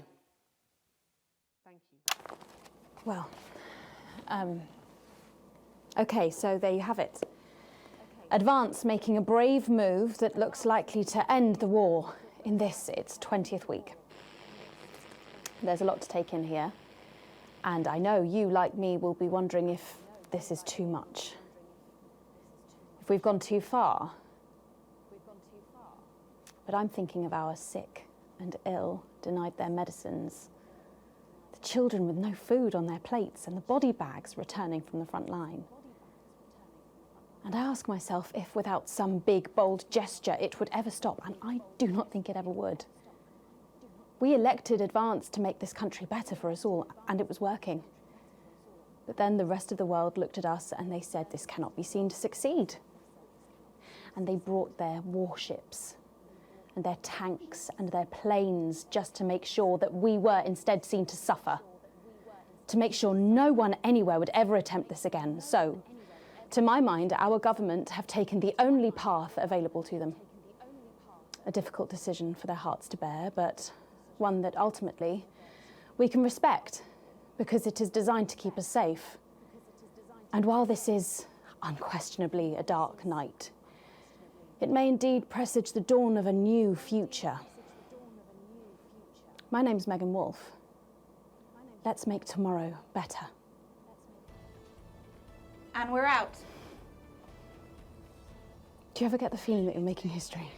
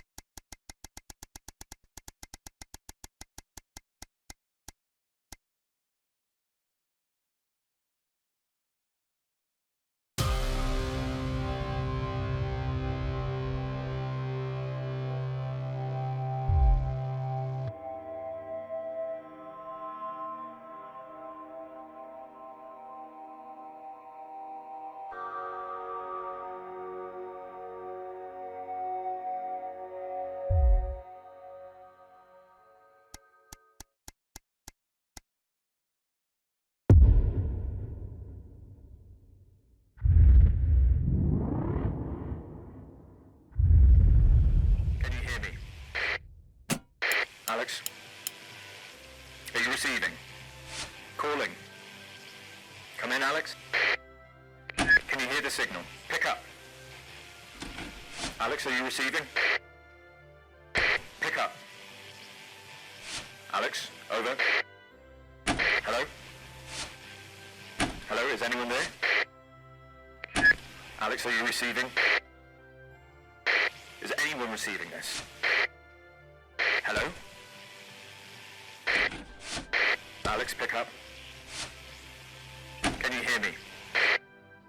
This is Alan James. The revolution starts tonight, Alex, and once again, we need your help. Throughout this broadcast, we're going to ask you and our many other supporters at Channel 1 to do things that will directly help us with this uprising. I'll be talking to you whenever I can. You're a key player for Disrupt.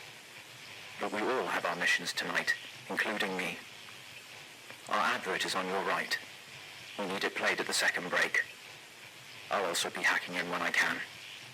You know what to do. See the very first episode of Just the Job, followed at 10 p.m. by a chance to see the very last episode. So? Jesus, so what? How's he doing? How should I know? What, you haven't heard from him? He's a wanted criminal, Colin. So's my nan, but she never misses her birthday. Your grandmother's on the run, Colin. Yeah. Armed robbery, resisting arrest, double homicide of the same bloke. She's a right laugh. I hope he's all right, though. No. He's got this far, and your brother was fine. Going in 10 seconds, everybody. I wonder what they're doing to him.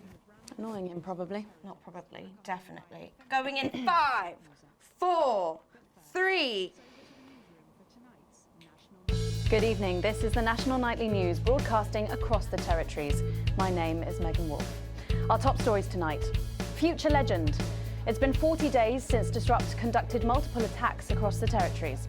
During the coordinated action, subsequently dubbed the Night of Fire, emergency services were kept busy at the agricultural centres, while a series of covert attacks were carried out freeing political prisoners, including former newsman Jeremy Donaldson. Nothing has been heard from the missing journalist since the violent Disrupt attack on his convoy 6 weeks ago. Donaldson was on his way back to Betterment after his notorious court appearance. All of us here at Channel 1 hope that wherever he is now, he's safe. Food, glorious food. With the last of the menu centres opening in territories 5, 8 and 14 today, Advance confirmed that the programme is now in full operation, providing free food for every citizen of the new future. What started as rationing during the 20-week war has blossomed into a social contract that is the envy of the unawakened world.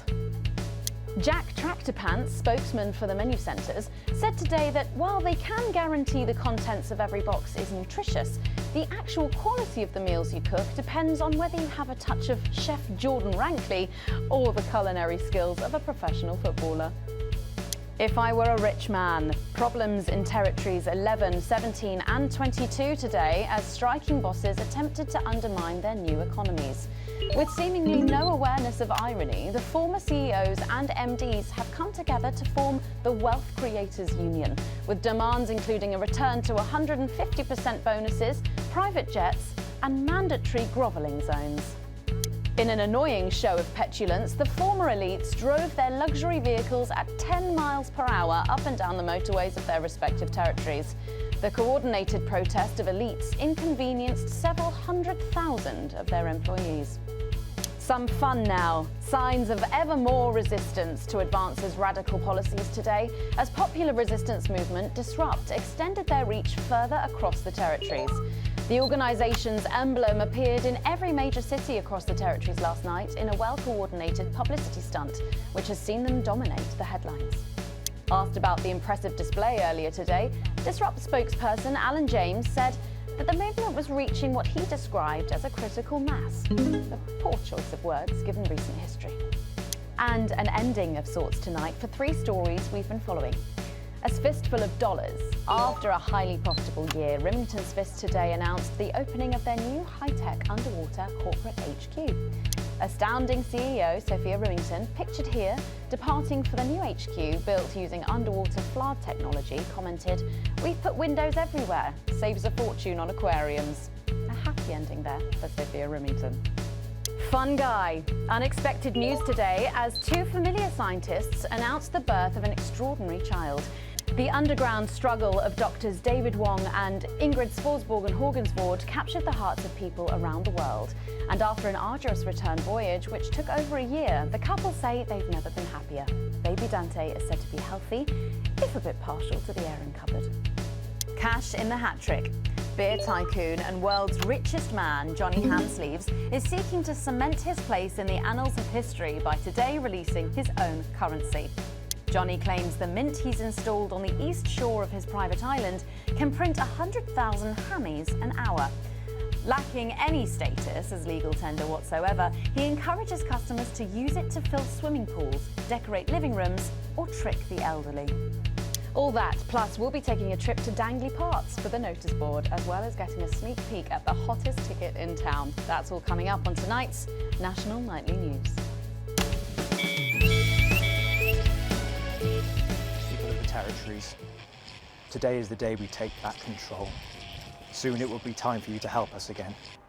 Come out of your houses, block the traffic, bring the capital to a standstill.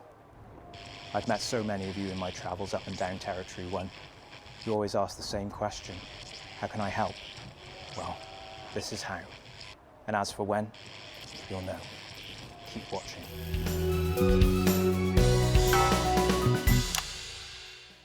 But first, 500 days after the loss of a fine leader and a great man, the start of tonight's programme is dedicated to remembering and celebrating the life of Peter Clement. Patrick Bannon is live from Parliament Park, where Julia Salisbury will be breaking ground on what will soon be a memorial garden in Peter's honour. Patrick. Listening to that old bitch lying through her teeth about missing that poor bastard. Patrick. I don't know what I'm going to do. We're live. Because I'm not being funny. Things were better with Peter, weren't they? Patrick. They were, and I don't mind saying it. They were, because he held her back. But now there's no stopping her. Hello, Patrick, we're live. Of course, can't say that, can I, Francis? No, not with public ownership. No, with public ownership, you can't say anything these days. She's lost it, mate. She's completely off the rocker. I heard from an aide that... Hello, Megan, you join me here live from the what? Oh. Seems like we've lost some signal there for a moment. Well, we will be going live to that groundbreaking ceremony just as soon as we can get Patrick back. Meanwhile, let me just say, I think the memorial gardens are going to be gorgeous. I've had a sneak peek at the designs and Alana Marsh has done a fabulous job. Oh, OK, all right, it seems like we have got the signal back. We can now go live to Patrick Bannon in Parliament Park. Patrick. Thank you, Megan. I'm Patrick Bannon, and we are indeed live here. Apologies for the technical difficulties there, but any moment now, Julia Salisbury will step out on stage behind me. Alex, Bozeman here. The boys in editing have just informed me that the eulogy footage isn't fully cut together yet. You're going to have to do it on the fly. For goodness sake, make sure you make him look good. Slowly gathering since this afternoon. This is Alan. You can undermine them here and help us win hearts and minds. Make him look bad, Alex. Really bad.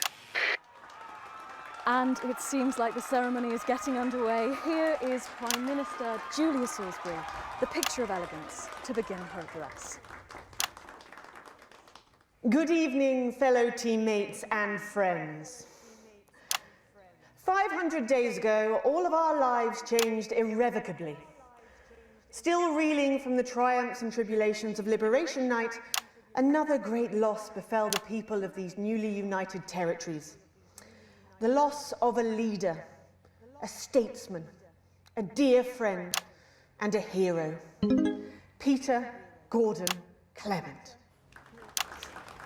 Peter's death at the age of just 62, of course, announced by the team on the 24th of December, just 6 weeks after Liberation Night. Born to a working-class family on a housing estate in Rotherham, Peter first trained as a carpenter before getting his start on television, first moving and building scenery, and then developing into the personality that we all knew and loved so much. Just the Job first hit our screens over 25 years ago, running for 11 series, winning multiple awards, and charming audiences up and down the country. Peter taught us, all of us, not to be content with the way things are, not to accept inequities, no matter how small, But he also taught us what it took to fight them. Courage, integrity, empathy, and hard, bloody graft. Across a career spanning 3 decades, Peter Clement was known for shows including Wake Up, It's Saturday, and much later, late-night chat show Petey, which at its peak drew millions of viewers. Peter was by no means a saint. Trust me, he once told me he had more regrets than he'd had stolen dinners. He always did have a knack for a turn of phrase. But it speaks to the strength of his character that he chose to share with us his mistakes alongside his achievements, his faults as well as his talents. Peter had the heart to give it all he had for the people of these united territories. Famous for his potty mouth, it's estimated conservatively that Peter Clement uttered over 1.5 million swear words during his career, though some sources put this figure well in excess of 2 million F-bombs alone. Gripped by illness as he was in the weeks and months leading up to Liberation Night, he wasn't the man we loved. But his eyes still twinkled with that familiar joy for life, that spark of wit and wisdom of a life lived for others. Prime Minister Clement, of course, died from apparent liver failure after suffering from the long-term effects of alcohol abuse. I first met Peter nearly 20 years ago, moments before I was supposed to give a speech. Not unlike this one, actually. Only I'd spilled coffee all down myself, and I was young, nervous, desperate to be liked, and from behind me I heard, "Christ, pet, you've either pissed your kecks or sprung a leak, but either way you got a problem." And before I could even say a word, he'd stripped off his dry trousers and insisted I took them. That was the sort of man that Peter Clement was. Kind, compassionate, sensitive, a brilliant thinker, a natural leader, but mostly a good man.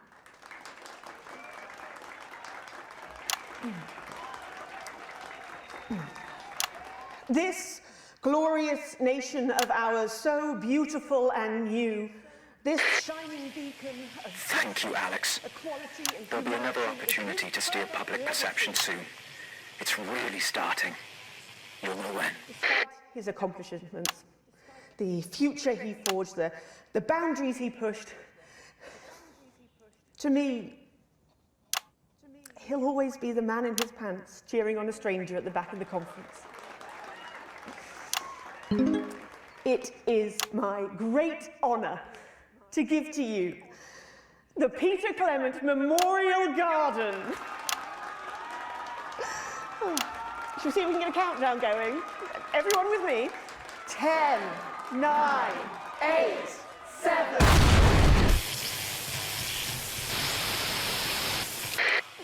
Now, Alex, control the message. I'm not leaving, I can't! Oi! You two, come with me! Don't panic!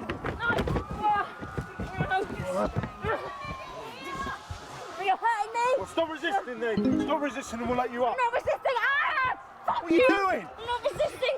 You saw! I'm not resisting! I am the Prime Minister, and if I give you an order, you will damn well follow it. Do you understand? Do you understand? Yes, Yes. Mom! Keep your eyes open. Who the fuck are you? Oh, I can't hear you. I can't hear anything. Sit down. I can't hear you. I'm from the National Nightly News. Well, then you can consider this payback. Salisbury's still here. We're going to request authorization. Centipedes are requested. Target approaching songbird. Target armed. Target armed. Haven't you done enough?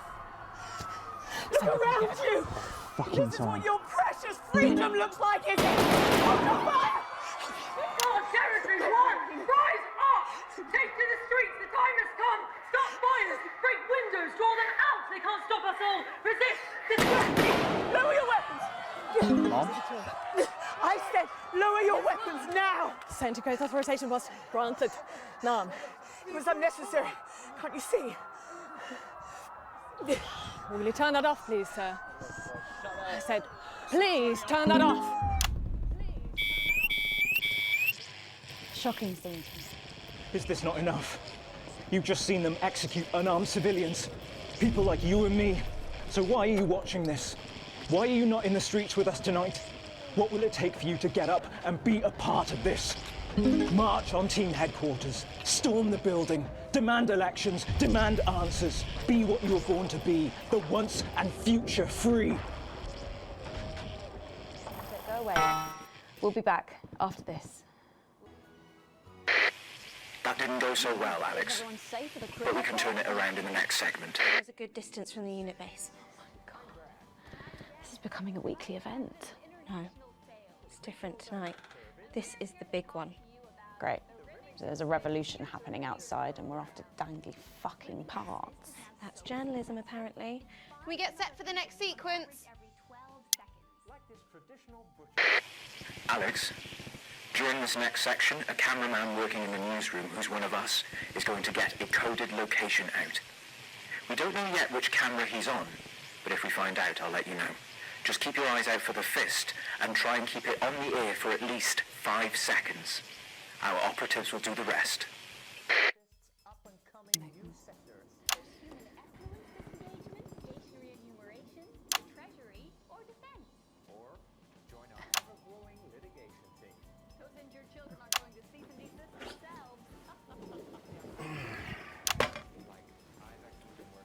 Hi, Jeff.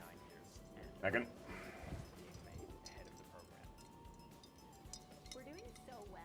Unbelievable.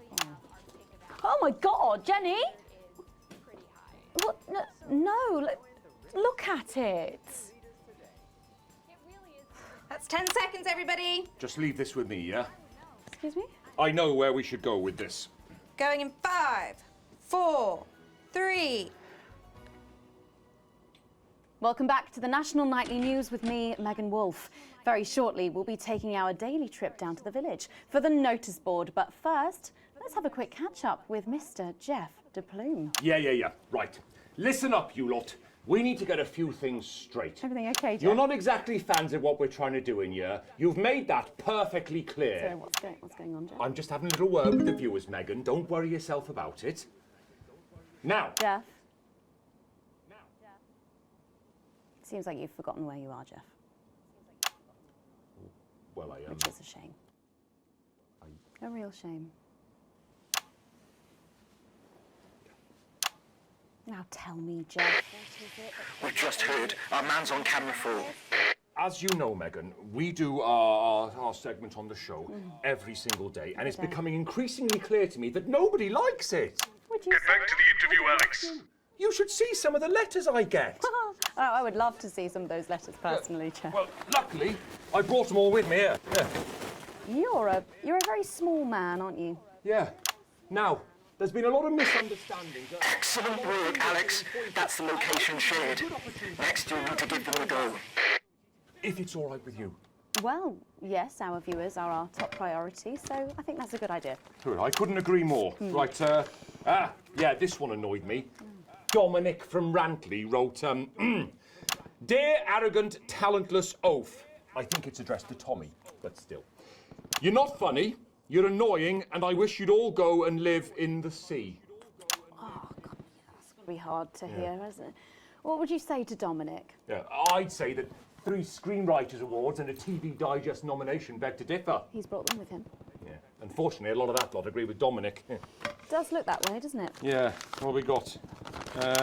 Oh, yeah, Janet from Sanforth wrote, fuck off, Jeff. Fair enough. Yeah. What have we got? Here. Oh, yeah, this one. We've got blah, blah, blah, Philippa's talent, yada, yada, Tommy's fine. And here we are.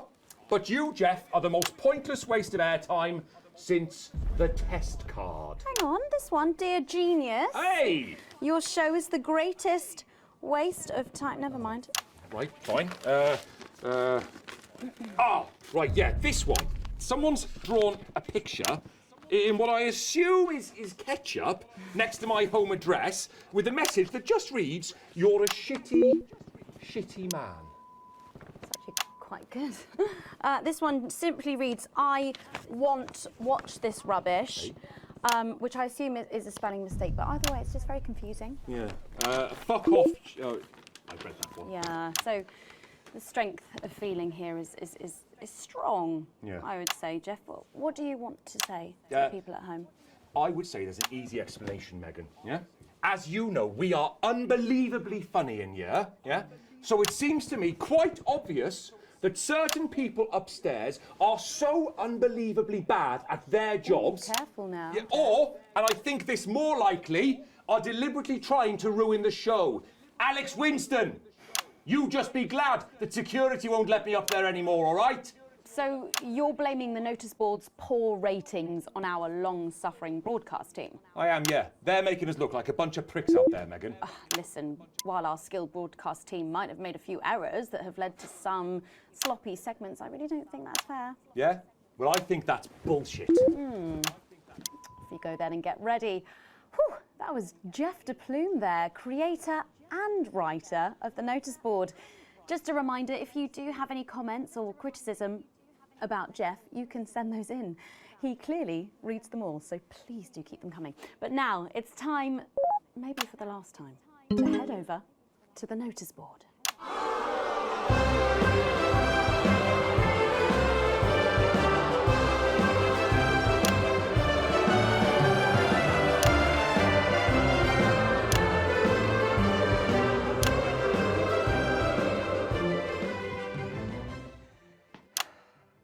Fuck. Oh, fuck. I've forgotten the line. Can we go again? Can we? Okay. Boo! Oh, it's got again. What a day! What a day! First a team morning, and then to post this notice. I don't know how I managed to cope with it all. Oh, wait. Perhaps I do.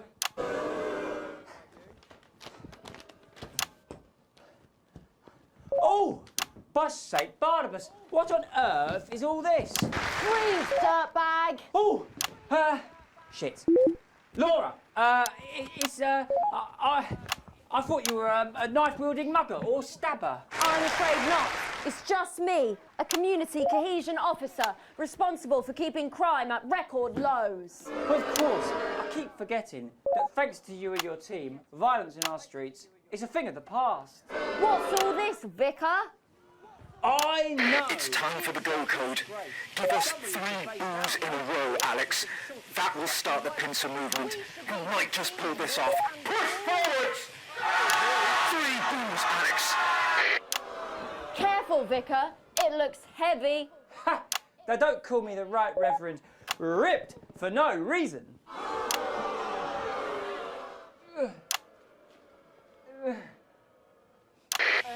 Yes! It's no good. Looks like all those crucifit classes were a waste of time. Maybe you, a young CCO, will be able to lift it. 2 for 2. Fantastic.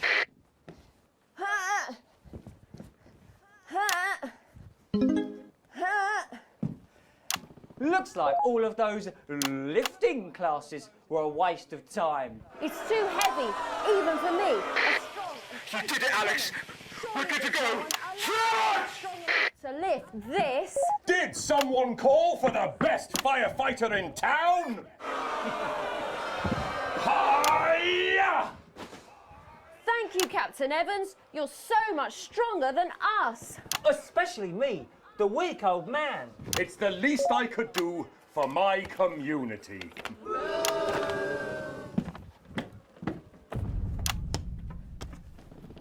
No luck catching the little devil then? Unfortunately not. The ferret struck again last night. When Ray opened the post office this morning, he found that every single stamp had been pre-licked. My God! Some people have no decency. Sadly, if we don't catch him before tomorrow, we may have to cancel the village fete. Don't worry. We won't let that happen. Will we, Vicar? No, no. Laura, tell me, why do they call him the Ferret? Some say it's because of his sneaky nature, but really it's because whenever he strikes, he always leaves behind the foul stench of urine. Never fear, officer. We'll catch this pissy nuisance and save the village fete, or my name's not Captain Danger Evans. The community cohesion team are doing their best, but they simply don't have the smarts to solve this mystery. But I know someone who does. Someone who's about to blow this thing wide open. Me! Blackout!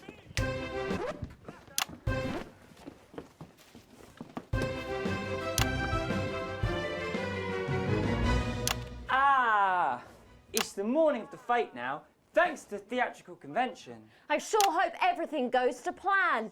Oh, look, there's Mrs. Craven setting up her cake stall. And look, there's the motorcycle display team setting up for a show that would be too expensive to show on television. I'm setting up the coconut shy. What are you doing, Vicar? Well, first, I'm running the tombola, and then I'm selling forgiveness for money. Aren't you judging the jams? I couldn't possibly. Oh, that sounded like Mrs. Craven. Looks like someone sucked all the jam out of her donuts. The damn ferrets are struck again. Whatever are we to do? Although I'm very competent, I have no idea how to solve this case. I guess we'll have to cancel the fete. Hold it right there, ferret. Me? Have you been drinking from the fire extinguishers again? Not you, the vicar. I don't know what you're talking about. Reverend! Admit it. You wanted the village fete cancelled so you could have the day off, didn't you? Vicar, is this true? I don't know what you're talking about. Reverend! Admit it. You wanted the village fete cancelled so you could have the day off, didn't you? Vicar, is this true? Hang on. I don't know what you're talking about. Reverend! No, stop. We've got stuck. Let's just... hold it right there, ferret. Me? Have you been drinking from the fire extinguishers again? Not you, the vicar. I don't know what you're talking about. Admit it. You wanted the village fete cancelled so you could have the day off, didn't you? Vicar, is this true? I don't know what you're talking about. Reverend! No! Someone's fucked this.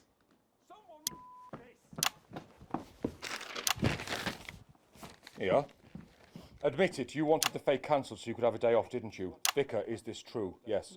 I already have to work Sundays. I already have to work Sundays. I shouldn't have to work 2 days a week. Vicar, is this true? I don't know what you're talking about. Reverend! Okay, sorry, we're just going to have to cut short the final episode of the notice board there. What? Yeah, yep, it's really sad, but I think it really has run its course. No, there's a good bit coming up where I solve the whole thing. It is a shame. It's a real shame. We would like to thank you all. Look, very let's much. just go on with the last bit. Tommy, for fuck's sake, you late! Right, fine. I already have to work Sundays. It's something about, God fucking damn it! So thanks again to the cast of the notice board. So much But for... how did you know? My first clue was the smell. The hundreds of lessons and the laughs over the that's last right. year I do and a smell half. of urine. Yep. Right. Next, I noticed that the vicar's tongue was particularly dry, almost as if he'd been licking thousands and thousands of stamps. We'll be so sad to see it go, but at least we ended on a high. It's almost time to take a break there. When we come back, we'll be seeing the opening number of a brand new musical. You'll fucking regret this! That's coming up after these messages. That's the ads. Let's strike this set. Just leave it by the bins. Sorry, did that actually just happen? Wasn't it amazing? This show will not be the same. What advert is this, Alex? I don't remember passing it for broadcast. I think you made a mistake there. I'm an economist and commentator. You've probably seen me on the news talking about Advance and how progressive their policies are. Well, I was wrong. And I'm here tonight to say I'm sorry. One last push, Alex. We're closing in. One of the guests in the last section is working with us. You'll be asked to censor on our behalf. If you do it right, the final orders will be given. You'll get 3 chances. Get at least 2 of them right, and we're going to win this thing. It's happening, Alex. Tonight we take it back. I always envied my friends who had so much more. Over the years, my jealousy grew. So when Advance came to power, I didn't think about the damage they would do. I acted selfishly. I was glad to see the rich punished. I didn't see how backwards Advance were. I didn't understand that rather than tearing down the wealth creators, we should have been helping everyone else to take a seat at their table. Under Advance, the country is poorer. It is poorer in ambition. It is poorer in aspiration. We are infantilized by Advance's naive policies. Please, Sarah, policies born from Mom, I'm really not... absurd, redistributive fantasies. I have whored myself out to the media to defend the indefensible. I have betrayed my parents. I see that now. Mum, Dad, I'm sorry. Our only hope, the only hope, now lies with Disrupt. She is in tears. Ugh. Going in 5, 4, 3. Welcome back to the National Nightly News. Later in this segment, we're hoping to be able to go back to Patrick Bannon at the scene of tonight's shocking Disrupt attack. But first, I'm delighted to be joined by the cast of the smash hit musical everyone is talking about. I'll be speaking with the cast in a moment, but first, let's take a look at them in action. Please give a warm National Nightly welcome to the Novaries.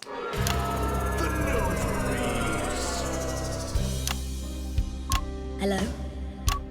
Doctor? Yes, I see. Thank you for letting me know. I have a decent life. I'm a happy, loving wife. And my job is well paid and fulfilling. I have a husband, John. He's due home soon, won't be long. And I have to tell him something that is absolutely chilling. We share coffee in the morning, and we make love every day. We take time alone together to talk and laugh and play. We prioritize our needs. We do charitable deeds. But the flowers of a happy life are now beset by weeds. I'm home. Oh, darling John. Oh, dearest John. There's something very wrong. I've just had a conversation with our doctor, David Wong, so please be seated. This news will make you feel defeated. The scans revealed a lump. You poor unlucky chump. Is it cancer? We're so torn. We're having a baby. How can this be? Oh, woe is me. Why has this happened to me? I always wear 2 condoms for the maximum of safety. In our tiny flat, we built a peaceful habitat. Now our lives are fucked. We're having a baby. Now you can't have any wine at book club. And there won't be any time for foot rubs. Now your hair will stink of weed. And you'll start to disagree. And forget about that holiday in Territory 3. No more waking up at 10:30. In fact, you're never going to get a good night's sleep again. No more snap decisions to go on to a club. You'll be lucky if you even make it out to the pub. Why can't we be more like our gay and lesbian chums? The only glue they have to deal with comes from personal bums. Now when I take a sick day at home,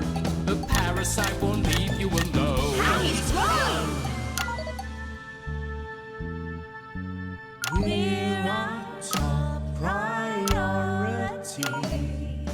I look after you, and you look after me. Ain't no trouble and strife, we got a childless life. No one wails and no one woes, no one draws things on the walls. A happy husband, a wonderful wife, we got a childless life. We're having a baby. We're having a baby. Changing nappies daily. We're having a baby. No more weekends by the coast. Now your kid is uppermost. It's more than a passing craze to have childless days. We're having a baby. Food and drink thrown everywhere. Death trap toys at the top of the stairs. Every parent prays to have childless days. We're having a baby. No more stars and no more we're having a baby. 18 years on bills and leaves. Time for a whole new phase. We're having a baby. One more thing before the show begins. Have you considered that you might be having twins?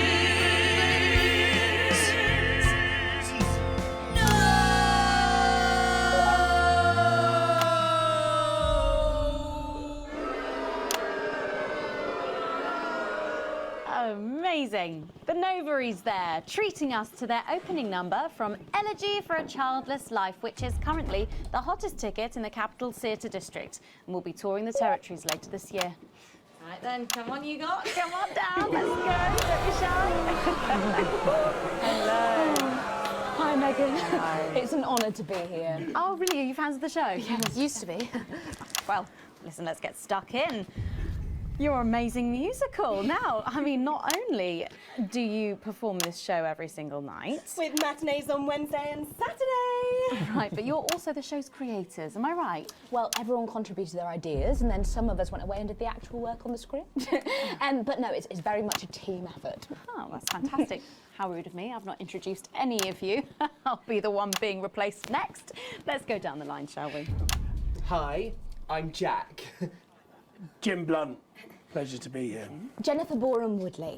Hello, I'm John Satley. Used to be in the business professionally. My name's Jill, with a J. And I'm Janet.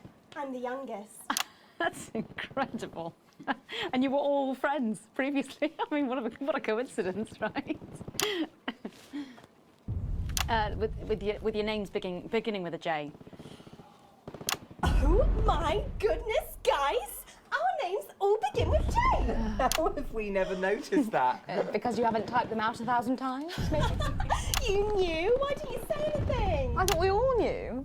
It's bloody obvious, isn't it? I just thought we were doing a funny thing where we never mentioned it. And I believe as well as being friends, you're also couples. In real life as well as in the show. Well, not exactly. No. I'm not married to him. I'm with Janet. And I'm with John, you lucky bean. Jim and I are married. 4 fabulous years. Well, that must make for some confusion in the rehearsal room. Well, you should have seen the first draft. Jen decided that Jack would play Jim, I would play Jack. Jen, Janet, Jill, Jen, Janet, Jill. What about John? Well, my character was originally just called Man 1. It was allegorical. It was very confusing. Not for a professional. After much toing and froing. And gnashing and wailing. And gin and tonic. We decided that we'd just use our own names, which is less truthful. We're also less likely to go into the wrong dressing rooms. Oh, God, yeah, that would be very embarrassing, wouldn't it? Of course, when I first wrote it, we were only meant to run for a few nights at the Mimbley Village Hall, but when I registered it with the Department for Culture, it caught the eye of someone high up, and before you could say overnight sensation, we were transferring to the capital. It's all been a bit of a roller coaster, really. I'm only 19. I'm the youngest. You really don't have to repeat that. I had to give up my job as a mortuary technician. Well, yes, we all had to move to the capital. I love that job. It's been a very turbulent time. So peaceful, no singing. This piece isn't. Stand by, Alex. Censor the orange. It's about children, and why you shouldn't have them. In a way, I guess it is political, with a small p. After all, we are a solid unit, and eagle-eyed audience members will see we nod our heads to advance on stage throughout, and we target the messaging at women aged 22, well, about 35, as they're the most likely to be afflicted by this terrible problem. Terrible problem. Having children. Well, you understand, Megan. You clearly agree. This isn't about me. Of course, we see that there are advantages to a family unit, but eagle-eyed couples watch as the little parasites advance on their lives, and there's no time to play the guitar, get through a book, or watch a movie. They're exhausted, passed out on the couch by 20 to 9, for God's sake. We're very chatty tonight, dear. Usually I'm the chatty one, because... You're the youngest, we know. It's not a badge of honour, Janet. Janet, please, Jennifer. Oh, well said, John. Thanks, Jack. Got you back. So, could you just tell us what is the play about? What happens in it? Well, go ahead. It's a tragedy, obviously. Jennifer, myself, and John have their child, and then the story charts the downfall of their hopes and dreams. And there's lots of singing. And dancing. A lot. My character works at a menu centre for a distribution unit. Eagle-eyed, she sees her friend's rapid advance to a pit of despair. Becoming a target for children's TV advertising at the age of 22, she decides to take drastic action. I can't really say more, though. I probably said too much already. Yes. Let's not spoil the second act for anyone who might come to see it. Which should be all of you. For too long, we've been told that a life without children is somehow incomplete, that children are a blessing. Well, I've done the research, and they're not. Besides, there's already loads of bastards running around all over the place, so... We just want people to have the option of a happy, child-free life without stigma. You know, when I was 14, before I had come out, I had an experience with a girl called Julia Jacobs. She was an experiment, I guess, you know, a chance to dip my toes into the... Fascinating. Well, thank you all so much for coming in tonight. I really hope you keep them dancing in the aisles for many performances to come. The Nova is there. And I am pleased to say we can now go back to Patrick Bannon to get the latest from the scene of tonight's horrific events. Patrick, are you okay? Thank you, Megan.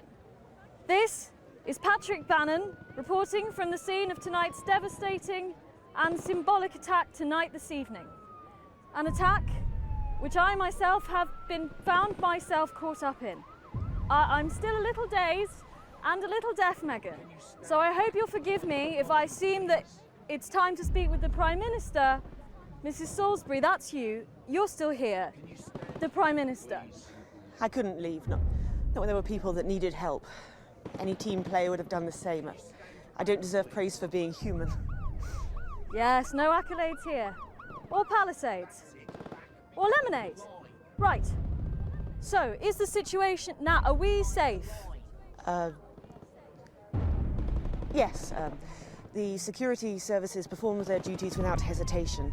And I would like to assure the public that although there have been some injuries, there were no civilian deaths here this evening. Oh, that's good news about the Sorry, did you say no deaths? That's right. No civilian deaths. Just the 4 disrupt terrorists curtailed by law enforcement, who were, as always, so cohesive. If I may, I have a message for your viewers. Oh, of course. The camera... There's the camera. Speak there, on the camera there. Stay at home tonight. Do not become another casualty of war. Disrupt have had their moment, but, as the dear departed Peter Clements once famously said, it ends today. Thank you, Prime Minister, for those strong words of strength. Back to the studio. Megan, now in the studio with Megan Wolf now. Patrick Bannon there, bravely reporting from the front line of tonight's horrifying bombing. Maybe you need to get checked out, Patrick.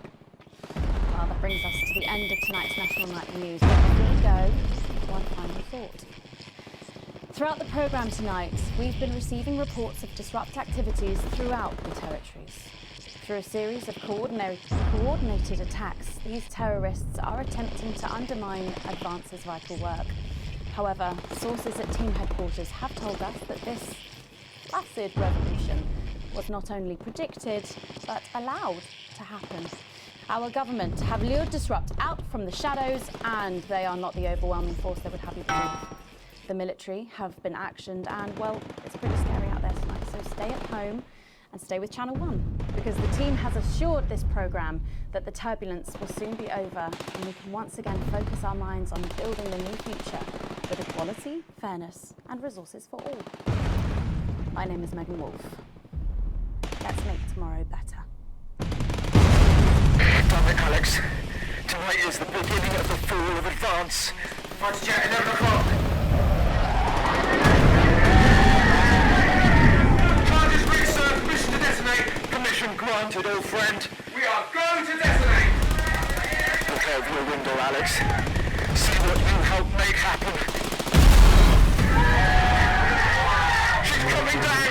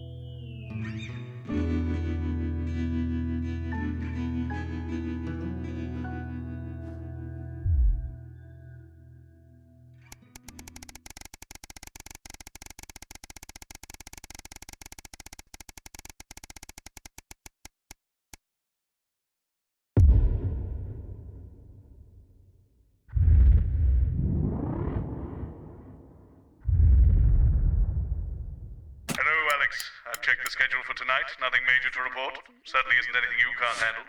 Still, at least my daughter's in for Advance's new initiative. That should liven things up a bit here. Keep up the good work. After the birth of their unexpectedly large family. At 9:15, it's What Music is Best, a rundown of the top-selling songs across the territories. Expect catchy tunes and scenes of an inappropriately sexual nature, not one to miss. At 10 p.m, it's time for Julia's Diary, where the ever-popular Prime Minister reads extracts from her diary in front of a warm fire. Then, at 10:30, it's the latest episode of our drama series, Betterment, which tells the inspirational story of Emily Dennisworth and the brave doctors and technicians struggling. And this is Jenny. She's the floor manager. Hi, Stacey. That's Colin. He, do you know what, just don't talk to Colin. Not getting involved and bring your daughter to work, eh, Colin? Nah, we don't believe in it. All right, come and sit next to Mum. Believe in what? Just days. Atta girl. 10 seconds, everybody. For all of it. Monday's a myth. That explains so much. Okay, we are going in 5, 4, 3. Good evening and welcome to the NNN. I'm Megan Wolfe. And who's this, you might be wondering? Well, it's Bring Your Daughter to Work Day here at Channel 1.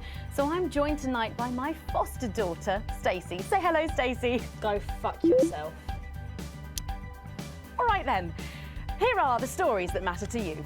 First up, with Advance confirming that the nuclear fallout from the 20-week war is to blame for the drop in birth rates across the territories, we asked you what keeps you going.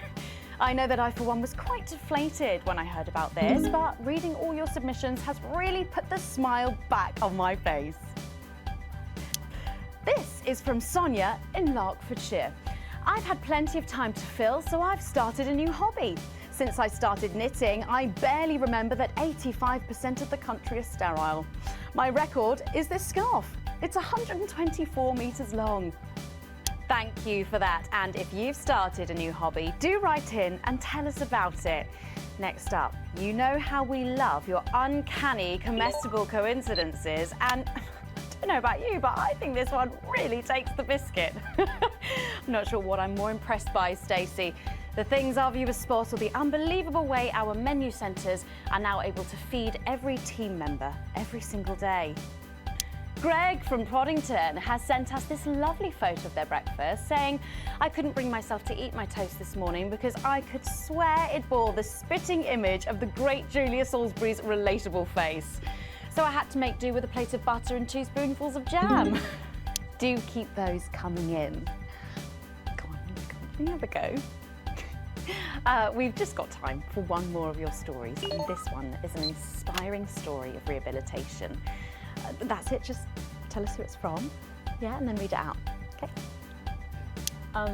So this one says it's from John in Stokely. Before I was convicted, I'd never read a single book, but since I was released from Betterment, I haven't been able to stop.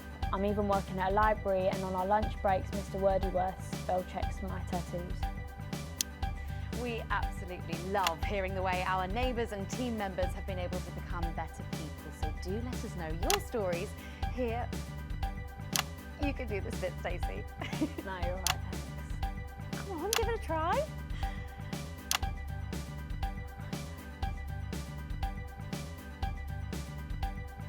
Let us know your stories here at the NNN.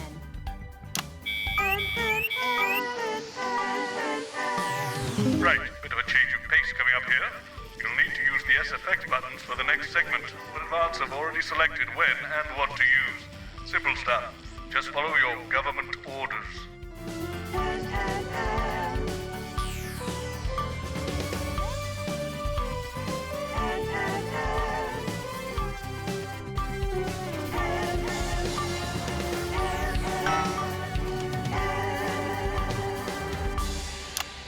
First up tonight on the NNN, it's time to celebrate this week's team lottery winners live from the Shakespeare Theatre right here in the capital. We're going to hand over to Julia Salisbury. I suppose you don't think much of her either, eh, Stacey? She's got a lot more going for her than you wankers.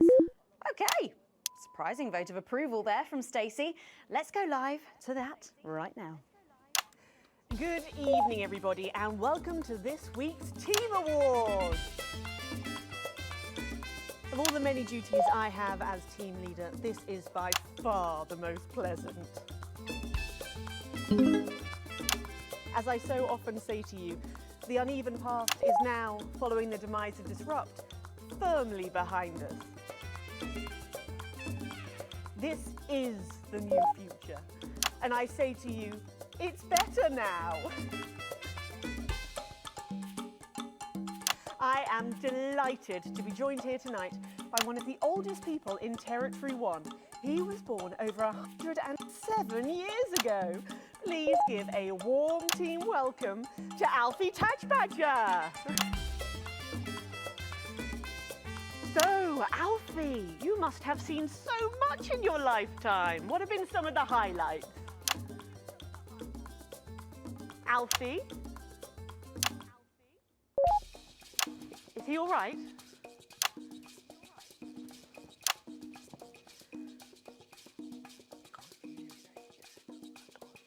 His hearing aid isn't turned on. Oh, could you turn it on?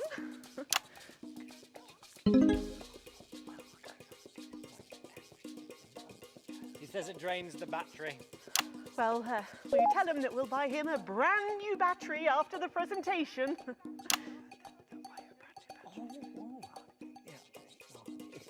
Yeah, he says that's fine then.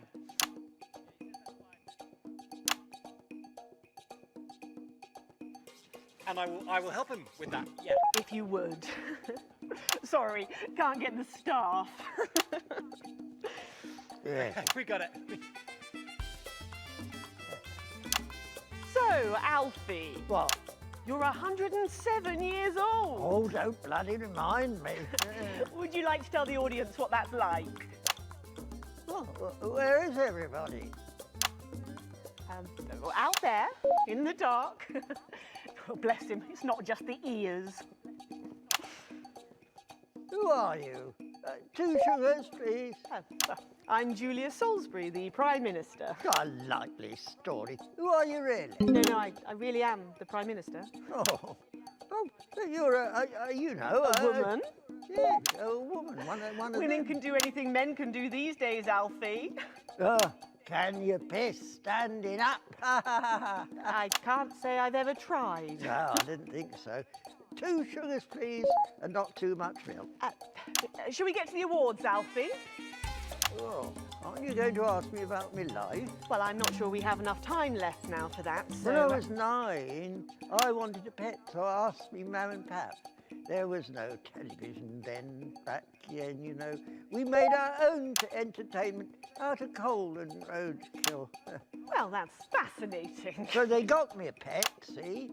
But it weren't a dog. They told me it were a dog, but it were a stone. A stone? Yes. So I called it Patch, which was a popular name for a dog back then on account of the king having a patchy face. And I decided to introduce him to pretty little Gertie Thimble, who lived up the road. Oh, how romantic. She threw my dog in the river. That was the day I decided I'd never marry. And that's the secret to your long life? Oh, no. I've been married 7 times. Divorced 8. There was a mix-up with number 3, see? Yes, I'm just lucky. Are we going back to the home soon? Soon, Alfie. First, let's turn to the reason we're all here, the weekly Territory 1 Team Awards.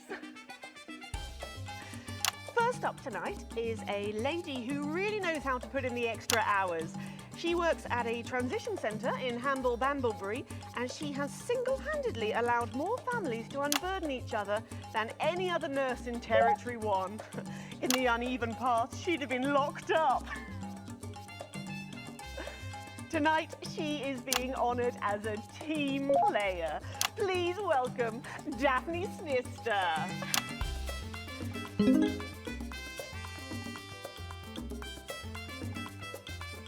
Are you here to train? Alfie, there's a good boy. Right, gotcha. I mean, 2 sugars, please. And don't let it steep too long. I think you're supposed to give me one of those. Oh. Well, There he goes, look! I can't get the arms up any higher than that. You'll have to go down, love.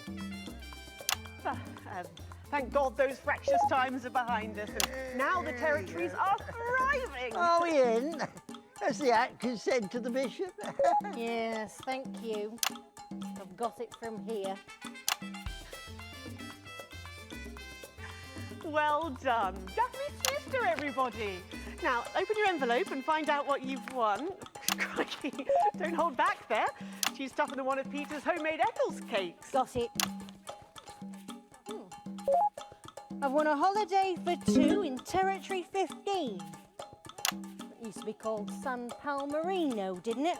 I believe it did, yes. Why couldn't we have stuck with that then? It's easier to remember. We're all one nation now. Hang on a minute. Isn't it still on fire? Daphne's sister, everyone. Oh, what about my change? I've been in these wide fronts for 3 days now. We'll get to that, Alfie. Oh, right you are, love. Next up tonight is a couple from Farnley who, after a rocky start losing their family's ill-gotten gains to the Assets and Wealth Act, have really embraced the new future, setting up a community farm and petting zoo in their local area for all the local children to play. Please welcome Otho and Lobelia, Jackson Randy-Gannett.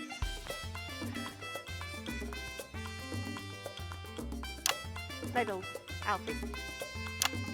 Do you know, when I was in the trenches, I had a pal called Scotty Wilson. He was from way up north, so I didn't understand a bloody word he said. But he were my best mate. Should we just grab them for ourselves? Probably for the best. And his best mate was Smudger A's. There was them two, Fiddly Eric, Unstable Terry, and of course, Leggy Sydney. She were a girl. But she had a boy's name, so they shipped her to the front anyway. First girl any of us has ever seen close up. She's dead now. They all are. Smudger and Scotty never made it home. Fiddly got shanked in Frankfurt prison in an argument over an olive. And Terry, he exploded quietly at home. Sydney got a fatal skin condition. Scratched herself to death. It makes you think. Thanks, Alfie. Great contribution. So, Otho and Lobelia, a petting zoo. After we lost all our wealth, we discovered there were actually people who had never even owned a pony. I used to have 3. So we decided to do something about it. That's the type of people we are, you see. Advantage of a private education, probably. Well, I'm sure we could debate that all night, but there's no time. So, let's see what you've won. Yes, but before we do, there's something I wanted to say to you. Oh, absolutely. Every citizen of the new future has my ear. Good. When Advance came to power, you took all of our wealth. You took the shirts off of our backs. Quite literally, in my case, I used to collect shirts. Well, you might as well have the rest of it, too. Oh, security! Oh God, not again. If I've said it once, I've said it 1,000 times. Fannies and the news are not good bedfellows. Keep those flappy bits off my channel, Alex. Badge better. And you are? Oh, no. Got to go. Oh. It isn't right and it isn't fair. You tell him, girl. That's my wife, you know. Oh, no, you don't. You can't mix pearls with swine, it isn't right! We used to have 3 horses, then turned to Thistle and hung well. And now what have we got? 2 mangy goats, 1 mongrel dog called Kenneth, and a rooster that won't bloody shut up! Can we get this over quickly with, please? As the actress said to the bishop. Oh, here we go again. Hello, Alfie Tadge Badger. Pleased to meet you. Looking at Jackson pleasure. Stop them!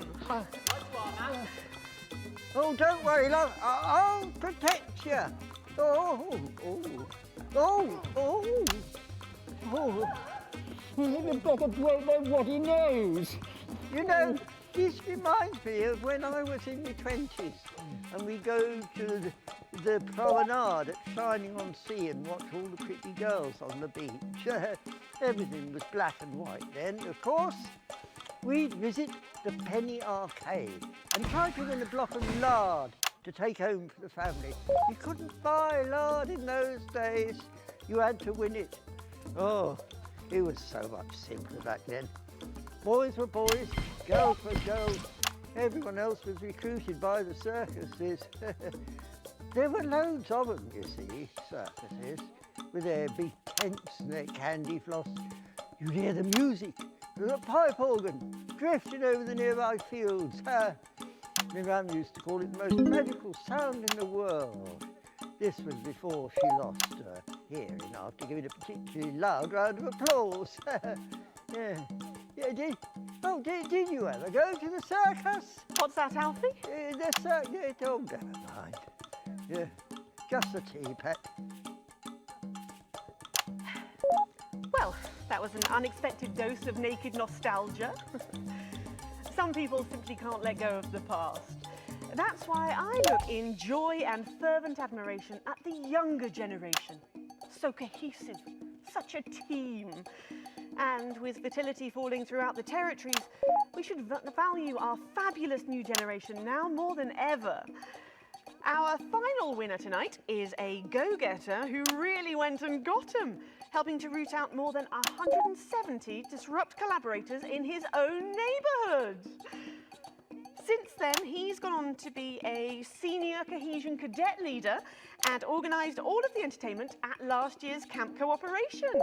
Our final winner tonight, Edwin Neverley. Oh, Alfie Treasure. You should be in a transition centre, you old nonk. Prime Minister. It's an absolute pleasure to finally meet you. We're very similar, in my opinion. Well, I've never been much of a role model. Nonsense. Prime Minister, you have saved this country. You have fought enemies, foreign and domestic, with an iron fist. As with my own tiny fists have I. Well, let's open the envelope and find out what you've won. Maybe it'll be a fist enlargement.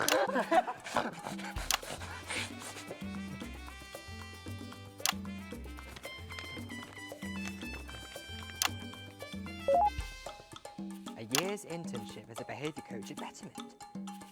It's just what I've always wanted. Let's show the fools where they went wrong, eh? Well, actually, Betterment is about rehabilitation, Edwin. Absolutely. And if they won't reintegrate, we retaliate.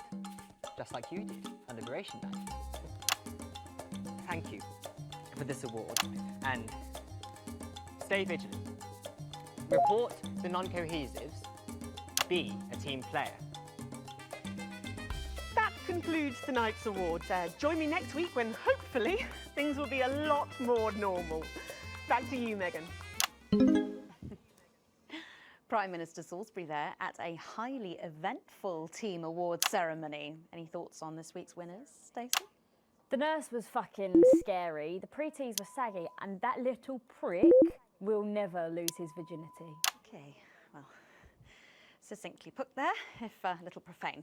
After the break, we'll be going live to a star-studded premiere. You won't believe who's on the red carpet tonight. Don't go anywhere, we'll be back after this. Oh, Alex, one other... What's that? You're off already? I know you had to take the day off work for Junior, but... Oh, I see. No luck still with Theodore. I'm so sorry, darling. Making them reach for the blue button every time you do. I'll speak to you later. Alex and Winston can... Oh, Alex, I completely forgot what I was going to say. Blast it all. You're lucky your Susie is a key worker and exempt for today. Spiraling out of control into some kind of tragic-comic disaster. Yeah, that. It's like having him back in the chair. Do you reckon he's watching us somewhere? Laughing. I think he is. Jeremy, are you watching us? Are you receiving us? Are you fucking with us? Oh, right. So she can swear. How well do you know your neighbour? How well do you know the people down the Hippity Bob. So much better. So much better. You gotta go to Betterment. So much better. So much better. So, Patrick and Robin are going to grab the banana and put generic links on your teeth, pull it all together. They do know I have a Queen's View degree in journalism. Don't you wish this very something else? Just bringing your daughter to work day. is our only place. Boy band, Pops. Heat rash. Hotspot heat rash. Heat rash. Picking up names. I'm seeing computer games up again for songs too. Ah, there she is, just in time too. 10 seconds, everybody. What have you been up to? What's it to you? And we are going in 5, 4, 3. Welcome back. Stacey's still here. Wishing she wasn't. Thanks, Stacey. And in this segment, we're delighted to have sent Robin and Patrick to the movies. Yes, tonight is the world premiere of The Automated, starring Lawrence Blunderclatch and the late, great Helena Canterbury Boatshoe. And all the stars are out tonight. We first covered this film almost 5 years ago, back when it was called The Medicated. Then, for mysterious reasons, the film was suddenly pulled the night before its release.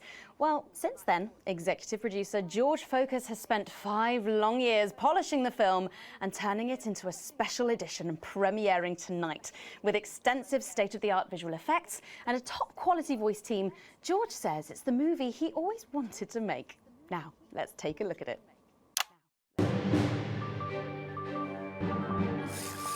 I can't deconstruct it. Captain? I can't deconstruct it.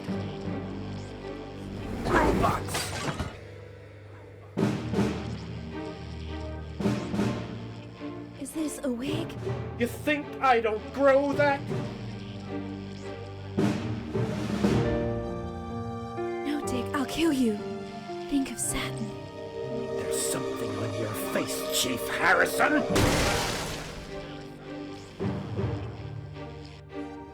I wish you were real, baby.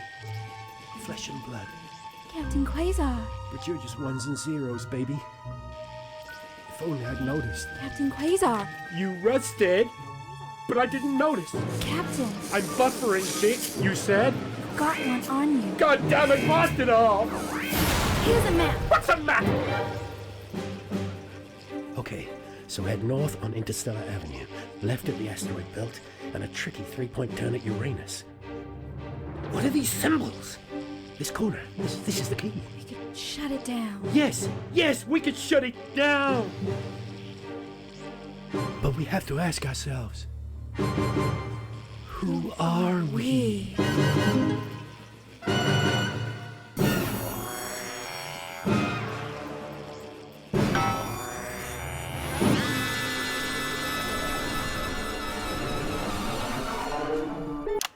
Gosh, thrilling stuff. What did you think, Stacey?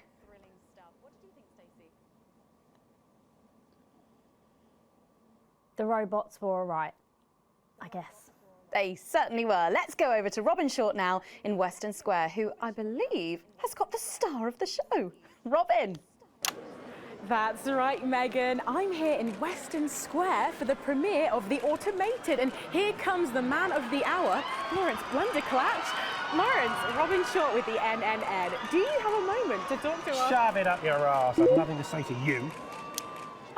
Mr. Blunderclatch, are you sure Full of shit, the lot of you. You're vultures. We are live right now, Mr. Blunderclatch. Good. I'm glad. Because you know what? Actually, I do have something I want to say to you. Your show is a disgrace. You lot will do anything for ratings, won't you? You try to destroy my career and damn well nearly succeed. And now you want me to smile? Play nice for the camera? Well, I'm not bloody having it. You can't treat me like that. I'm a big star. Me. I'm big. I'm huge. No thanks to you. No thanks to your show, but thanks to me and thanks to my talent.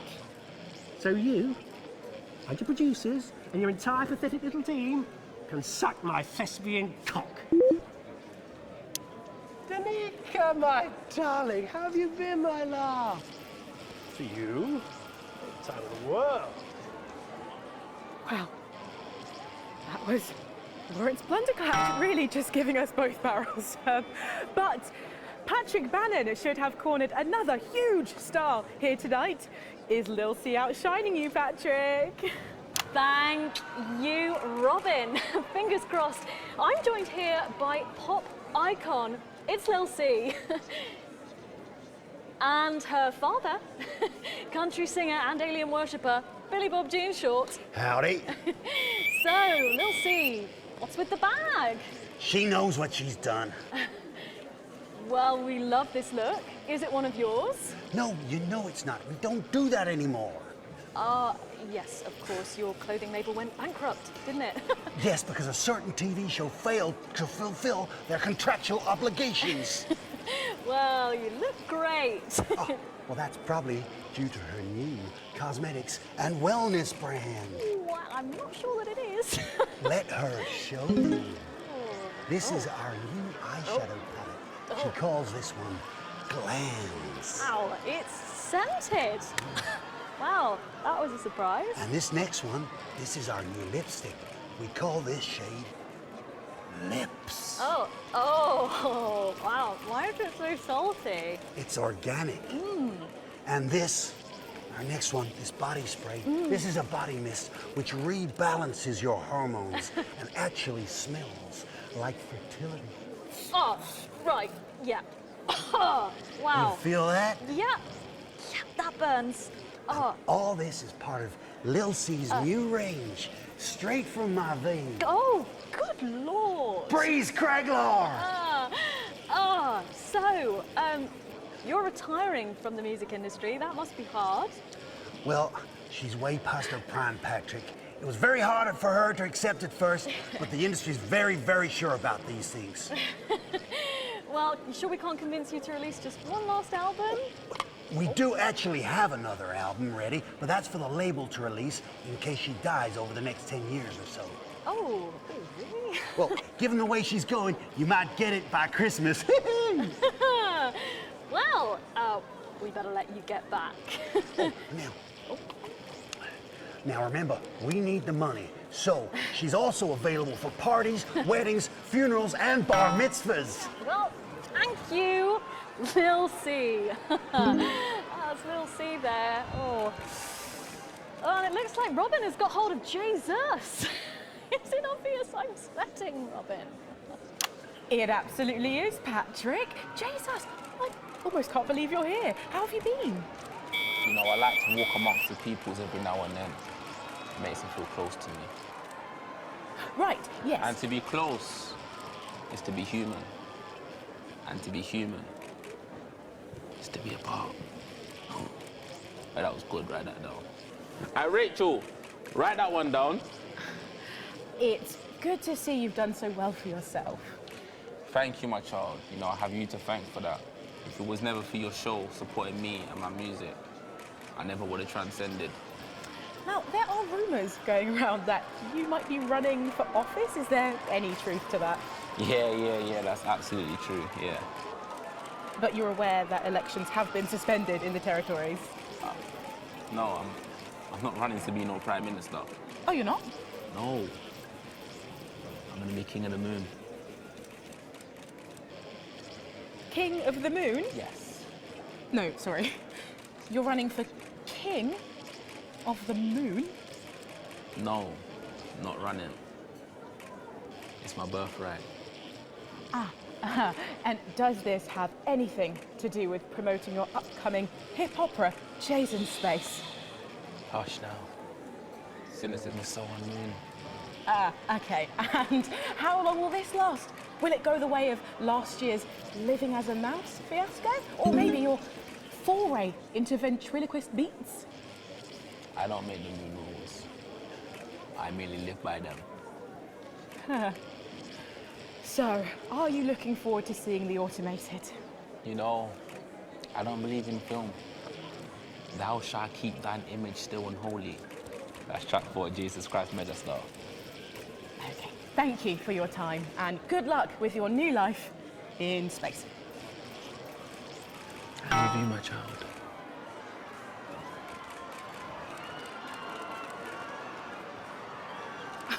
Well, Megan, that's what success looks like.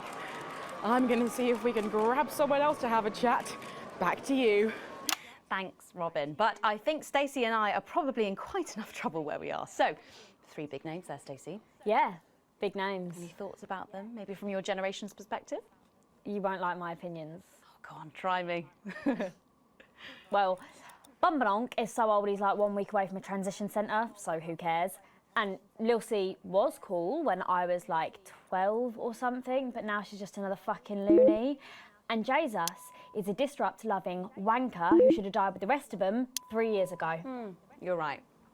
You agree with me? No, you're right, I don't like your opinions. But thankfully, we can go back to Patrick now, who has another familiar face to catch up with. Oh, Patrick, what's the atmosphere like there?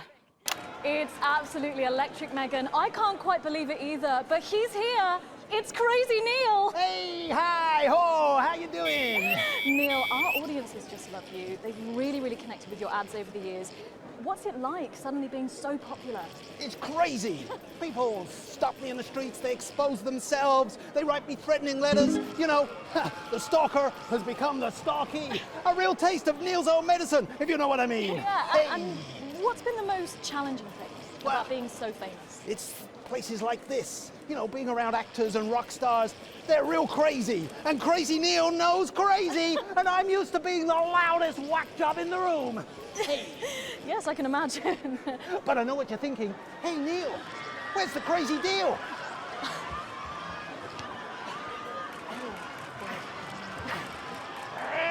We got crazy deals on chairs. You ever sit in a chair to knock your socks off? No, I can't say that I have. Makes a mess of the carpet. But what do you say? We got a deal? Well... Well, what about Betty Andrews' handbag? It's real leather. It's real cheap. And it even contains our heart medicine. Spicy. No, really. You've got the chair. Oh. You've got the bag. You're really busting my balls. What can I do to convince you? Let me throw in my wife. Mrs. Neil. It's the latest model. Not a scratch on her. Purrs like a charm. What do you say? Have we got a deal? Look, I can't take your wife. Yes, you can. I got loads of them. Oh. Come on down to Crazy Deals. We got crazy deals on chairs. We got crazy deals on meals. We got crazy deals on wheels. We got wheels on meals, meals on wheels. We've even got endangered seals. And we got meals with endangered seals. Yeah! Thank you, Neil. Well, it's always a dream come true to meet a hero. How about that, Megan? The man himself. Aren't we lucky? Back to you. Thanks, Patrick. What a colourful interview there on what looks like an amazing night. They certainly know how to make an entrance, I hope. And the automated really does seem to have unstoppable written all over it, because despite Boris Horsey in Hours magazine calling it Lawrence Blunderclatch's overly long suicide note, in a review which ends with the words, and he hasn't even had the decency to see it through, the film, which is free to all residents of the territories, has seen record pre-bookings and looks set to run for months and months. But let's go back to those lucky few seeing it tonight. Oh, I'm so jealous. Robin, you seen anything unusual there? Just the unusually wealthy, Megan. I'm here with richest man in the world and beer tycoon, Johnny Hamsleeves. Are you excited for the film, Johnny? Don't really have time for film, you know, I'm a busy man. Oh, so what brings you to this film premiere? It's always time for the smooth flavour of a headbutt ale. I see.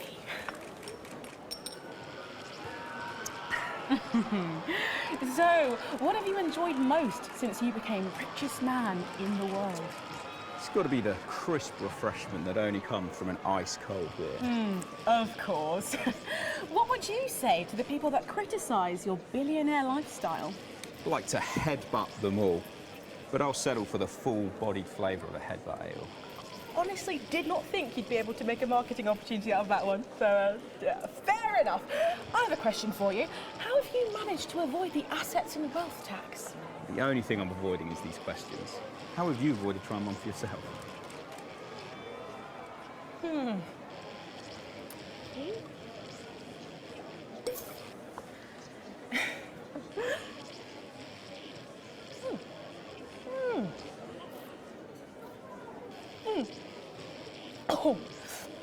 Oh, what is that aftertaste? Just too much flavour to be contained in one taste. No, it says here, contains grade D innards, and then it just says miscellaneous in brackets. The D stands for delicious. Well, I think we better throw it back to the studio before you all see my miscellaneous innards. Thank you to Johnny Hamsleeves for taking time out of your busy schedule to bring us this live beer advert. I'm off to the movies, Megan. Thanks, Robin. Lucky you, and enjoy the movie. The Automated opens in cinemas across the territories this weekend. What a star-studded event, eh, Stacey? Who cares? No one goes to the cinema these days. Of course. We'll be back after these messages. I still go to the cinema. You should get yourself a video recorder, like the one at the home. Yeah, I've got a video recorder. It's just not the same, is it? You're right, it's better. No unevens chatting and chewing all the way through. Oh, what about a kiss and cuddle on the back row? Doesn't that happen anymore? In public? What's wrong with you? Nothing's wrong with me. Feeling better? All right, you are. Got to get set up for heat rash. I think Ronnie's on something. I know he is. It was on his rider. Apparently it's medicinal. Ronnie's always high. Give him orange juice. My God, she speaks. He's a stupid cunt. And just like that, you wish she wouldn't.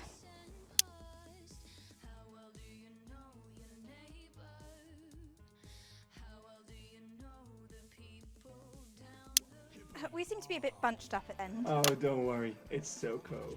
It's what now? It's... Oh, here's Megan. She's been interviewing you. Hello. Hi. This is Stacey. Well, hello there, Stacey. Ronnie. Right.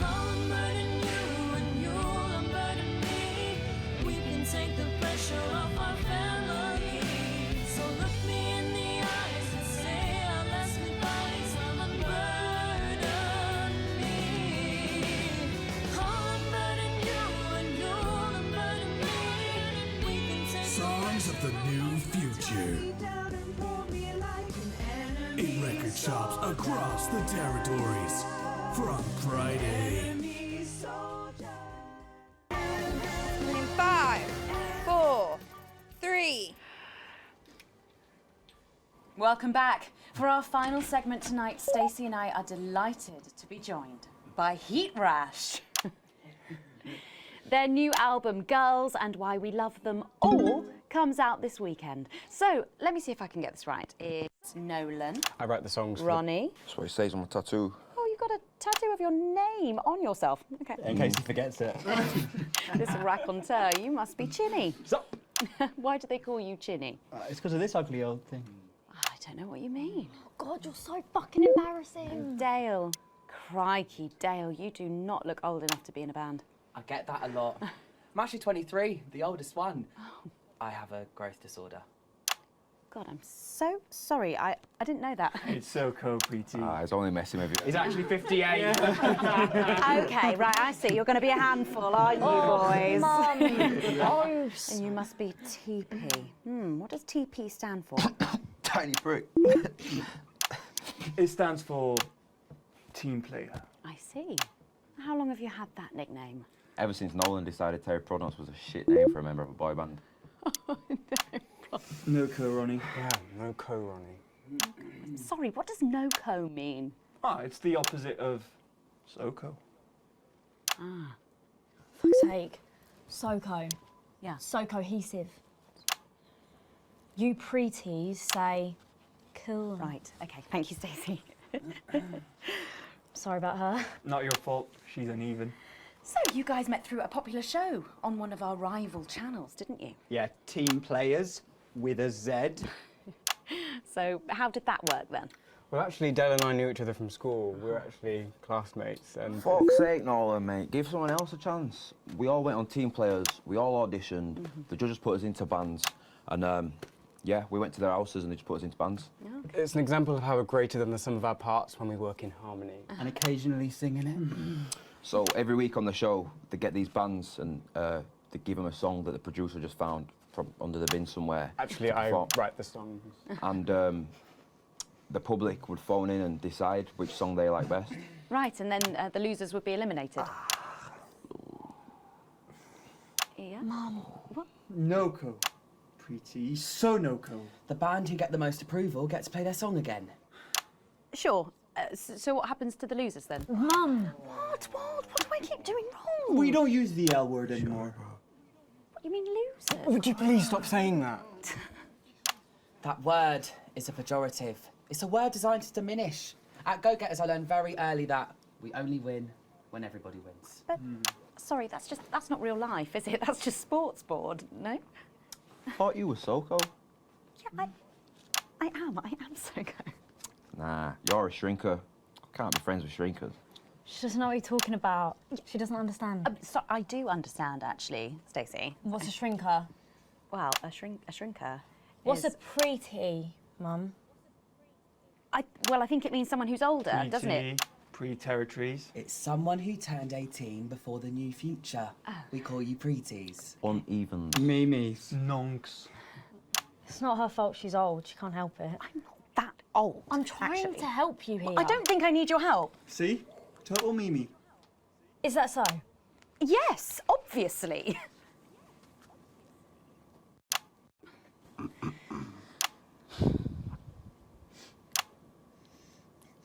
You know what the real problem with you lot is?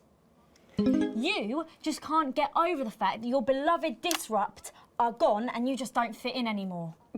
But the truth is, Disrupt were violent, no-co pricks being led by a fucking psycho. I'm glad they lost, and you should be too. Listen, not everyone over 30 supported Disrupt, Stacey. Not everyone, no, but one fuck-off lot of you did. Soko, Stacey. Soko. We've all learned maybe a little bit more than we expected to there. I'm genuinely delighted to have met Heat Rash. And before we end the show tonight, I think you're going to sing for us, aren't you? Yes, that's right. We're going to sing a song from Girls and Why We Love Them All called Pieces of My Heart, which is about a real relationship I had with an actual girl. Oh, Nolan, give it a rest, mate. No one cares. Go on, let's get on these stools, lads. Right.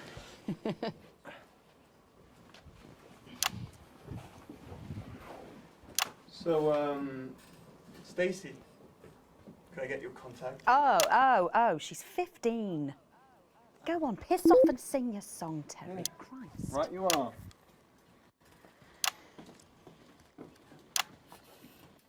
So, here they are with their latest single, Pieces of My Heart. Are you excited, Stacey? Not for me, no. I only listen to blip music and a bit of jizzcore. Pop music is... Ah, yes, I knew I meant to mention this earlier. Apparently, these newfangled boy bands change singer all the bloody time. Try and follow along, eh? Keep the shot on whoever is currently singing the lead vocal.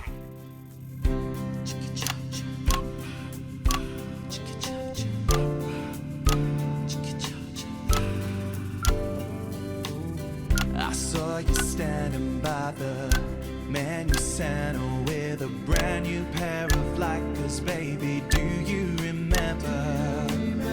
You took the first of the pieces of my heart.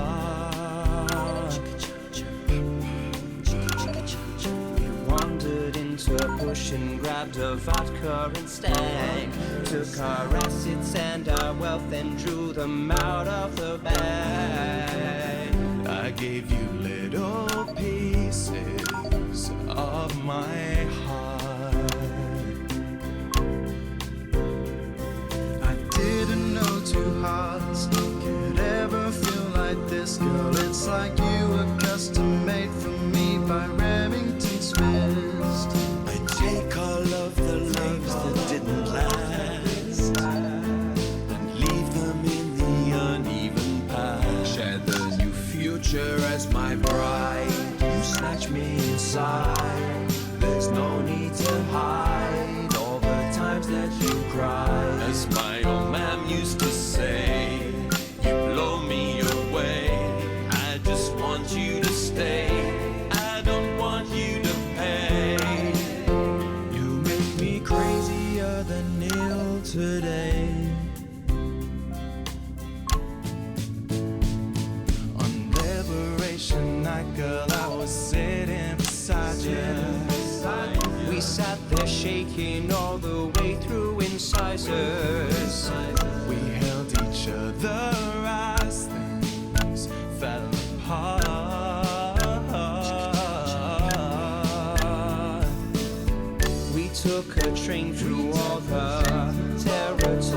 stories, and we threw away the rules and wrote our personal stories. You took a dozen pieces of my heart. I didn't know that life could ever feel like this, girl. It's like you were custom made for me by Remington's fist. I take all of the loves that didn't last, I leave them there, the uneven past. Share the new future as my bride. Snatch me inside. There's no need to hide all the times you have cried. As my old man used to say, blow me away. I just want you to stay. I just want you to play. You make me crazier than Neil. Make me crazier than Neil today. And now I'm staring at your membership card. There's your picture beaming brighter than a handful of flaws. I'm trying to find the pieces of my heart and leave them in the uneven parts. Share the new future as my bride. You snatch me inside. There's no need to hide all the times that you cried. As my old man used to say, you blow me away. I just want you to stay. I just want you to play. You make me crazier than Neil. Crazier than Neil. Crazier than Neil today.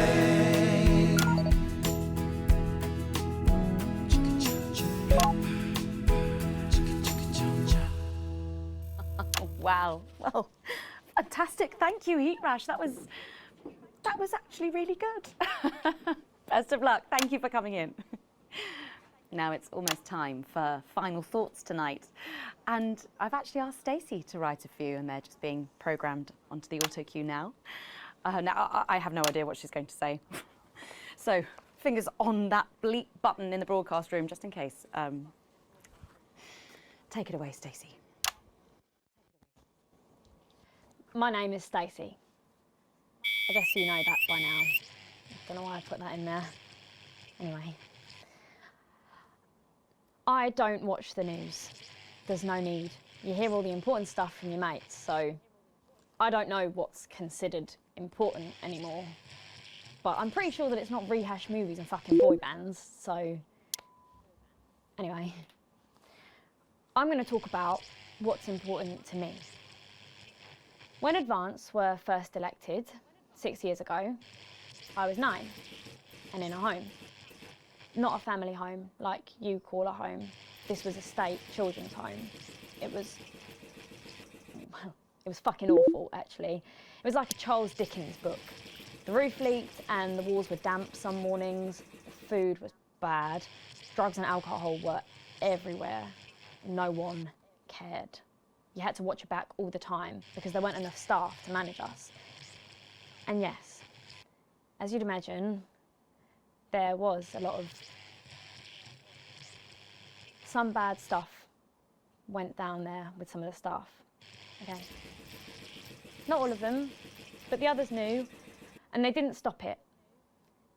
And then Advance won the election. And like a miracle, things started to change. They got better. We had nicer food. The home was not just repaired, but redecorated and kitted out with books and sports stuff and musical instruments and video games. Most of the staff were fired, and the new ones, which there were more of, spent time talking and working with the bullies. And you know what? A second miracle. It worked. The bullying stopped. My life, got better. Because finally, there was enough money to do the good things, and Advance had the guts to do it. I joined Go-Getters, and on Liberation Night, that gave me a group of friends that I could talk with when the bombs went off and the power went out. Another miracle. I wasn't alone anymore. And that was the night I finally understood the importance of being in a team. So here's my final thought. I know the people who were doing better under the old system long to go back. You say, we were freer, but what you mean is, we were richer. But for every one of you, there is 100 of me. And even now, after all you've had taken away, you are still doing better than I am, than I likely ever will. You still have homes of your own and families of your own who love you. And I'll never have that.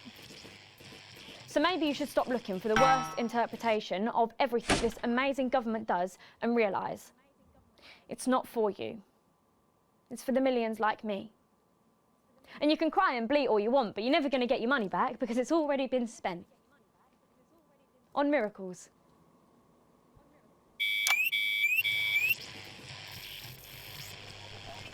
Stand by. Stand by. Making tomorrow better. And we're out.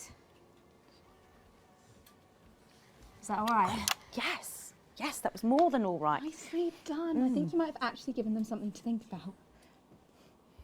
So I guess you're going to be taking me back to the home now then?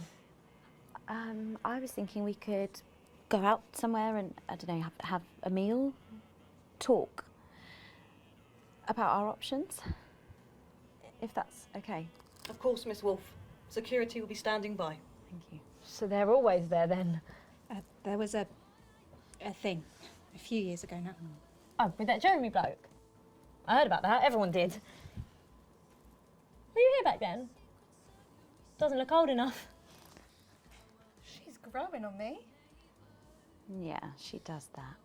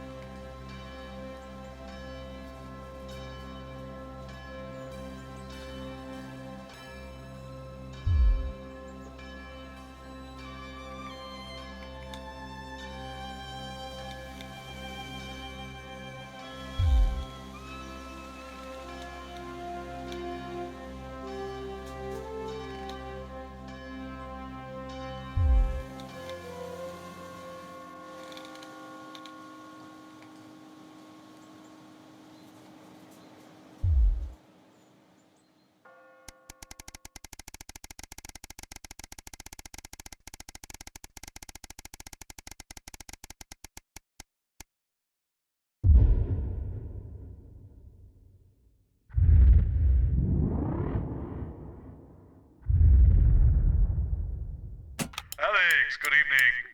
That time again. There's not to focus on the problems and all that. Let's just get started. But just so you know, the problems with your equipment continue unabated. Locked buttons, screens flickering on and off, sparks and the like. I'm sure you'll manage without issue. Oh, and don't forget, you've got free reign of the SFX buttons now. Make sure to use them to keep the show lively. Cheers. And the evils of their creative accounting.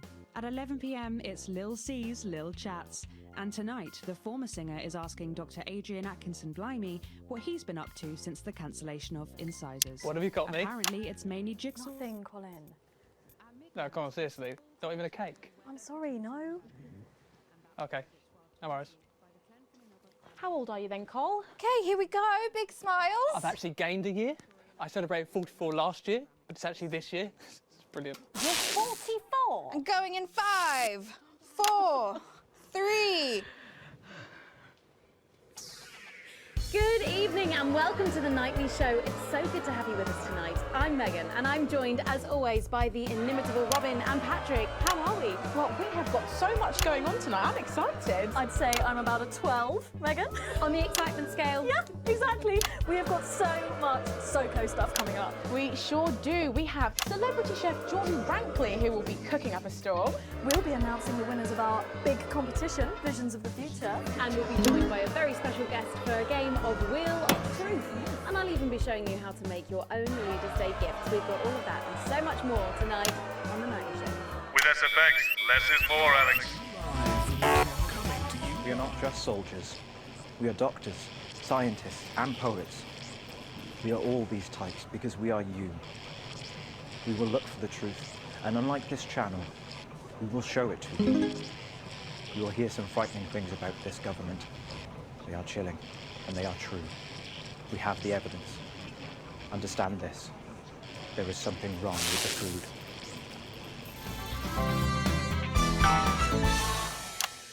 Right, let's have some applause on the way into the next section. Paces by Chef Jordan Rankley. But first, we know you love them, so Robin's going to give us an update on our lovely Nightly Show pets in Pet Corner. Fine, suit yourself. Well, Megan, first up we have our hamster, Lord Cheeks. Now, he's a squat winter grey with the scientific name Adipen stultus, and he lives here with us in this cage. Hamsters love hoarding, and they actually have special pouches in their cheeks for storing food. He loves carrots, apples, and chewing tobacco. Now, hamsters are nocturnal, so we'll do our best not to wake him up. But let's just see if we can... Well, the door has been left open. It looks as though Lord Cheeks has actually gone for a little wander. But I'm sure he will be around here somewhere. In the meantime, let's say hello to our tortoise. Now, after last month's Yule vote, she is now, of course, called Slow Barbara. And don't panic, even though it is December, Babs here doesn't actually hibernate. Let's say hello. Oh, she's sleeping. Oh, Babs. Oh.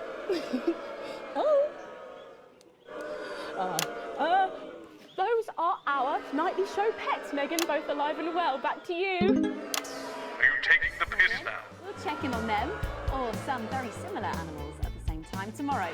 Now then, I hope you're hungry, because if not, you're about to be. Patrick Banning is with Chef Jordan Rankley, and they're going to be showing us how to knock up a delicious apple pie.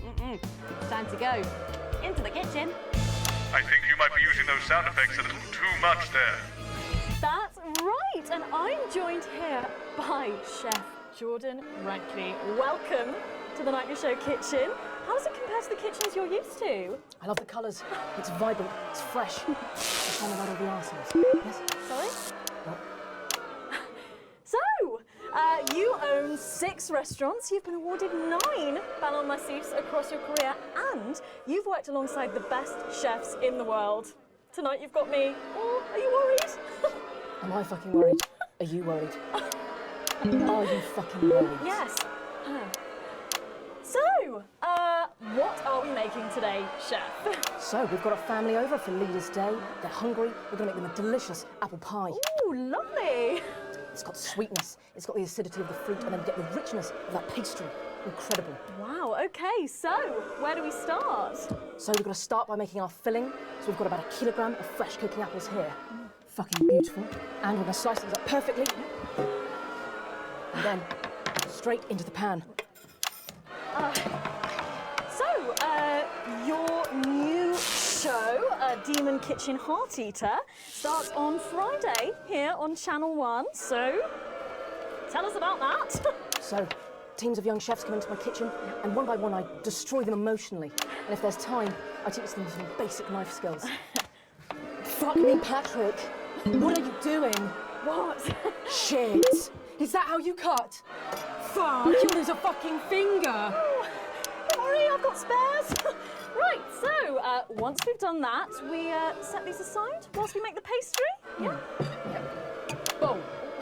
Yeah? Okay. Sugar, butter. We mix that together, and then a whole egg. What are you doing, you fucking donkey? Are your brains the size of that fucking egg? Oh, no, chef. No. Shit. Right. Mix that with a wooden spoon and work in that flour, okay? Work that into a nice ball of dough, just like that. So, what does the notoriously fierce Jordan Rankley do to unwind? Shit in bed. Yeah. What's that? What is that? It's a bit lumpy. Lumpy? It could fucking pass for a sack of spuds. Touch that. Touch it. Yeah? Pathetic. That goes into chill. Now, we're mixing our filling. Okay. Apples, sugar, yes, cinnamon. So, you own 6 restaurants across 5 territories. Which is your favourite? Are you mixing that or fucking it? What? Are you going to light a candle? Take it out to dinner? Fucking mix it for fuck's sake. Right, now we're rolling out 2/3 of our pastry. Bit of flour into the dish. And the filling goes next, right? Absolutely right. Oh, lovely. Okay. Then we're taking the remaining pastry, rolling that into a round, and that goes on the top. Beautiful. Lovely, okay. Right. Wash a bit of water around the rim. Right, yeah. Beautiful. Now press gently all the way around. And we're cutting 5 slashes very carefully for the steam. And then brushing the whole thing with a beaten egg. Okay. Egg. Ta-da! What do you think? Oh my God. You, come here, you. That's a disgrace. I'd rather jam my eyeballs up my fucking arse than look at that. I'd rather use my tongue to tie my shoes after the fucking shit-kicking contest, do you understand? Then it goes in the oven for 45 minutes. Oh, put your fucking head in the oven while you're at it. Useless. You! Come here, you! You're the worst fucking thing to happen to food since cyanide. Do you know that? I tell you what. Fuck off! Get the fuck out of here! Fuck off! Yes, okay, well, while I do that, let's go now to Megan and Robin, who will be announcing the winners of our competition, Visions of the Future. With SFX, less is more, Alex. Well, that looks delicious. If you want to follow along at home, then make sure you write in with a stamped addressed envelope and we'll send you the fact sheet. So, Robin, look at all these amazing entries to the Vision of the Future competition. Yes, we challenged you to show us your predictions of the future, and we were just inundated with entries, weren't we, Megan? From wacky inventions to global problem solving, they are all amazing, and we had the best time looking through each one. It was so tough narrowing it all down, so we have some amazing runners-up. In 3rd place, drumroll please, we have Hamish, who's 3 from Lunwelly. He calls this Still Life and Future of God, and it really blew us away. Just look at the line work here, and I can really feel every passionate stroke of the brush. If you look here, you'll see a beautifully rendered, what I thought at first was a smiley face, or perhaps a cat. But I think if you really look, you'll see it's actually a representation of the seeming futility of death through the eyes of the living. Indeed. He's also chosen to just leave a lot of it behind, which I think is really interesting. If you know Hamish and his work, of course, he loves focusing on the negative space rather than the image itself. Stunning, absolutely stunning, and such talent from one so young, Megan. But next up we have our second place entry. So in second, drum roll please, we have Keith, 41 from Dungleys. Yeah, Keith, we were sort of aiming this towards our younger viewers, but still, he has sent in his idea of the future, which he's calling Ravaged Earth. Indeed, he says in his really rather detailed notes, deprived of basic resources, society will resort to a brutal system of weekly battles to the death where only the victor may breed. He also says at the bottom here, either that or about the same, but maybe a bit worse. I really love his attention to detail. You can see the sort of gladiatorial arena, and then what I can only assume is Keith himself pulling off this chap's head and shouting, "Come back to me, Linda!" Oh, Keith. Maybe if you spent more time outdoors and less time entering children's competitions, she might not have left. Special one there. And finally, of course, it's time to reveal our winner. All our runners-up will receive a day out at an inflatable Happy Land on an industrial estate just off the A40. Sorry about that, Keith. But our lucky winner will win the chance to spend the day at the Department of Change to see how our teammates are actually making the new future of the absolute everyday. And the winner is drum roll, please. I'll help you with that. I'll help you with About that. Peter Clement. I didn't like him much. I thought his Man of the People act was just that, an act. But in the 6 years since he's been gone, I've started to wonder if he was the only thing keeping the brakes on the team. And I'm wondering if Julia Salisbury realises that when she reflects on his passing. Or worse, that she knew all along. Because then, of course, it's not reflection. Getting involved in the party, aren't they? This one seems to have gone a bit haywire in what I can only assume is an ominous sign of things to come. Lovely, Lola. Well, if our winners have inspired you to make some artwork of your own, do keep sending them in, and yours could be displayed in our gallery here. Well done again to everyone who took part. We're going to take a break now, but when we come back, we'll be playing the Wheel of Truth and making some lovely homemade gifts. Don't go away. We'll be back after this. Right. From what I can tell, the vision mix is getting even worse for wear, Alex. I expect things will be more challenging in this next segment, so be careful. Don't take any unnecessary risks. Not like what we're putting out actually matters anymore. My flat's not far from here. I'm on the bus. Not tonight. I'll get cars arranged for you both. Find me when you're done and I'll take you out through the loading bay.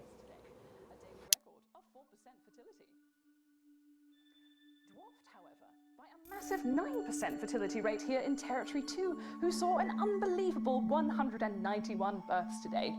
Though a nasty cold snap brings bitter winds overnight, so not all sunshine and rainbows. No rainbows in sight over Territories 3 and 4, as a Category 2 storm warning means we advise our residents to spend their leaders' weekend indoors. Though we're sure the happy parents of the 12 new children in Territory 3 will be thanking their lucky stars for an excuse to stay home. Though, of course, nothing to do with stars, more of a hot air, cold air thing. Next, this front of warm smiles heads across Territory 5. Havoc with the sound. It's bad out there. We're being stretched again. I've had to use a high-pass filter. It's a revolution, Colin. Well, can you ask them to keep it down a bit? Jenny, where's Glyn? Can we get him out here? I'm not sure about this grandma one. Oh, he's writing with our other guest at the moment. I just wouldn't say grandma. Grandmother? Yes, grandmother's arsehole. That's much better. Oh, okay, everyone, if I could have your attention, please. Sarah just needs a word. Apparently there's been some sort of disturbance near the studio. Now, I'm sure it's nothing to worry about, but I wanted to let you know that I've asked for extra security and they're already on their way. Thanks, Sarah. Okay, 10 seconds, so positions and pose. Okay, this time you've said it. Laughing, and we're going in 5, 4, 3.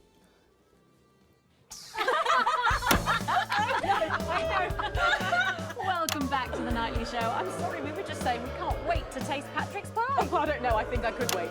Well, Here it is, fresh out the oven.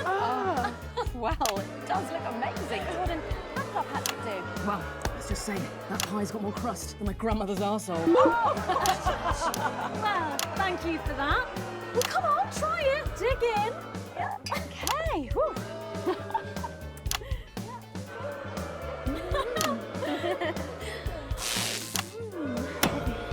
Oh my God.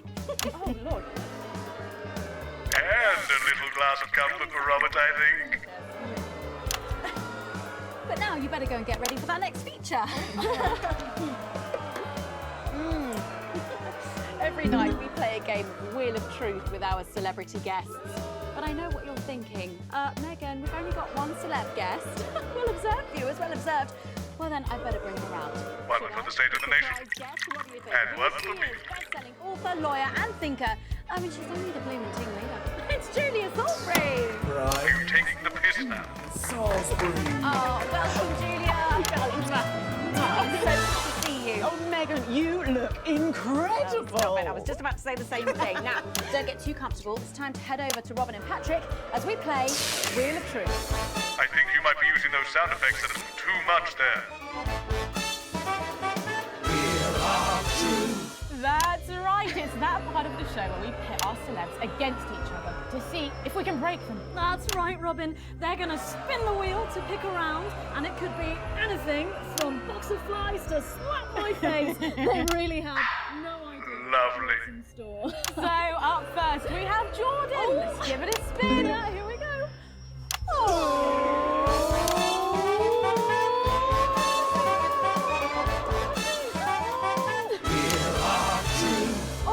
Okay, let's see what you've landed on. Okay, it's fact or fib. Jordan, is it true that you've been known to order takeaway for a dinner party and pass it off as your own cooking? It's one fucking time. One time. Well, I think if that pie was anything to go by, you did them a favour. Oh, not so fast there, Julia. Fact or fib? We've heard you've got a very interesting way of saving time during the laundry. Oh my God! Oh, why don't you tell us about it? You absolutely no, I can't. Okay, what do? Once, we fought and died for the right to an informed choice. We had journalists we could trust, so we made decisions for the common good. Then we took it for granted. And now we have bread and circuses. So eat your sandwiches and enjoy your clowns while you can.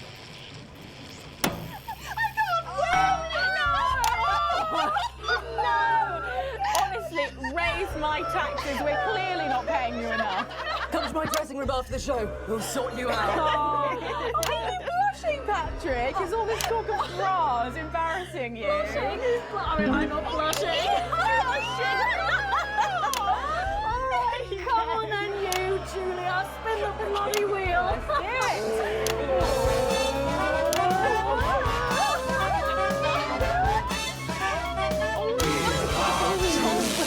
Okay, here we go. Oh, it's guess that face. I'm going to show you a picture and you simply have to guess that face. Okay, you ready? Here we go. Julia, who's that? Oh my God! Is that you? Yes! Look, it was a very difficult time fashion-wise. That hairdo is fucking hilarious. No, don't. I think it's sweet. And well, it is as popular now as it's ever been. Oh, well, don't get too ahead of yourself there. Jordan, who is this? Does that look familiar at all? Oh, wow! Well, I'm glad that I was getting fashion advice from someone who managed to make 7 look like 85. Just what the doctor ordered. I look like I'm haunting the fucking place. Right. We've got to move on. Jordan, let's have another spin. Okay, here we go.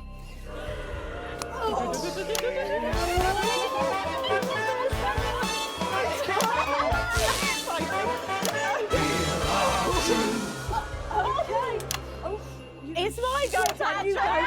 Sorry, I'm so keen. Let's go so much. Well, you're in for a treat. Yeah. It's fact or fish. Okay, if you look under your podiums, you will find a lovely Fish smoothie. Now, I'm going to ask you both a question, and all you have to do is answer it honestly, or else you'll have to drink the smoothie. Okay? Okay. Are you ready for the question? Yes. Here we go. Yeah. Which of your esteemed hosts is the more talented one? Oh, what a cop-out. Oh, God. How is it? How is it? Fucking neutral. Oh, we made it extra fishy. I need my fucking mouth. Do you know how much these taste buds are worth? Well, we've got time for one more quick spin, so go, Julia, go!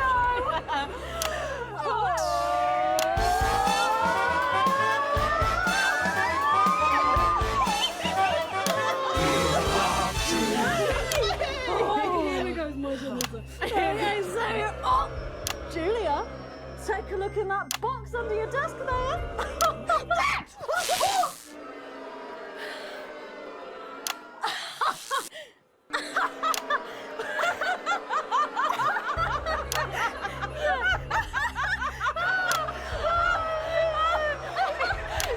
I think Lord Cheeks is trying to get in on the game. Oh, bless him. Julia, what have you got in that box? It's not cheese, is it? Another one, Mr. Boson. Don't mind if I do, Mr. Boson.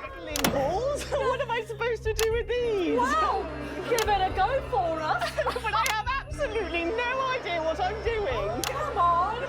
Do it, do it, I want do to it, do it. do it, do it. Oh, she's doing it. She's fucking doing it.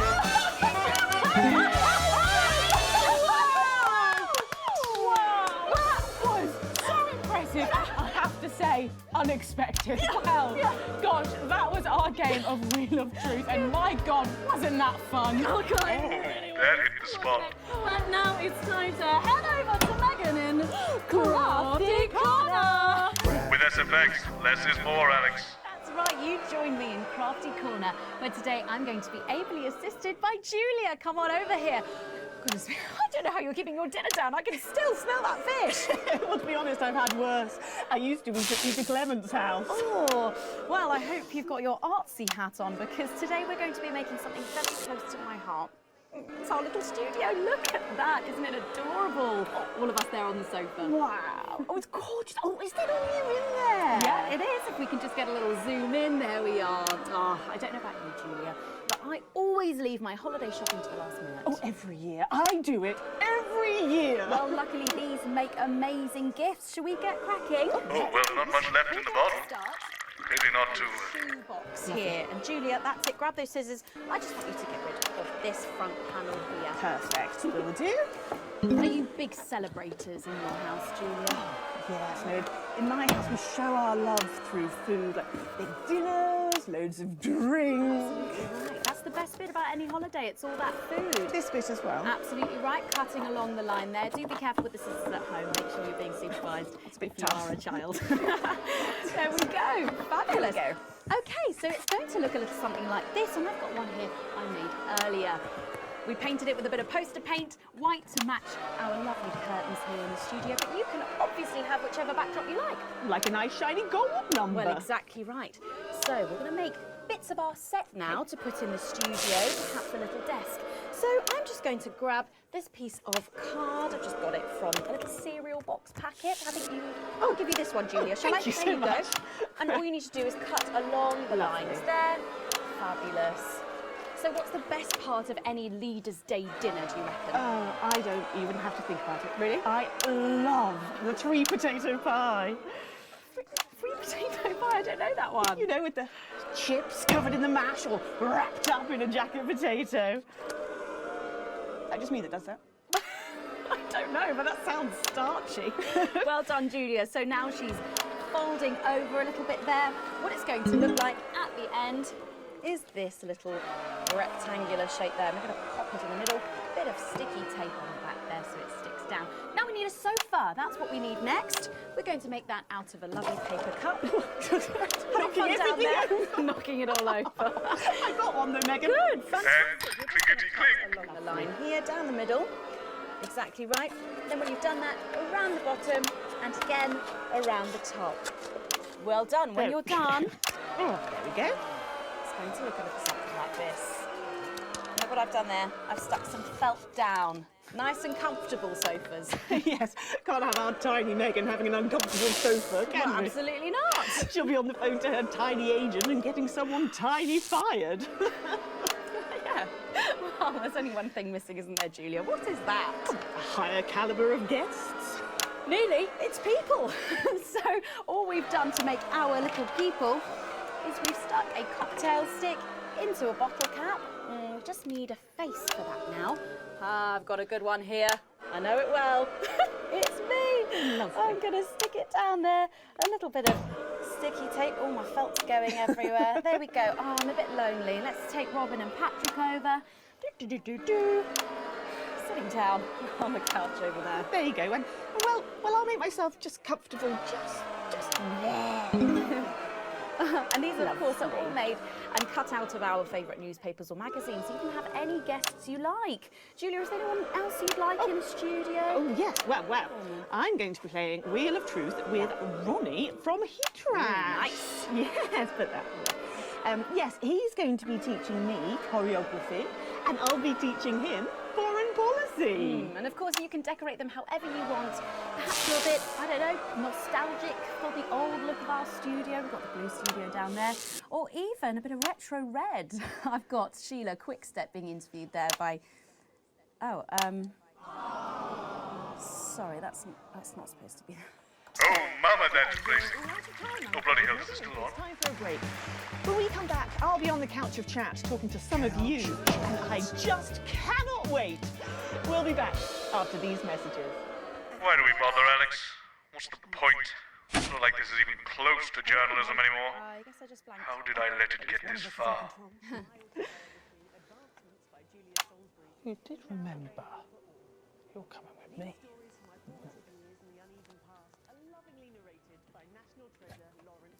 Should we be worried? We've got the Prime Minister here. It's good that she's here. She's the reason for the extra security. Are we going to need her? Possibly. They're back. It's not very reassuring. I know. Good thing I'm not your mum, right? Tears.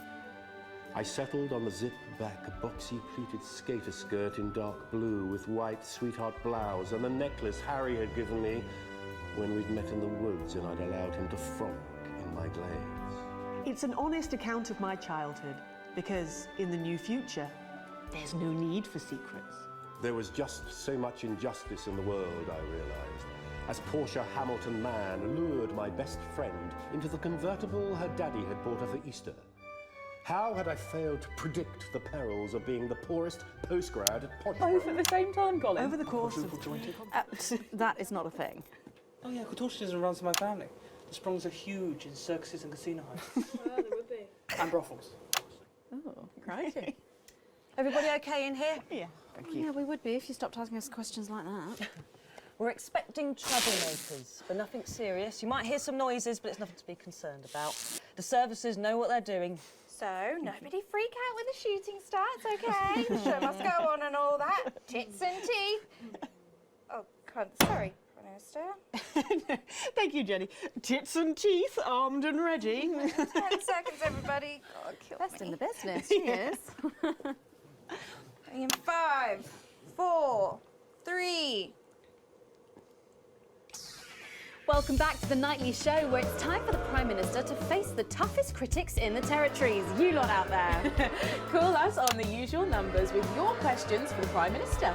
First up, we have Humphrey from Hamble Bamblebury. Lovely place. I'm hoping to retire there. Oh, good choice. Are you there, Humphrey? Hello, Humphrey. We appear to have lost Humphrey. We'll try and get him back, but let's go to another call in the meantime. Who have we got next, Patrick? Next up, we've got Mandy from Arsminster. Oh, I don't think I'll be retiring there. Hi, Mandy. You're through to the Prime Minister. What's your question? Hello? Mandy? What's going on, Jenny? We try not to talk to the crowd. Jenny? The lines are down. Oh, well, pull down to maintenance and get... We can't. All the lines are down. Well, apologies to our viewers at home. We seem to have a few technical gremlins making mischief behind the scenes. So while we're getting back up and running, Patrick has a couple of questions that were sent in by our viewers earlier this week. I do? Oh, yes. yes, no, of course I do. Well, our first question is from Patricia, who lives on Camera Avenue. And what she really wants to know... Lock the door! Lock the fucking door! Listen to the CCO! Seal the doors! You're Jenny, aren't you? Come here. Don't be afraid, Jenny. We're not here to hurt you. We're not here to hurt anyone if we don't have to. All I want you to do is to keep the show on the air. Do you understand? Just do your job and everything will be all right, okay? Don't be afraid, Jenny. You two, on your knees over there. Move! So, this is the famous couch of chat, eh? I Good. don't answer questions at gunpoint, Mr. James. Oh. You're not at gunpoint, Prime Minister. They are. Oh, please don't kill me, please. Nevertheless, if you think I'm going to answer to you, then I'm afraid you don't have to answer to me, Julia. Are the doors locked and sealed? Yes, sir. No one's getting in or out. Good. Good. All clear. Good. Thank you. Yes, good. Jeremy?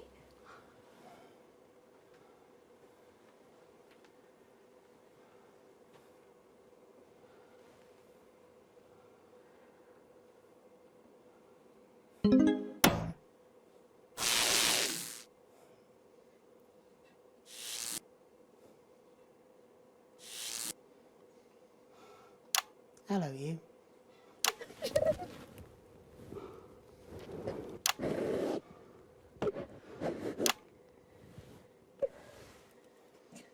Why didn't you make contact? We've only put you in their crosshairs. I'm sorry. You're a rotten, selfish bastard. Yes. Keep the show going for me. Of course. Let them go, Alan. There'll be no killing tonight.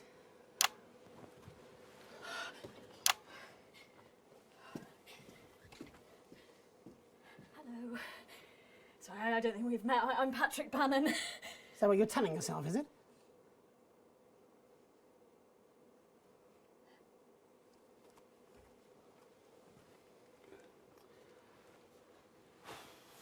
Sorry for barging in.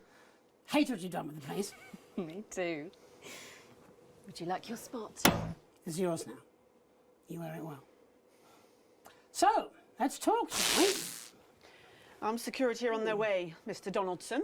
I know you know that. Well, we best make use of the time we have then, eh? Well, I'll leave you to it then. No. I think you should stay too. For safety. For balance.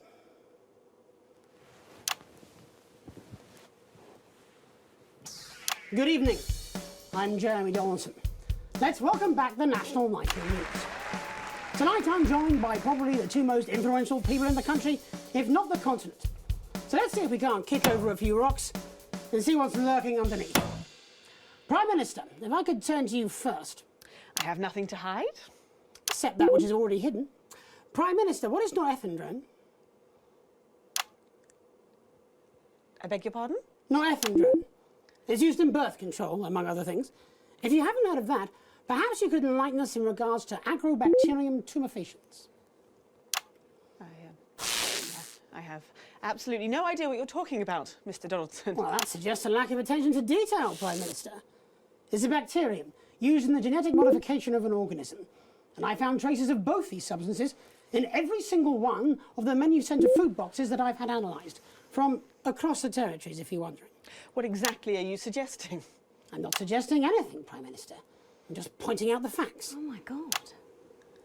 Is that why Kate and I can't have... So you blamed it on the radioactive clouds from your bombs? Before Stacey, we tried so many times. Prime Minister, is there something wrong with the food?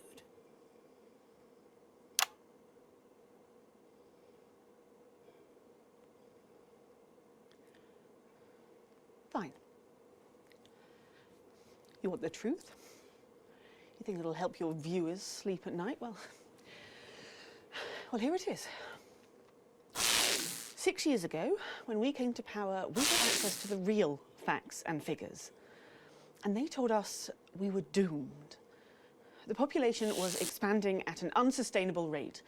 Within 50 years, we would be out of natural resources. We would war over fuel, and then inevitably food and clean water.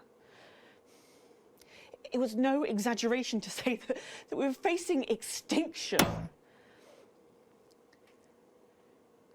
It was supposed to be opt-out contraception, an end to unwanted children, a chance to rebalance, but something went wrong in the testing phase. Nature took over.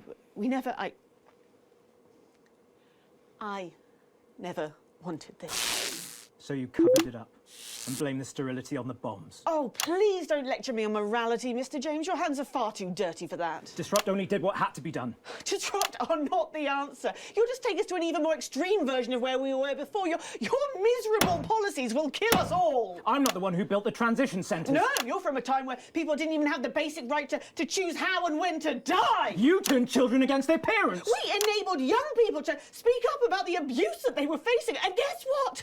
Most of that abuse came from within their own families. Identity cards! Oh, grow up! You sterilised us against our will. I built a sustainable future. That's too much. That's not for you to choose. Well, if not me, then who? Who would choose it for themselves? And isn't that at the heart of all this? You don't trust us to choose. You think you know best, you know what's good for us, and if we disagree with you, then you'll send us to betterment. That's why there's no news anymore, because there's no choice, so there's no point. There should be elections. Elections have been suspended. Time to unsuspend them then. If you want to carry on, you'll need a mandate. We have people ready to stand against you in every territory. So, let's turn to you, Mr. James. Yes. I want to assure the public that though Disrupt are occasionally forced to violent means, we are not by nature a violent organisation. Jenny? Yes, Jeremy? Could you have this queued up for us, please? Of course, Jeremy. It'd be a pleasure. Is that from Disrupt leadership? In a way. Mr. James, before you launch into your rather premature election campaign, I think it'd be useful for the viewers at home if you were to also answer a question or two. Of course.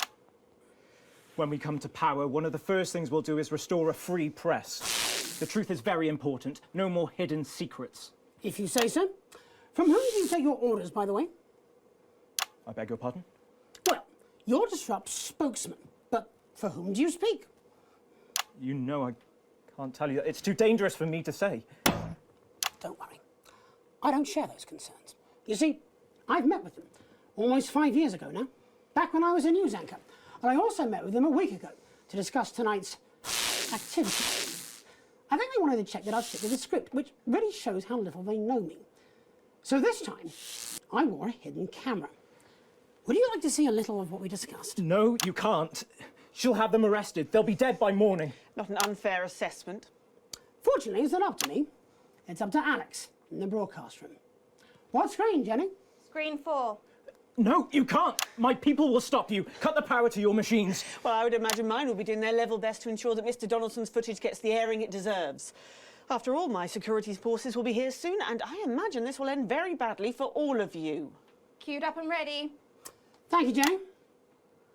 Alex, showing this will have consequences. But so will not showing it. It's up to you. Alex, you got us this far. Please don't fall at the last hurdle. Oh, damn. Glad I'm not making this choice. All our good work, all the years of disrupting, you could make it all for nothing. Please, don't play that footage.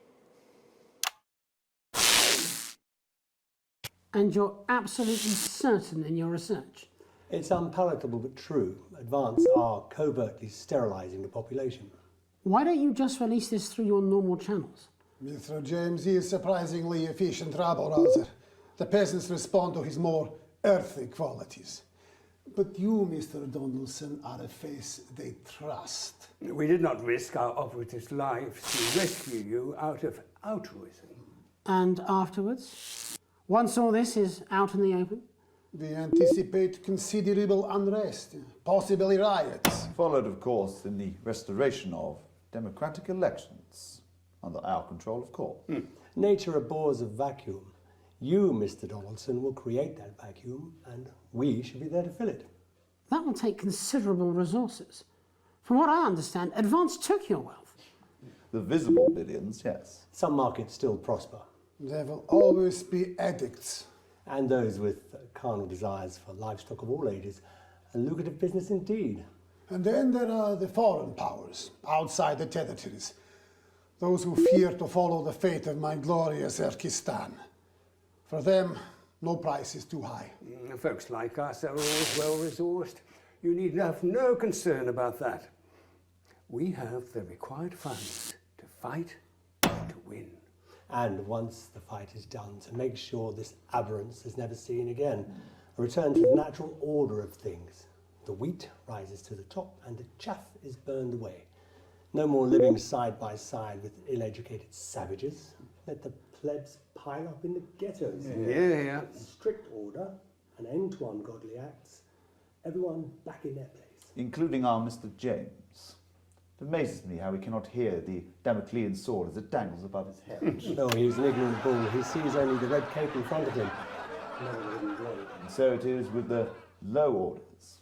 They are lost in this new world. They will gladly walk back to Old One, and they will be ours again, as it should be. Excellent. Excellent. You set me up. No, Alan, you did that to yourself. Now do you understand what you're doing? You understand why we have to. Pathetic. Neither of you recognises your own reflection. How long, Jenny? Not long, I imagine. For any of you. Security are outside. They've been here for 5 minutes, but they're not doing anything. Turns out there's a lot of them who wanted children. We're already a few minutes over, Megan, but with ratings like this, Bozeman's no fool. Do you want to take us out? It should be you. It should be both of us. You start. Before we go tonight, one final thought. There's so much to digest here. What's happened tonight in this political circus? The tent is collapsing and the ringmasters have lost their glitter. There will be elections. Soon, I'd imagine. You'll be able to choose. These two will run. A choice between a shit sandwich and a cold cup of soup. A circus of horrors. Two extremes, both offering their own form of misery. You can choose Advance and be equal. In cages, like performing lions. Or disrupt and be free. To struggle and starve. Or you can do something different. You can run. You can stand. You can stop promoting the way things are and change it. You're good people, and you are sensible people. You know the difference between right and wrong. So stop whinging and do something. Take responsibility, because if you don't, it'll all be left to these clowns. And that's the worst circus of all. My name's Jeremy Dawson. And I'm Megan Wolf. Have a transformative night. And then make tomorrow better. And we're out. You're done. This programme, this channel, all No, of Julia, you. not them. We're done. They got us both. Your security team say they'll escort you when you're ready.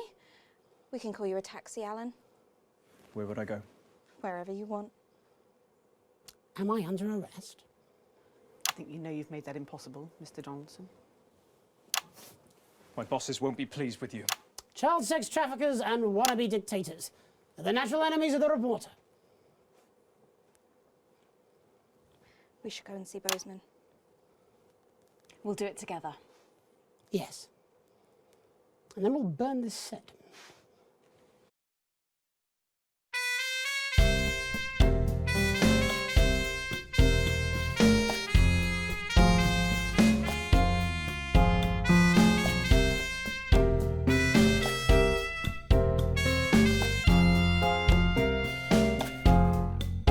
There was a time before, a little after the war, when the finest minds would have the deepest roar, and we would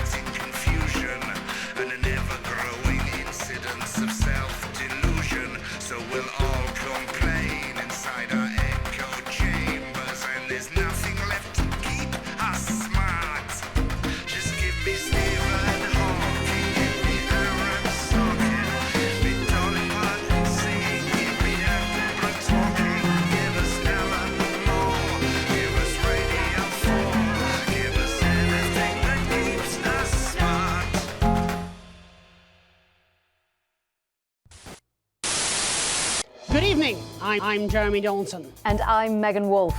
Our main stories tonight. The votes are in, and it's a decisive win for Accord.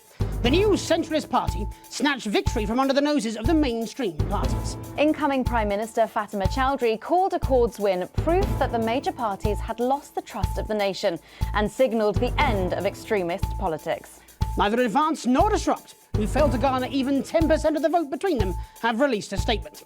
Later, we'll be looking in detail at the election results across the nation before Jeremy brings us a report on the recent unrest in Valdez. That's all coming up on tonight's National Nightly News.